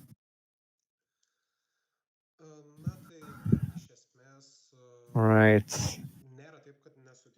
Well, I can't really say that I disagree with something. I can't say that I like or dislike certain conclusions. But what I see in the actual format of the conclusions, it seems that, as Aušrinė mentioned, there's maybe a bit more subjective view or interpretation in discussing some of the processes, and with certain other processes, there's more analysis. For example, when they discuss representation, they discuss the several years of experience, while on the point about the interactions between the bureau and other members, we see some subjectivity. So we see two very different evaluations. We should be able to evaluate what's happening during the many years. We have to be able to evaluate the processes. And to be able to evaluate the process, we have to have good ways of measuring the indicators. So I had some problems with the formatting of the conclusions. Thank you. Agne? Thank you. I'll be very brief. I agree with the colleagues said. I think what really I didn't like the most were the interpretations, and also what Evaldas mentioned, that the revision conclusions described the process of several years, but I think that there should be an evaluation of the current year instead of a description of what happened at some point in the organization. Thank you. Thank you. Next is Justas, and first, and then Aušrinė will start the answers, and then we'll move by the alphabet. So we'll start with Aušrinė, Kamilė, then Evaldas, Agne, and Thomas, and we'll switch the order in this way. Sveiki visi, sveiki kandidatai. Aš tokį Hello. klausimą galbūt turiu Hello, dear candidates. susijusį su strateginiu veiklos planu. I have a more general question regarding the strategic action plan. As you know, student representation has a strategic action plan that was approved by the parliament, and they are the key indicators Esmė, kad šis planas related to every strategic area. Now, it's the plan should be updated after this term. Do you think that the revision commission should evaluate whether the indicators were achieved or not? So I think a brief answer of yes and no, and maybe one sentence of why should be enough. Thank you. Right, if a brief answer, yes. But then, because me and the commission are not elected, we haven't discussed that yet. So in my opinion, I think we should evaluate these indicators. Yes, because the function of the revision is to evaluate the activities of the organization, and these indicators are the indicators that the organization should achieve. Yes, and the indicators themselves should be evaluated. Are they useful? Do they show what they need to show? And do we have enough indicators to evaluate the action? I won't speak much. Yes, I think we should evaluate that.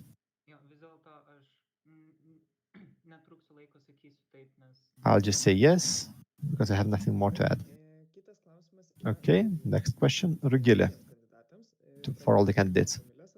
So the answers will be started by Camille. In this term, the Commission received certain comments regarding interview method of collecting information. Do you think this method should be kept in the future? And if yes, do you think you have enough competences to do that in good quality? Camille? All right, so how do I start answering this? Yes, this should be used in the future. Partly, I think I have enough competences because I study journalism. So interviewing is my job.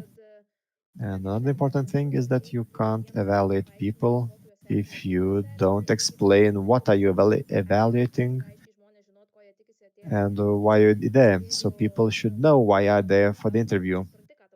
And if you hear an answer that you don't understand, that means that that means that you should ask again and get better information instead of interpreting the question. Yes, I'll start from the end. Do I have enough competence? Well, I think that you will evaluate now that in your voting. But I have dealt with this. I had carried out some research on qualitative indicators. I have carried out some interviews. As for the subjectivity and the method of interview, I think the method should stay and qualitative assessment should be there, but we should use best practices on how to carry out qualitative research, maybe from other organizations, or we could just get good practice by just talking with the experts on the issue, because I see that there is the element of subjectivity, and that might lead to problems. Well, I will agree with the colleagues. Do I have competences? Well, I do have theoretical knowledge how to carry out such a research. I haven't done that yet, actually, in practice. But I am of the opinion that before carrying out a qualitative assessment of this scale, we should discuss that with other specialists, maybe sociologists or other experts. So yes, I think that's my answer to the question. Taip, tai aš gal to iš dviejų dalių turėsiu atsakymą. Tai I have my answer will be of two parts. objektyvumo nėra, tai čia toks First thing is there's no full objectivity. That's the philosophical position. We always have at least some subjectivity. We can be more objective by using a clear criteria in the methodology. So that's important. And we have to see how the organization understands the methodology of evaluation. As for the competences, I have some experience in collecting the opinion of the students. Well, I can't say that I have a doctorate degree in this area, so I can't give that kind of an assurance of the quality. But otherwise, I agree with what was said before, that if there's a need, there's an opportunity to build the competences. There are papers, research on how to carry out interviews and use other methods. So I think we should look into this before carrying out the review, especially if people believe that they can improve their competences. So I think I have good grounds for improving. Gerai. Aušrinė, atsiprašau. Thank you. Aušrinė is next. Right, I will agree with my colleagues. I would like to agree with what Thomas said. I'm not afraid of learning before starting a job. We can look it up. We can consult with our teachers in the university. We have the experts in management, in sociology. We have great people in the university, great scientists, great researchers, lecturers. So I don't think there would be a problem to discuss it beforehand with them. And as Evaldas, I also started with the second part of the question. So I do have some competences, but I would also like to have consultations. As for the need of the interview, I think yes, because that's the only way to see the broad picture of the processes of what's going on inside the organization. Yes, thank you. Vilta has a comment about speaking very quickly. We should avoid that. Please be slower with your answers. The interpreters would be really grateful for that too. Now, the next question is by Gabia. Okay, can we move to Justina's question? Because it's Evalda's turn now. I hope you don't mind. I hope Gabia doesn't mind because she has the question first. So Justinas, go ahead. Thank you for the privilege. I have Evaldas. I'd like to react to what you said. You mentioned that this year you'd like to add more analysis to the revision process to see a broader picture, even though they say that units during the interim reviews were quite unhappy that the results of the units were not analyzed well enough. So what do you think about this? Would you live up to the expectations of the units? And maybe you have to also take into account the situation in the units and not only the broad picture. Right, I'm not sure. Maybe I expressed myself wrongly. What I had in mind Sorry, I can hear myself. Just a moment. Sorry, there's some technical problems.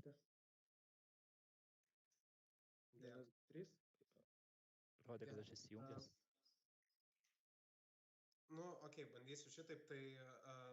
Okay, I'll try to answer anyway. So, as regards the units, no, I'm not saying that we shouldn't move away from the units and only have a broad picture evaluation. On one hand, we need to look at the broad picture of the process, but then, as regards the units, what needs to be done, I guess that a discussion is needed between the heads of the units and chairpersons. We should discuss on the way that the revision conclusions should be used afterwards, because I think we have methodology of the revision and the board agreed on that, but only during the interim report the question was raised why the units are not evaluated separately. Well, beforehand we used to have separate reports for units, and as a chairperson I could solve the problems in a month, because sometimes it was just a problem of personalities. And I don't think that that's super useful, but on the other hand, it can be used. Uh, there is an issue of how the manager of the process can take the conclusions and use them. So I guess that's the main idea, that we have to look for ways how to use the conclusions in real life. Thank you. Now, Gabija, your question.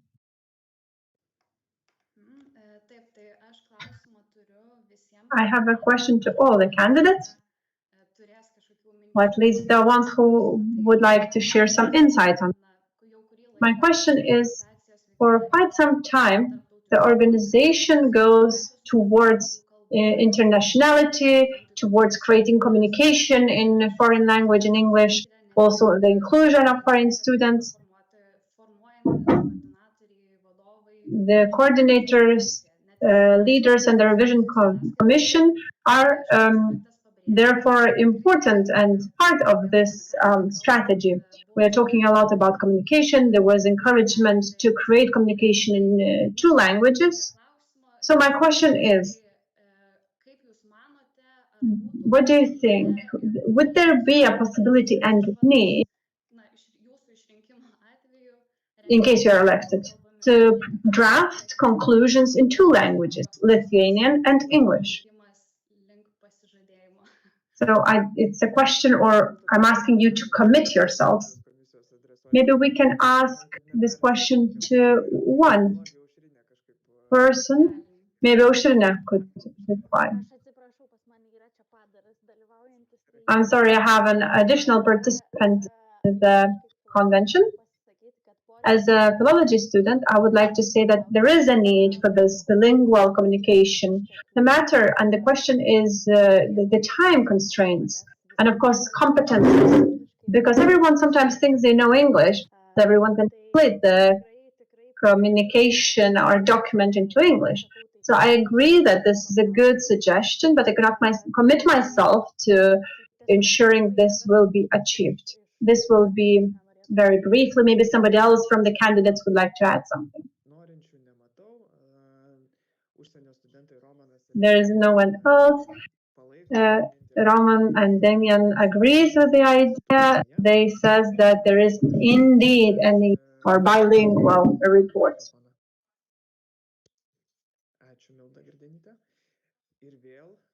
Milda, please mute yourself. Thank you.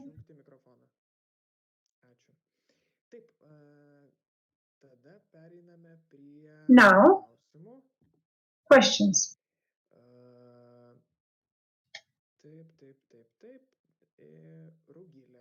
Rugile has a question.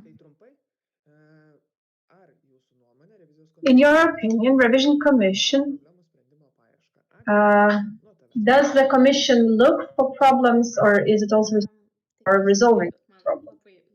Agne, I hope you can hear me well. So I think I think that the Commission is responsible for pointing out problems. As you can see, the Commission in this year's report also provided recommendations, but in my opinion, its main focus is pointing out problems.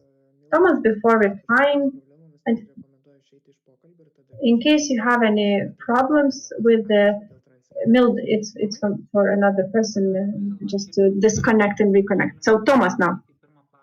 I think, yes, problem pointing is the first point of focus. Recommendations are a good thing to have, but in case we have too many things, then quality may suffer. Or then the conclusions could be as many, they could be as thick as a book, so we don't need maybe recommendations.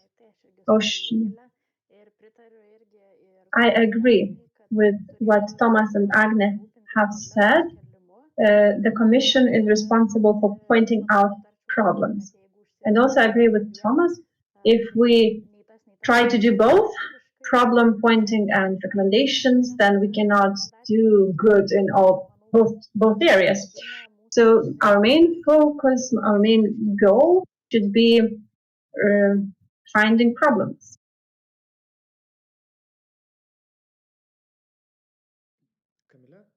Camilla? I will try to speak slower. I agree with what my colleagues have said. I would like to add that we shouldn't forget the main goal of the Commission is assessment of activities. So assessment is finding problems. I don't have much to add or to provide more details. I agree that problems, finding those problems is the most important objective. Also, Commission is not an expert club or expert group that would have most competences in problem finding. We need to be objective to find areas for improvement. And then what the organization does with the report is up to the organization. Thank you. Last two questions. One from YouTube and Justinas. And I hope, Justinas, you will have a brief question.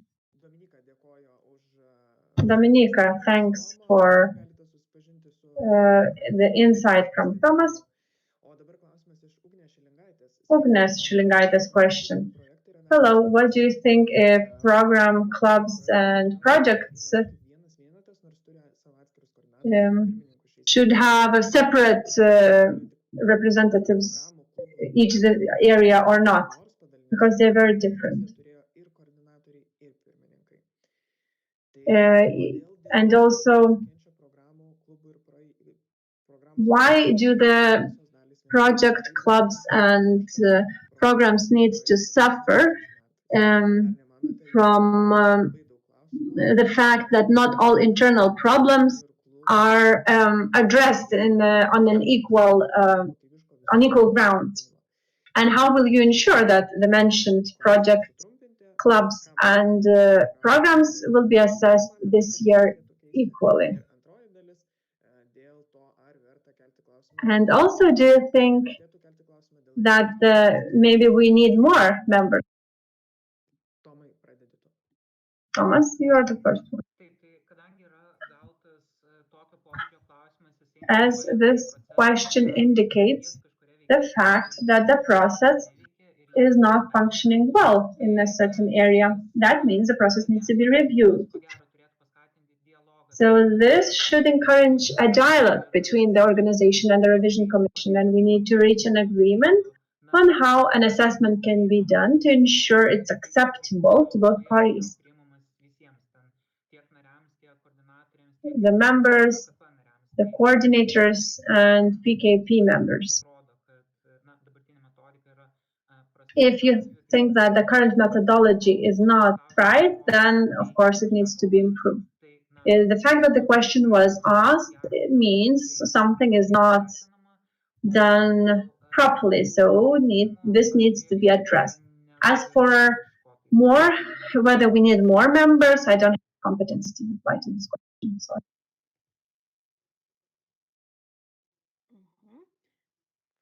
Nesupratau, ar pasikroviau, viskas girdisi?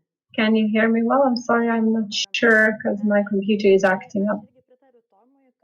I agree with Thomas. If we have such a question, it means it's a signal something is not working. Thank you, Ugne, for pointing this out. If we're elected, we will indeed discuss this and how the assessment of PKP needs to be done.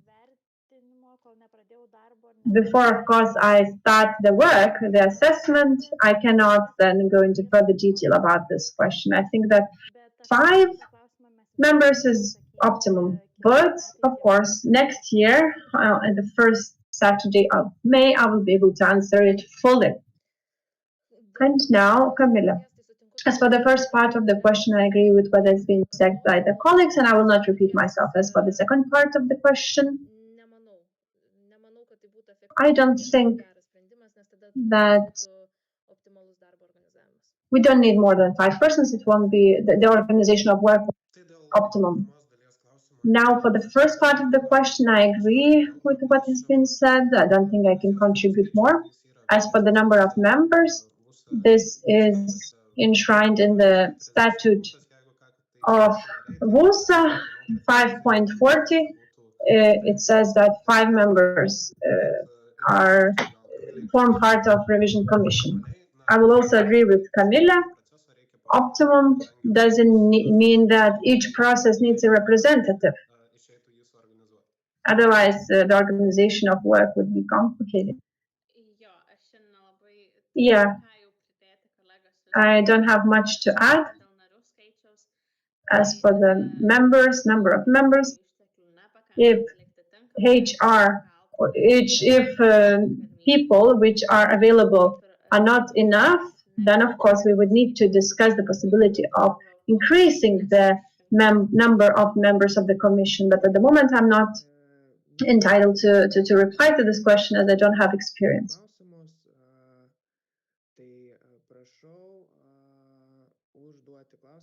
Okay.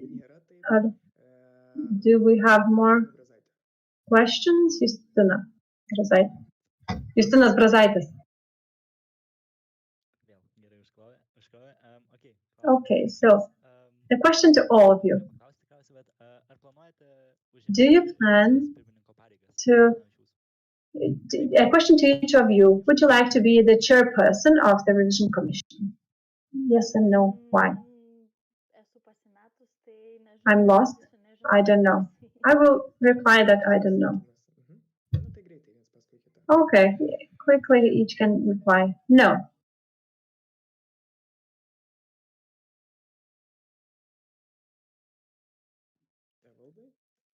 Evaldas.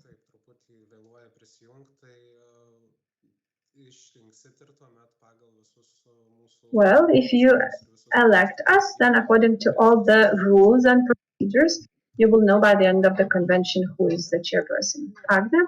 No. No. Me neither.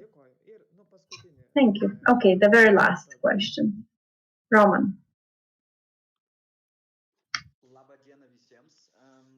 I have one short question, but to Aušrinė and to Agne. I had the possibility to work in WUSA for a couple time, and I was able to work with 3 of the candidates and to see their values and their merits and what they're standing for. And I can see that we have 5 very competent candidates. But in order to get a final decision for me, Aušrinė and Agne, could you tell me 2 merits or values that you stand for that would bring your value into the revision commission?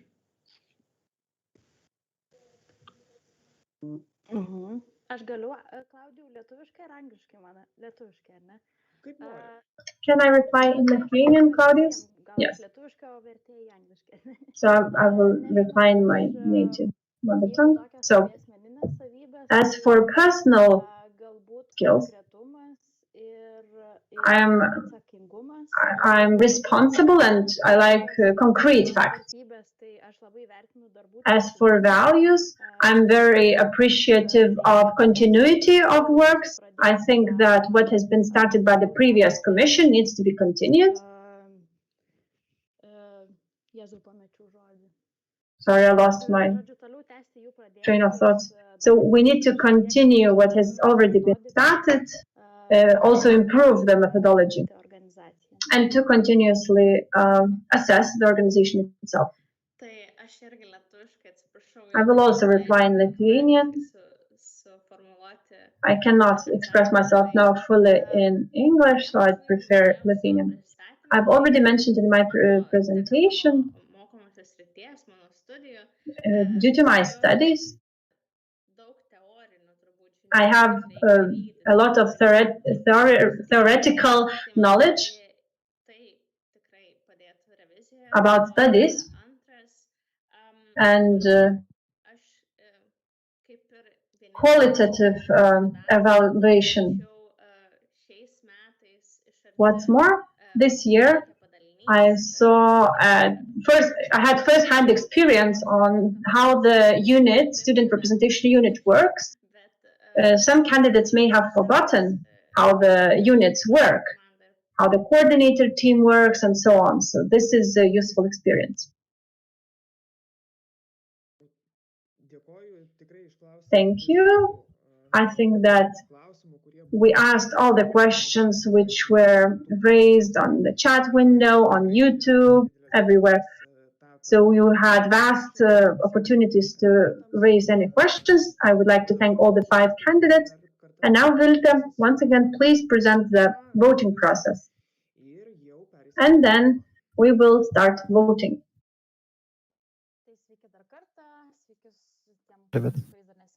Hello, hello again. So I just like to give a short update. Just a short update. We now have 143 persons who have voting rights, and there's one invalid registration, so there will be 144 in document. The voting is very simple. On your emails, you're getting the link. You have to click on the link, and now you'll have 5 options for this for the decision in question, and minimally you have to select one.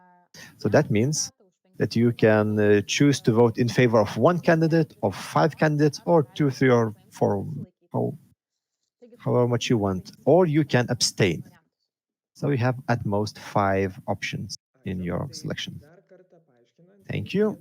Just to remind again, just recall, you can choose from 1 to 5 candidates for whom you want to vote, or you can abstain and you will not be counted in this election, in this voting session.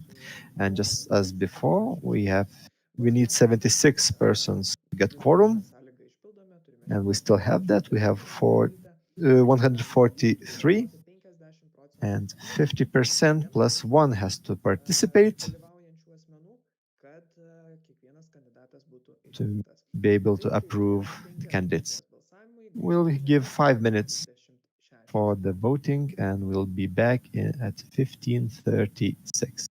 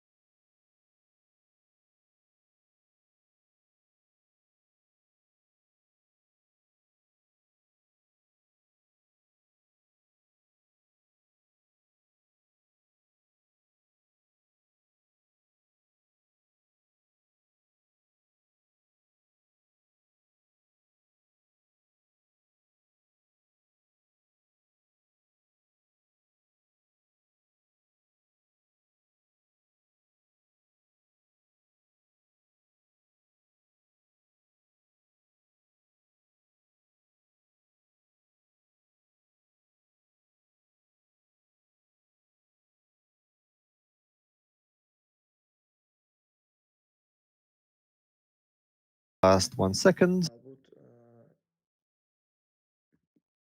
jau uždarėte, ar ne? Have you closed the voting? Atrodo, kad taip. I think so. Okay, let's wait for the results. Okay, just give it a second. We're waiting for the message.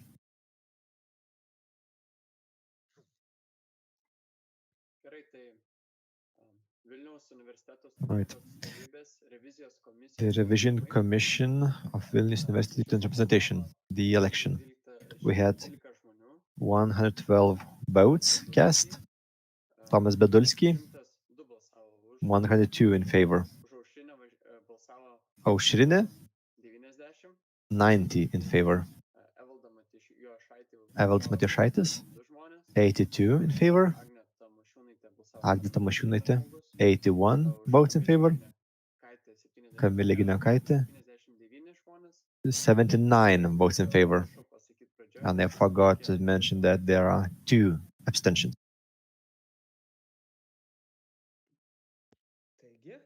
So, says the chairman, so we can congratulate everyone. All the candidates were elected for the revision commission. Yeah, we have to finish with a nice note. I also congratulate everyone. We needed at least 61 votes for an election of a person. I'm sorry, 56. I made a mistake counting quickly. So 56 voted were the minimum to get elected. So that means that everyone is elected. And now the commission needs to elect the chairperson. So we have a few moments to discuss this issue while we move on to the other points of the agenda. I would like to ask the convention, are there any other business? Any other business to discuss today? Anything else for the agenda? 5, 4. No other business. Okay. And I'd like to ask the revision commission who will be the chairperson. Me. Says Evaldas Matijošaitis. Okay, great.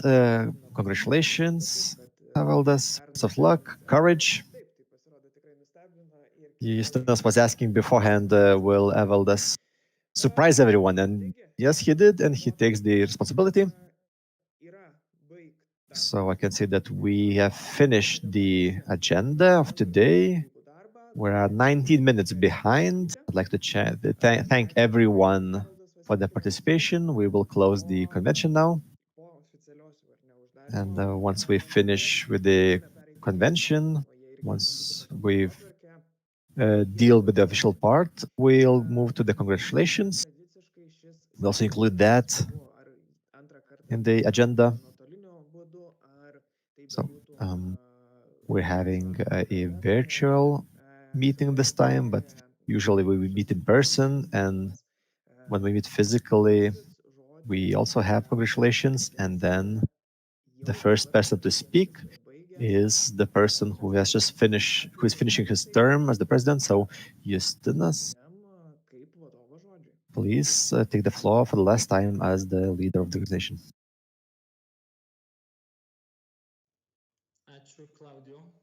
Thank you, Claudius.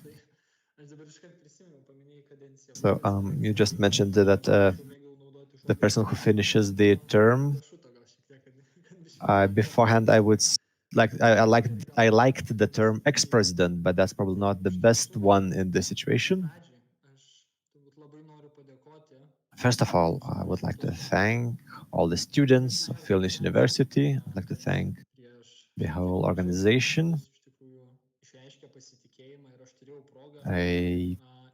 Less than a year ago, they trusted me, and I had the opportunity to become the president and to lead the organization, do my best in helping out. And watching today's convention, I'm happy to reflect on the year that went by, because a lot of things happened in the year. We only had the summer while we had the chance to meet. But still, we had lots of things going on. Shaule joined our family.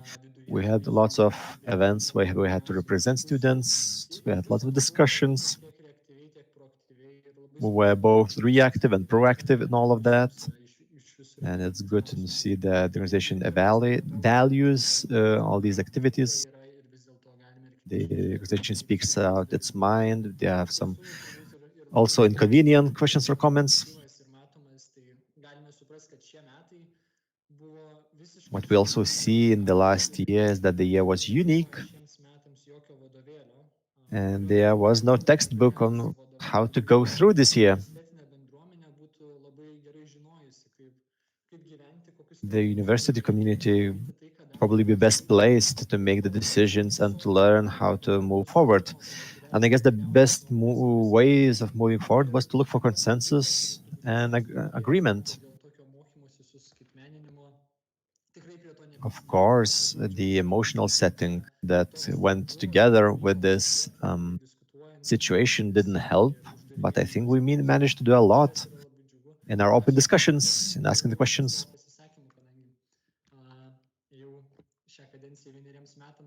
Now, I had this position for one term, so I had in mind to express my sadness for all the things that I just couldn't do in the year, which I guess is natural. You can't do everything, but I am happy that the organization can continue, go on, and do all the efforts in the future.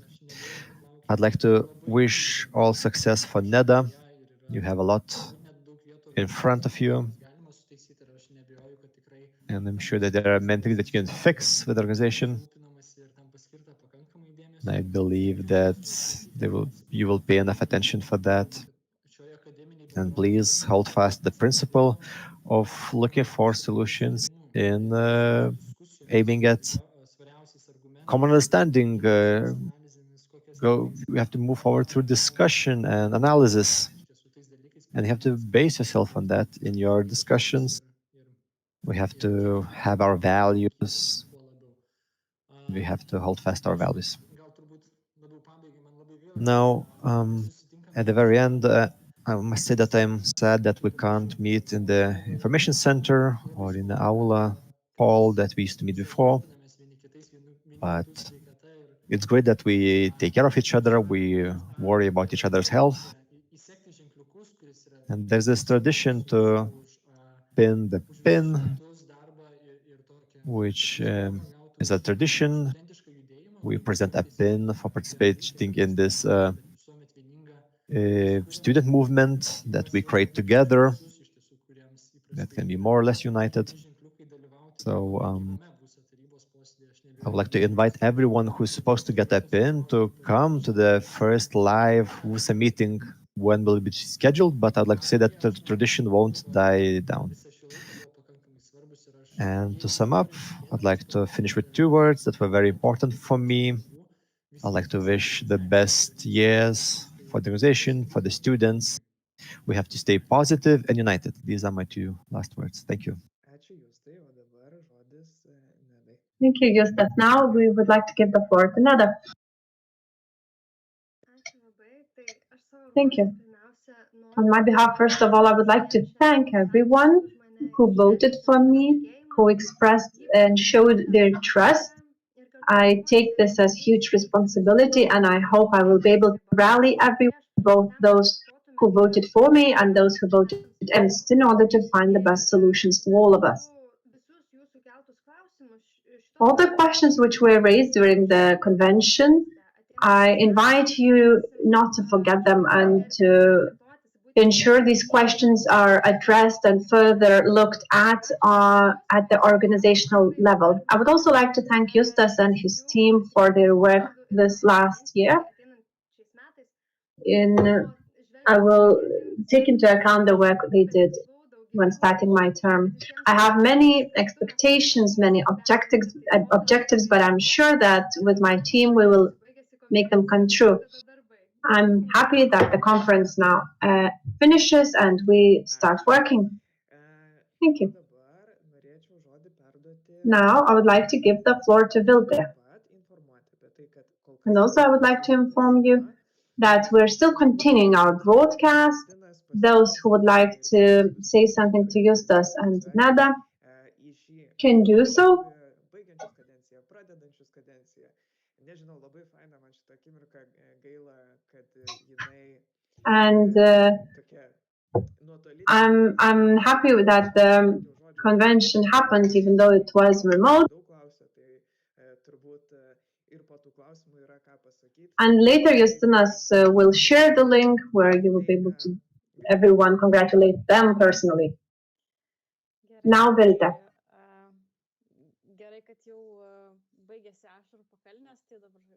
I'm happy that I can say something nice. I would like to thank Justas, first of all. I would like to thank you on behalf of the office for lines. A few words, some sentiments to you, and then somebody else will continue. So the congratulation starts.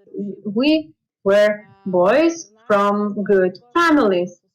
The nights were long and hard. We were boys from good families. I hope that you know what this means. I know what these lines mean to you. I thank you for putting your trust into us. I'm happy that I was part of your team. I'm happy that you were our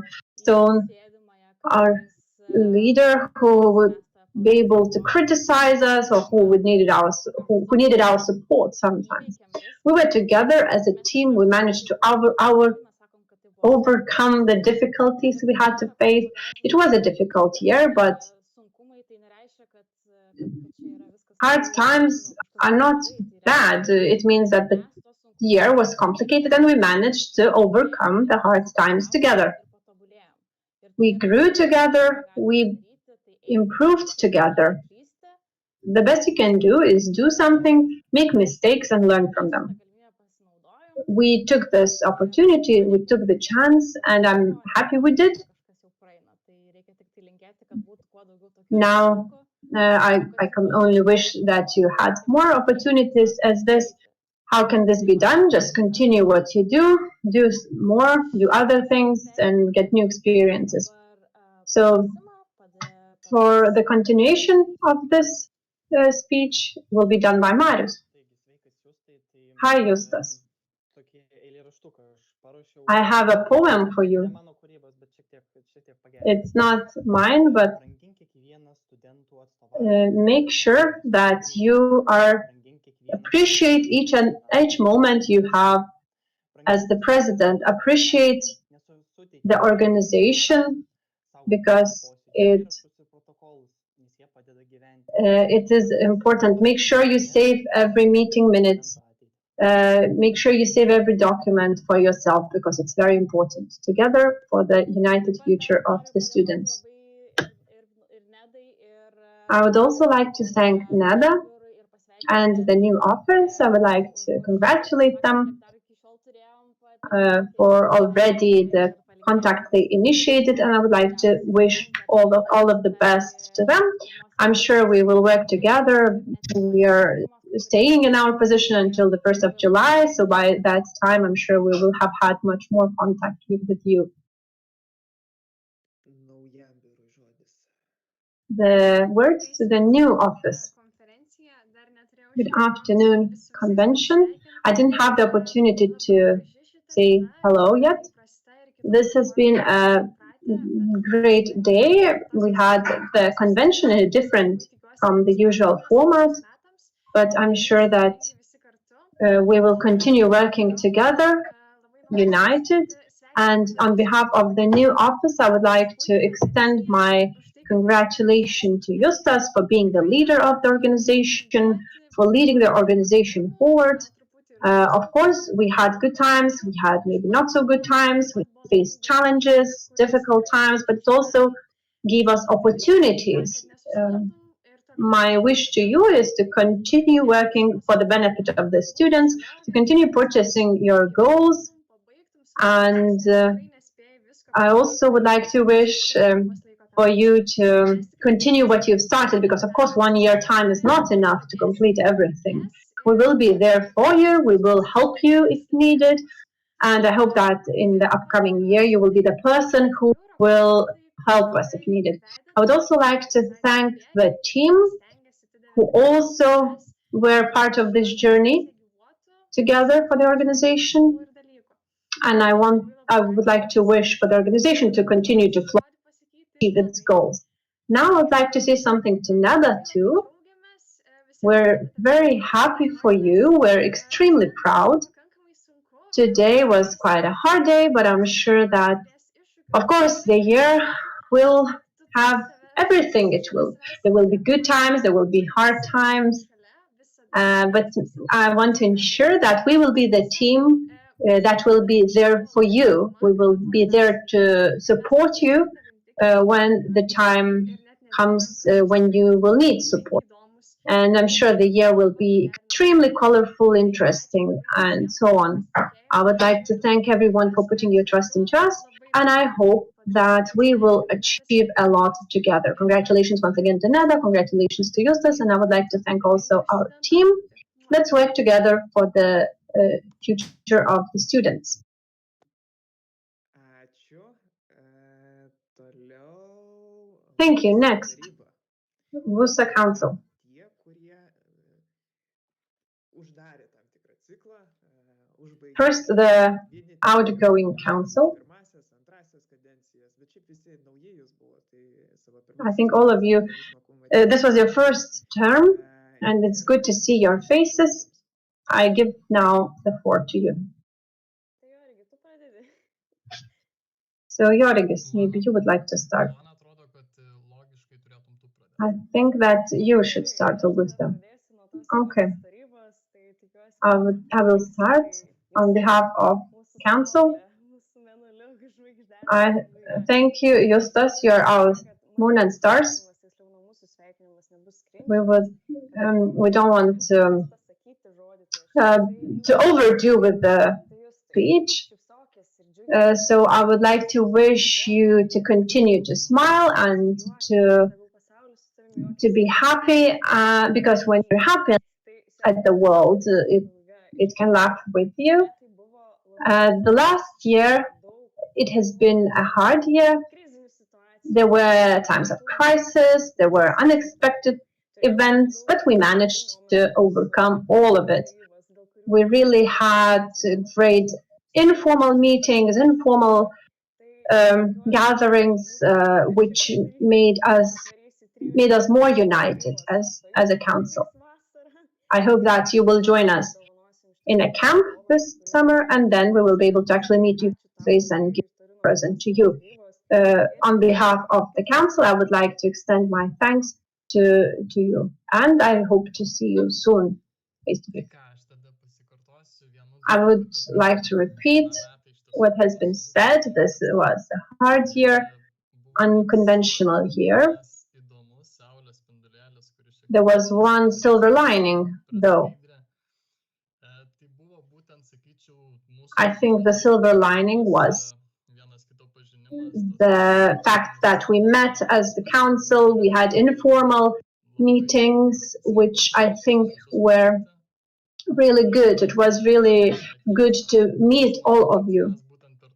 So now that this is an encouragement to you, because I would like to point out that these informal meetings actually really helped us a lot to know each other and to then work together. I think that you have the competences needed to be the president. You are motivated. You have everything it takes to become the president. So I wasn't surprised at all when I learned that you were running for the position. I think that we believe in you, that we believe that you can do something major. And of course, it's important to not only look forward, but to the past too, and to assess and evaluate what's been done. And don't forget what we discussed in the council meetings. This organization its members change so often, but don't forget we're your friends. We will be your friends. Don't forget us, and I wish you all the best. Thank you. And the new Council of VUSR.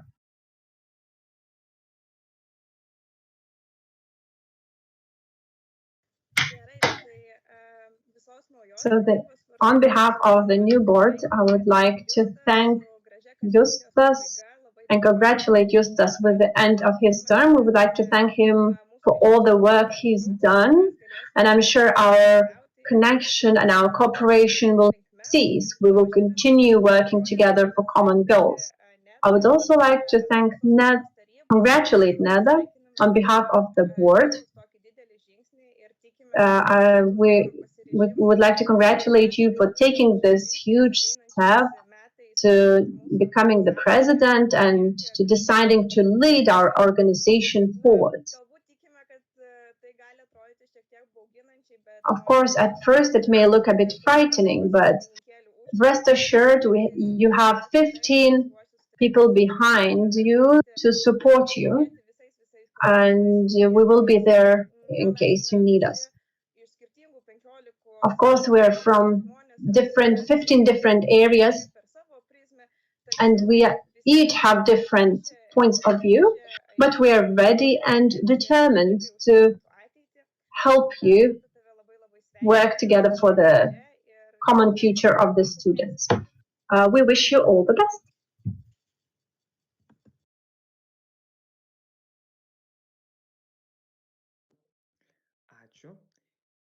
Thank you.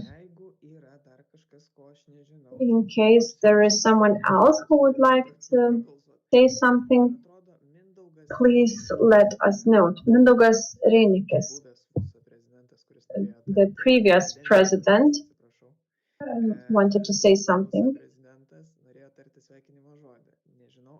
I'm not sure if he's connected. Would you like to say something?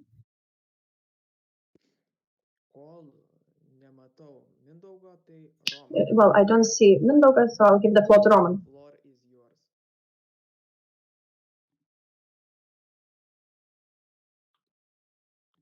Hi. First of all, congratulations, Neda. Women empowerment, that's what we need. We need strong leaders, and they also have to be strong. We're together as international colleagues, and congratulating on behalf of our international community. And from my side, I want to thank, first of all, Claudius, for a great convention. Second of all, Claudius, for creating opportunities. And third of all, Justas, for actually continuing with the opportunities that Claudius actually offered and made happen. You had a lot of courage to invite an international student into your team. And I know we had our difficulties in the first place, but after a while, we learned how to go with the project, how to work together and try to make it happen. And I'm very, very thankful for that, to work with you and to work with everybody involved, especially our team, as well as the Tariba and everybody else around VUSA. And I'm sure that Neda will do the right decision and continue this path. And we all know it's a lot of big questions, a lot of things to work on, but yeah, we're not forgetting that we're here together, and that we'll continue to grow and to make sure that Vilnius University is going to grow to a better university than it will and than it was and that it's going to be. So congratulations for everybody. Big appreciation to you, Justas. Thank you very much. And Neda, thumbs up. Good luck with everything. Yes, maybe I will add a few words. Thank you, Roman, for putting your hand on. First of all, Justas, thank you very, very much for everything that you did, that you have done. We are really aware of it, that the last time was, or yeah, the last year or the last cadency, better to say, was not the easiest. You faced a lot of new issues which have never been in the facet of a president of the VUSA before, and I think you did the best as you could do, what your personality and your person allowed to do so. So you did a really great job. Thank you for that. And yeah, actually applause. And Neda, I would love if you could continue this pathway. And you are having this start in this yeah, very extraordinary pandemic situation.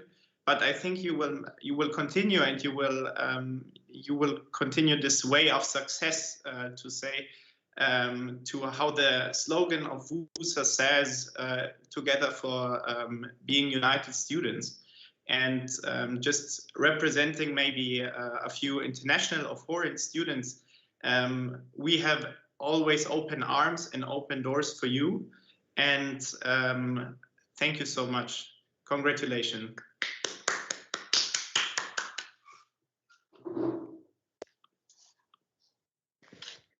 Thank you, guys. It's really nice to see you over here. Pereinam, keičiam kalbą. Let's move back to Lithuanian. It's a bit difficult after so much time. Right. If Mindaugas isn't there, I give you 5 seconds for him to join. But then if not, I'd like to give the floor to the people who participate traditionally. And this person is very important.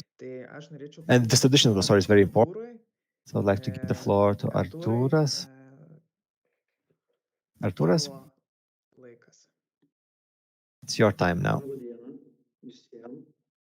Hello, everyone. All right, we have some technical issues. Just a second.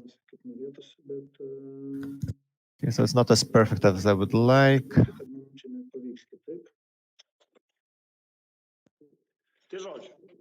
Right, anyway. Guys. Hi, everyone. I am Artūras Šaltis. I'm really old. And I've been for a while in this, in the university court. And there we have a tradition. All the pensioners, all the old people like me coming here, just like me or my colleague who's around. So all these pensioners, or as some call them alumni, they get back here and they help you out. Maybe they help you remember the history. They can be your support, your foundation, or your walls. And what we try to say is that we are part of WSR. We've been together. We went through this door together. We saw all the changes, all the infrastructure changes. There used to be a small roof over the door. So we are very happy. And we're very thankful for the previous team that continued the works, the efforts.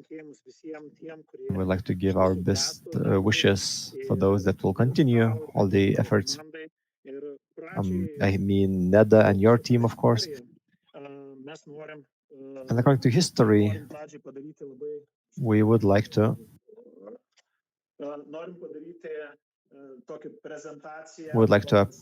do a presentation.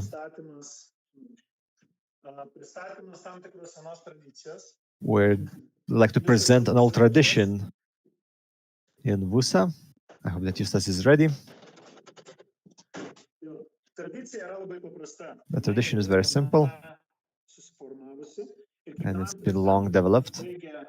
Every president who finishes the term gets a special medal, a special pin. You can see it here. The board and the bureau also gets a similar one, but the president one gets a special one for his efforts, for his work, dedication. It's a connection between the past and the future. So we can do this now. We usually pin the pin on a jacket.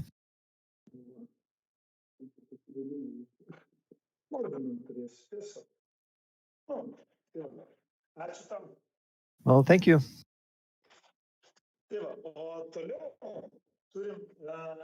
And then for Neda's team, well, I mentioned that we are alumni,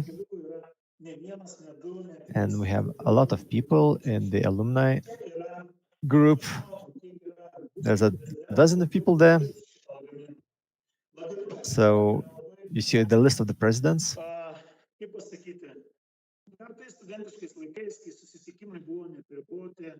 And well, back in the day when we could meet students and the state didn't watch as closely over how much alcohol we use students, and that was a bit more open when we could travel more.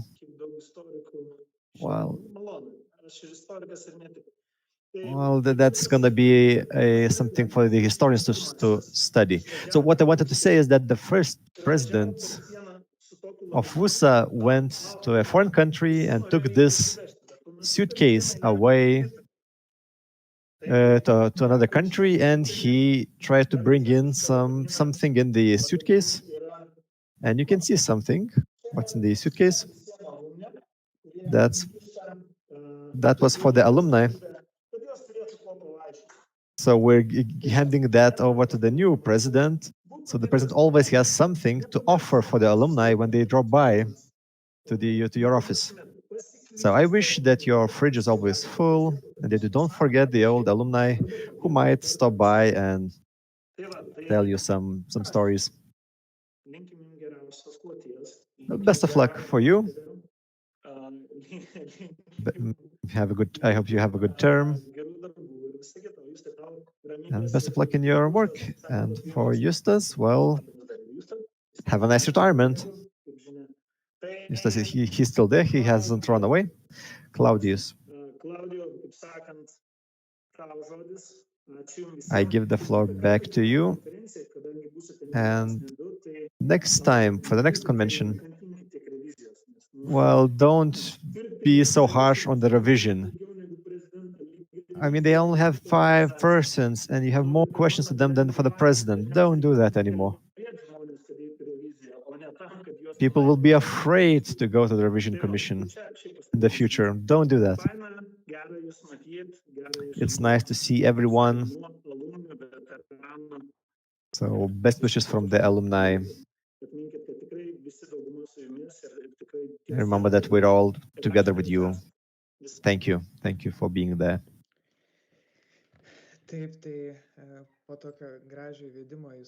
Well, after this nice introduction to history, what can I add? Great organizations are the ones that have old traditions and that have good people. People who lead, by that I mean the students, and we have great responsibility. Eustace had this responsibility, and now Neda takes over this responsibility together with her team. So I wish that your responsibility would be guided by 5 values. One of them was mentioned, the other is openness, unity, quality, transparency. We will do only as much as the effort we put in. We have the community that voted, and Neda, you have the responsibility of over 21,000 students. The responsibility is yours from today. Protect them, go together with them, work together with them. And thank you, Eustace, for your difficult term. That's right. The year there were no textbook solutions for the year, and the load was real difficult. Virtual remote work is really different from the usual setting, but then the organization still seems to have a very bright continuation.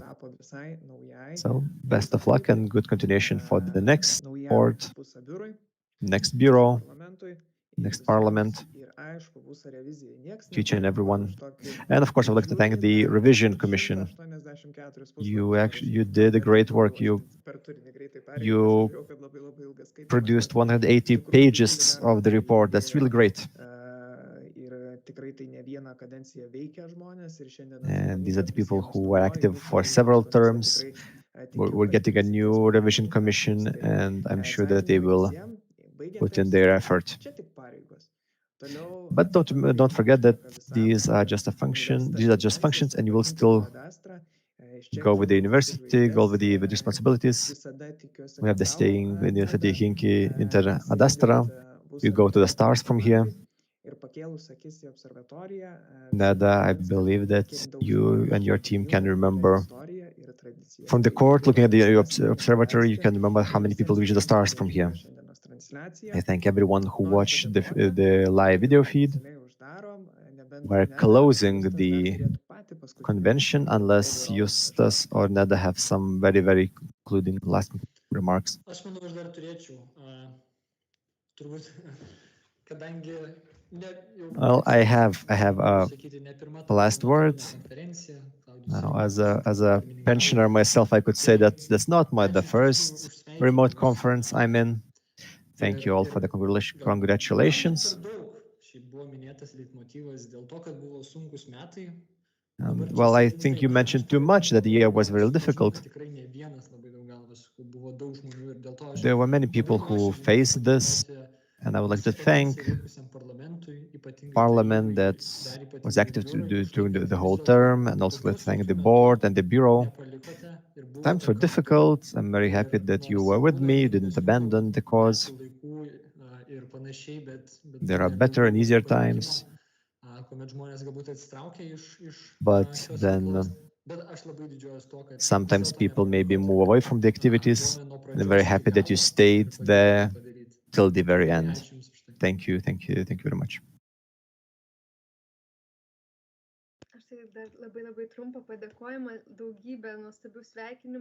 I would like to thank for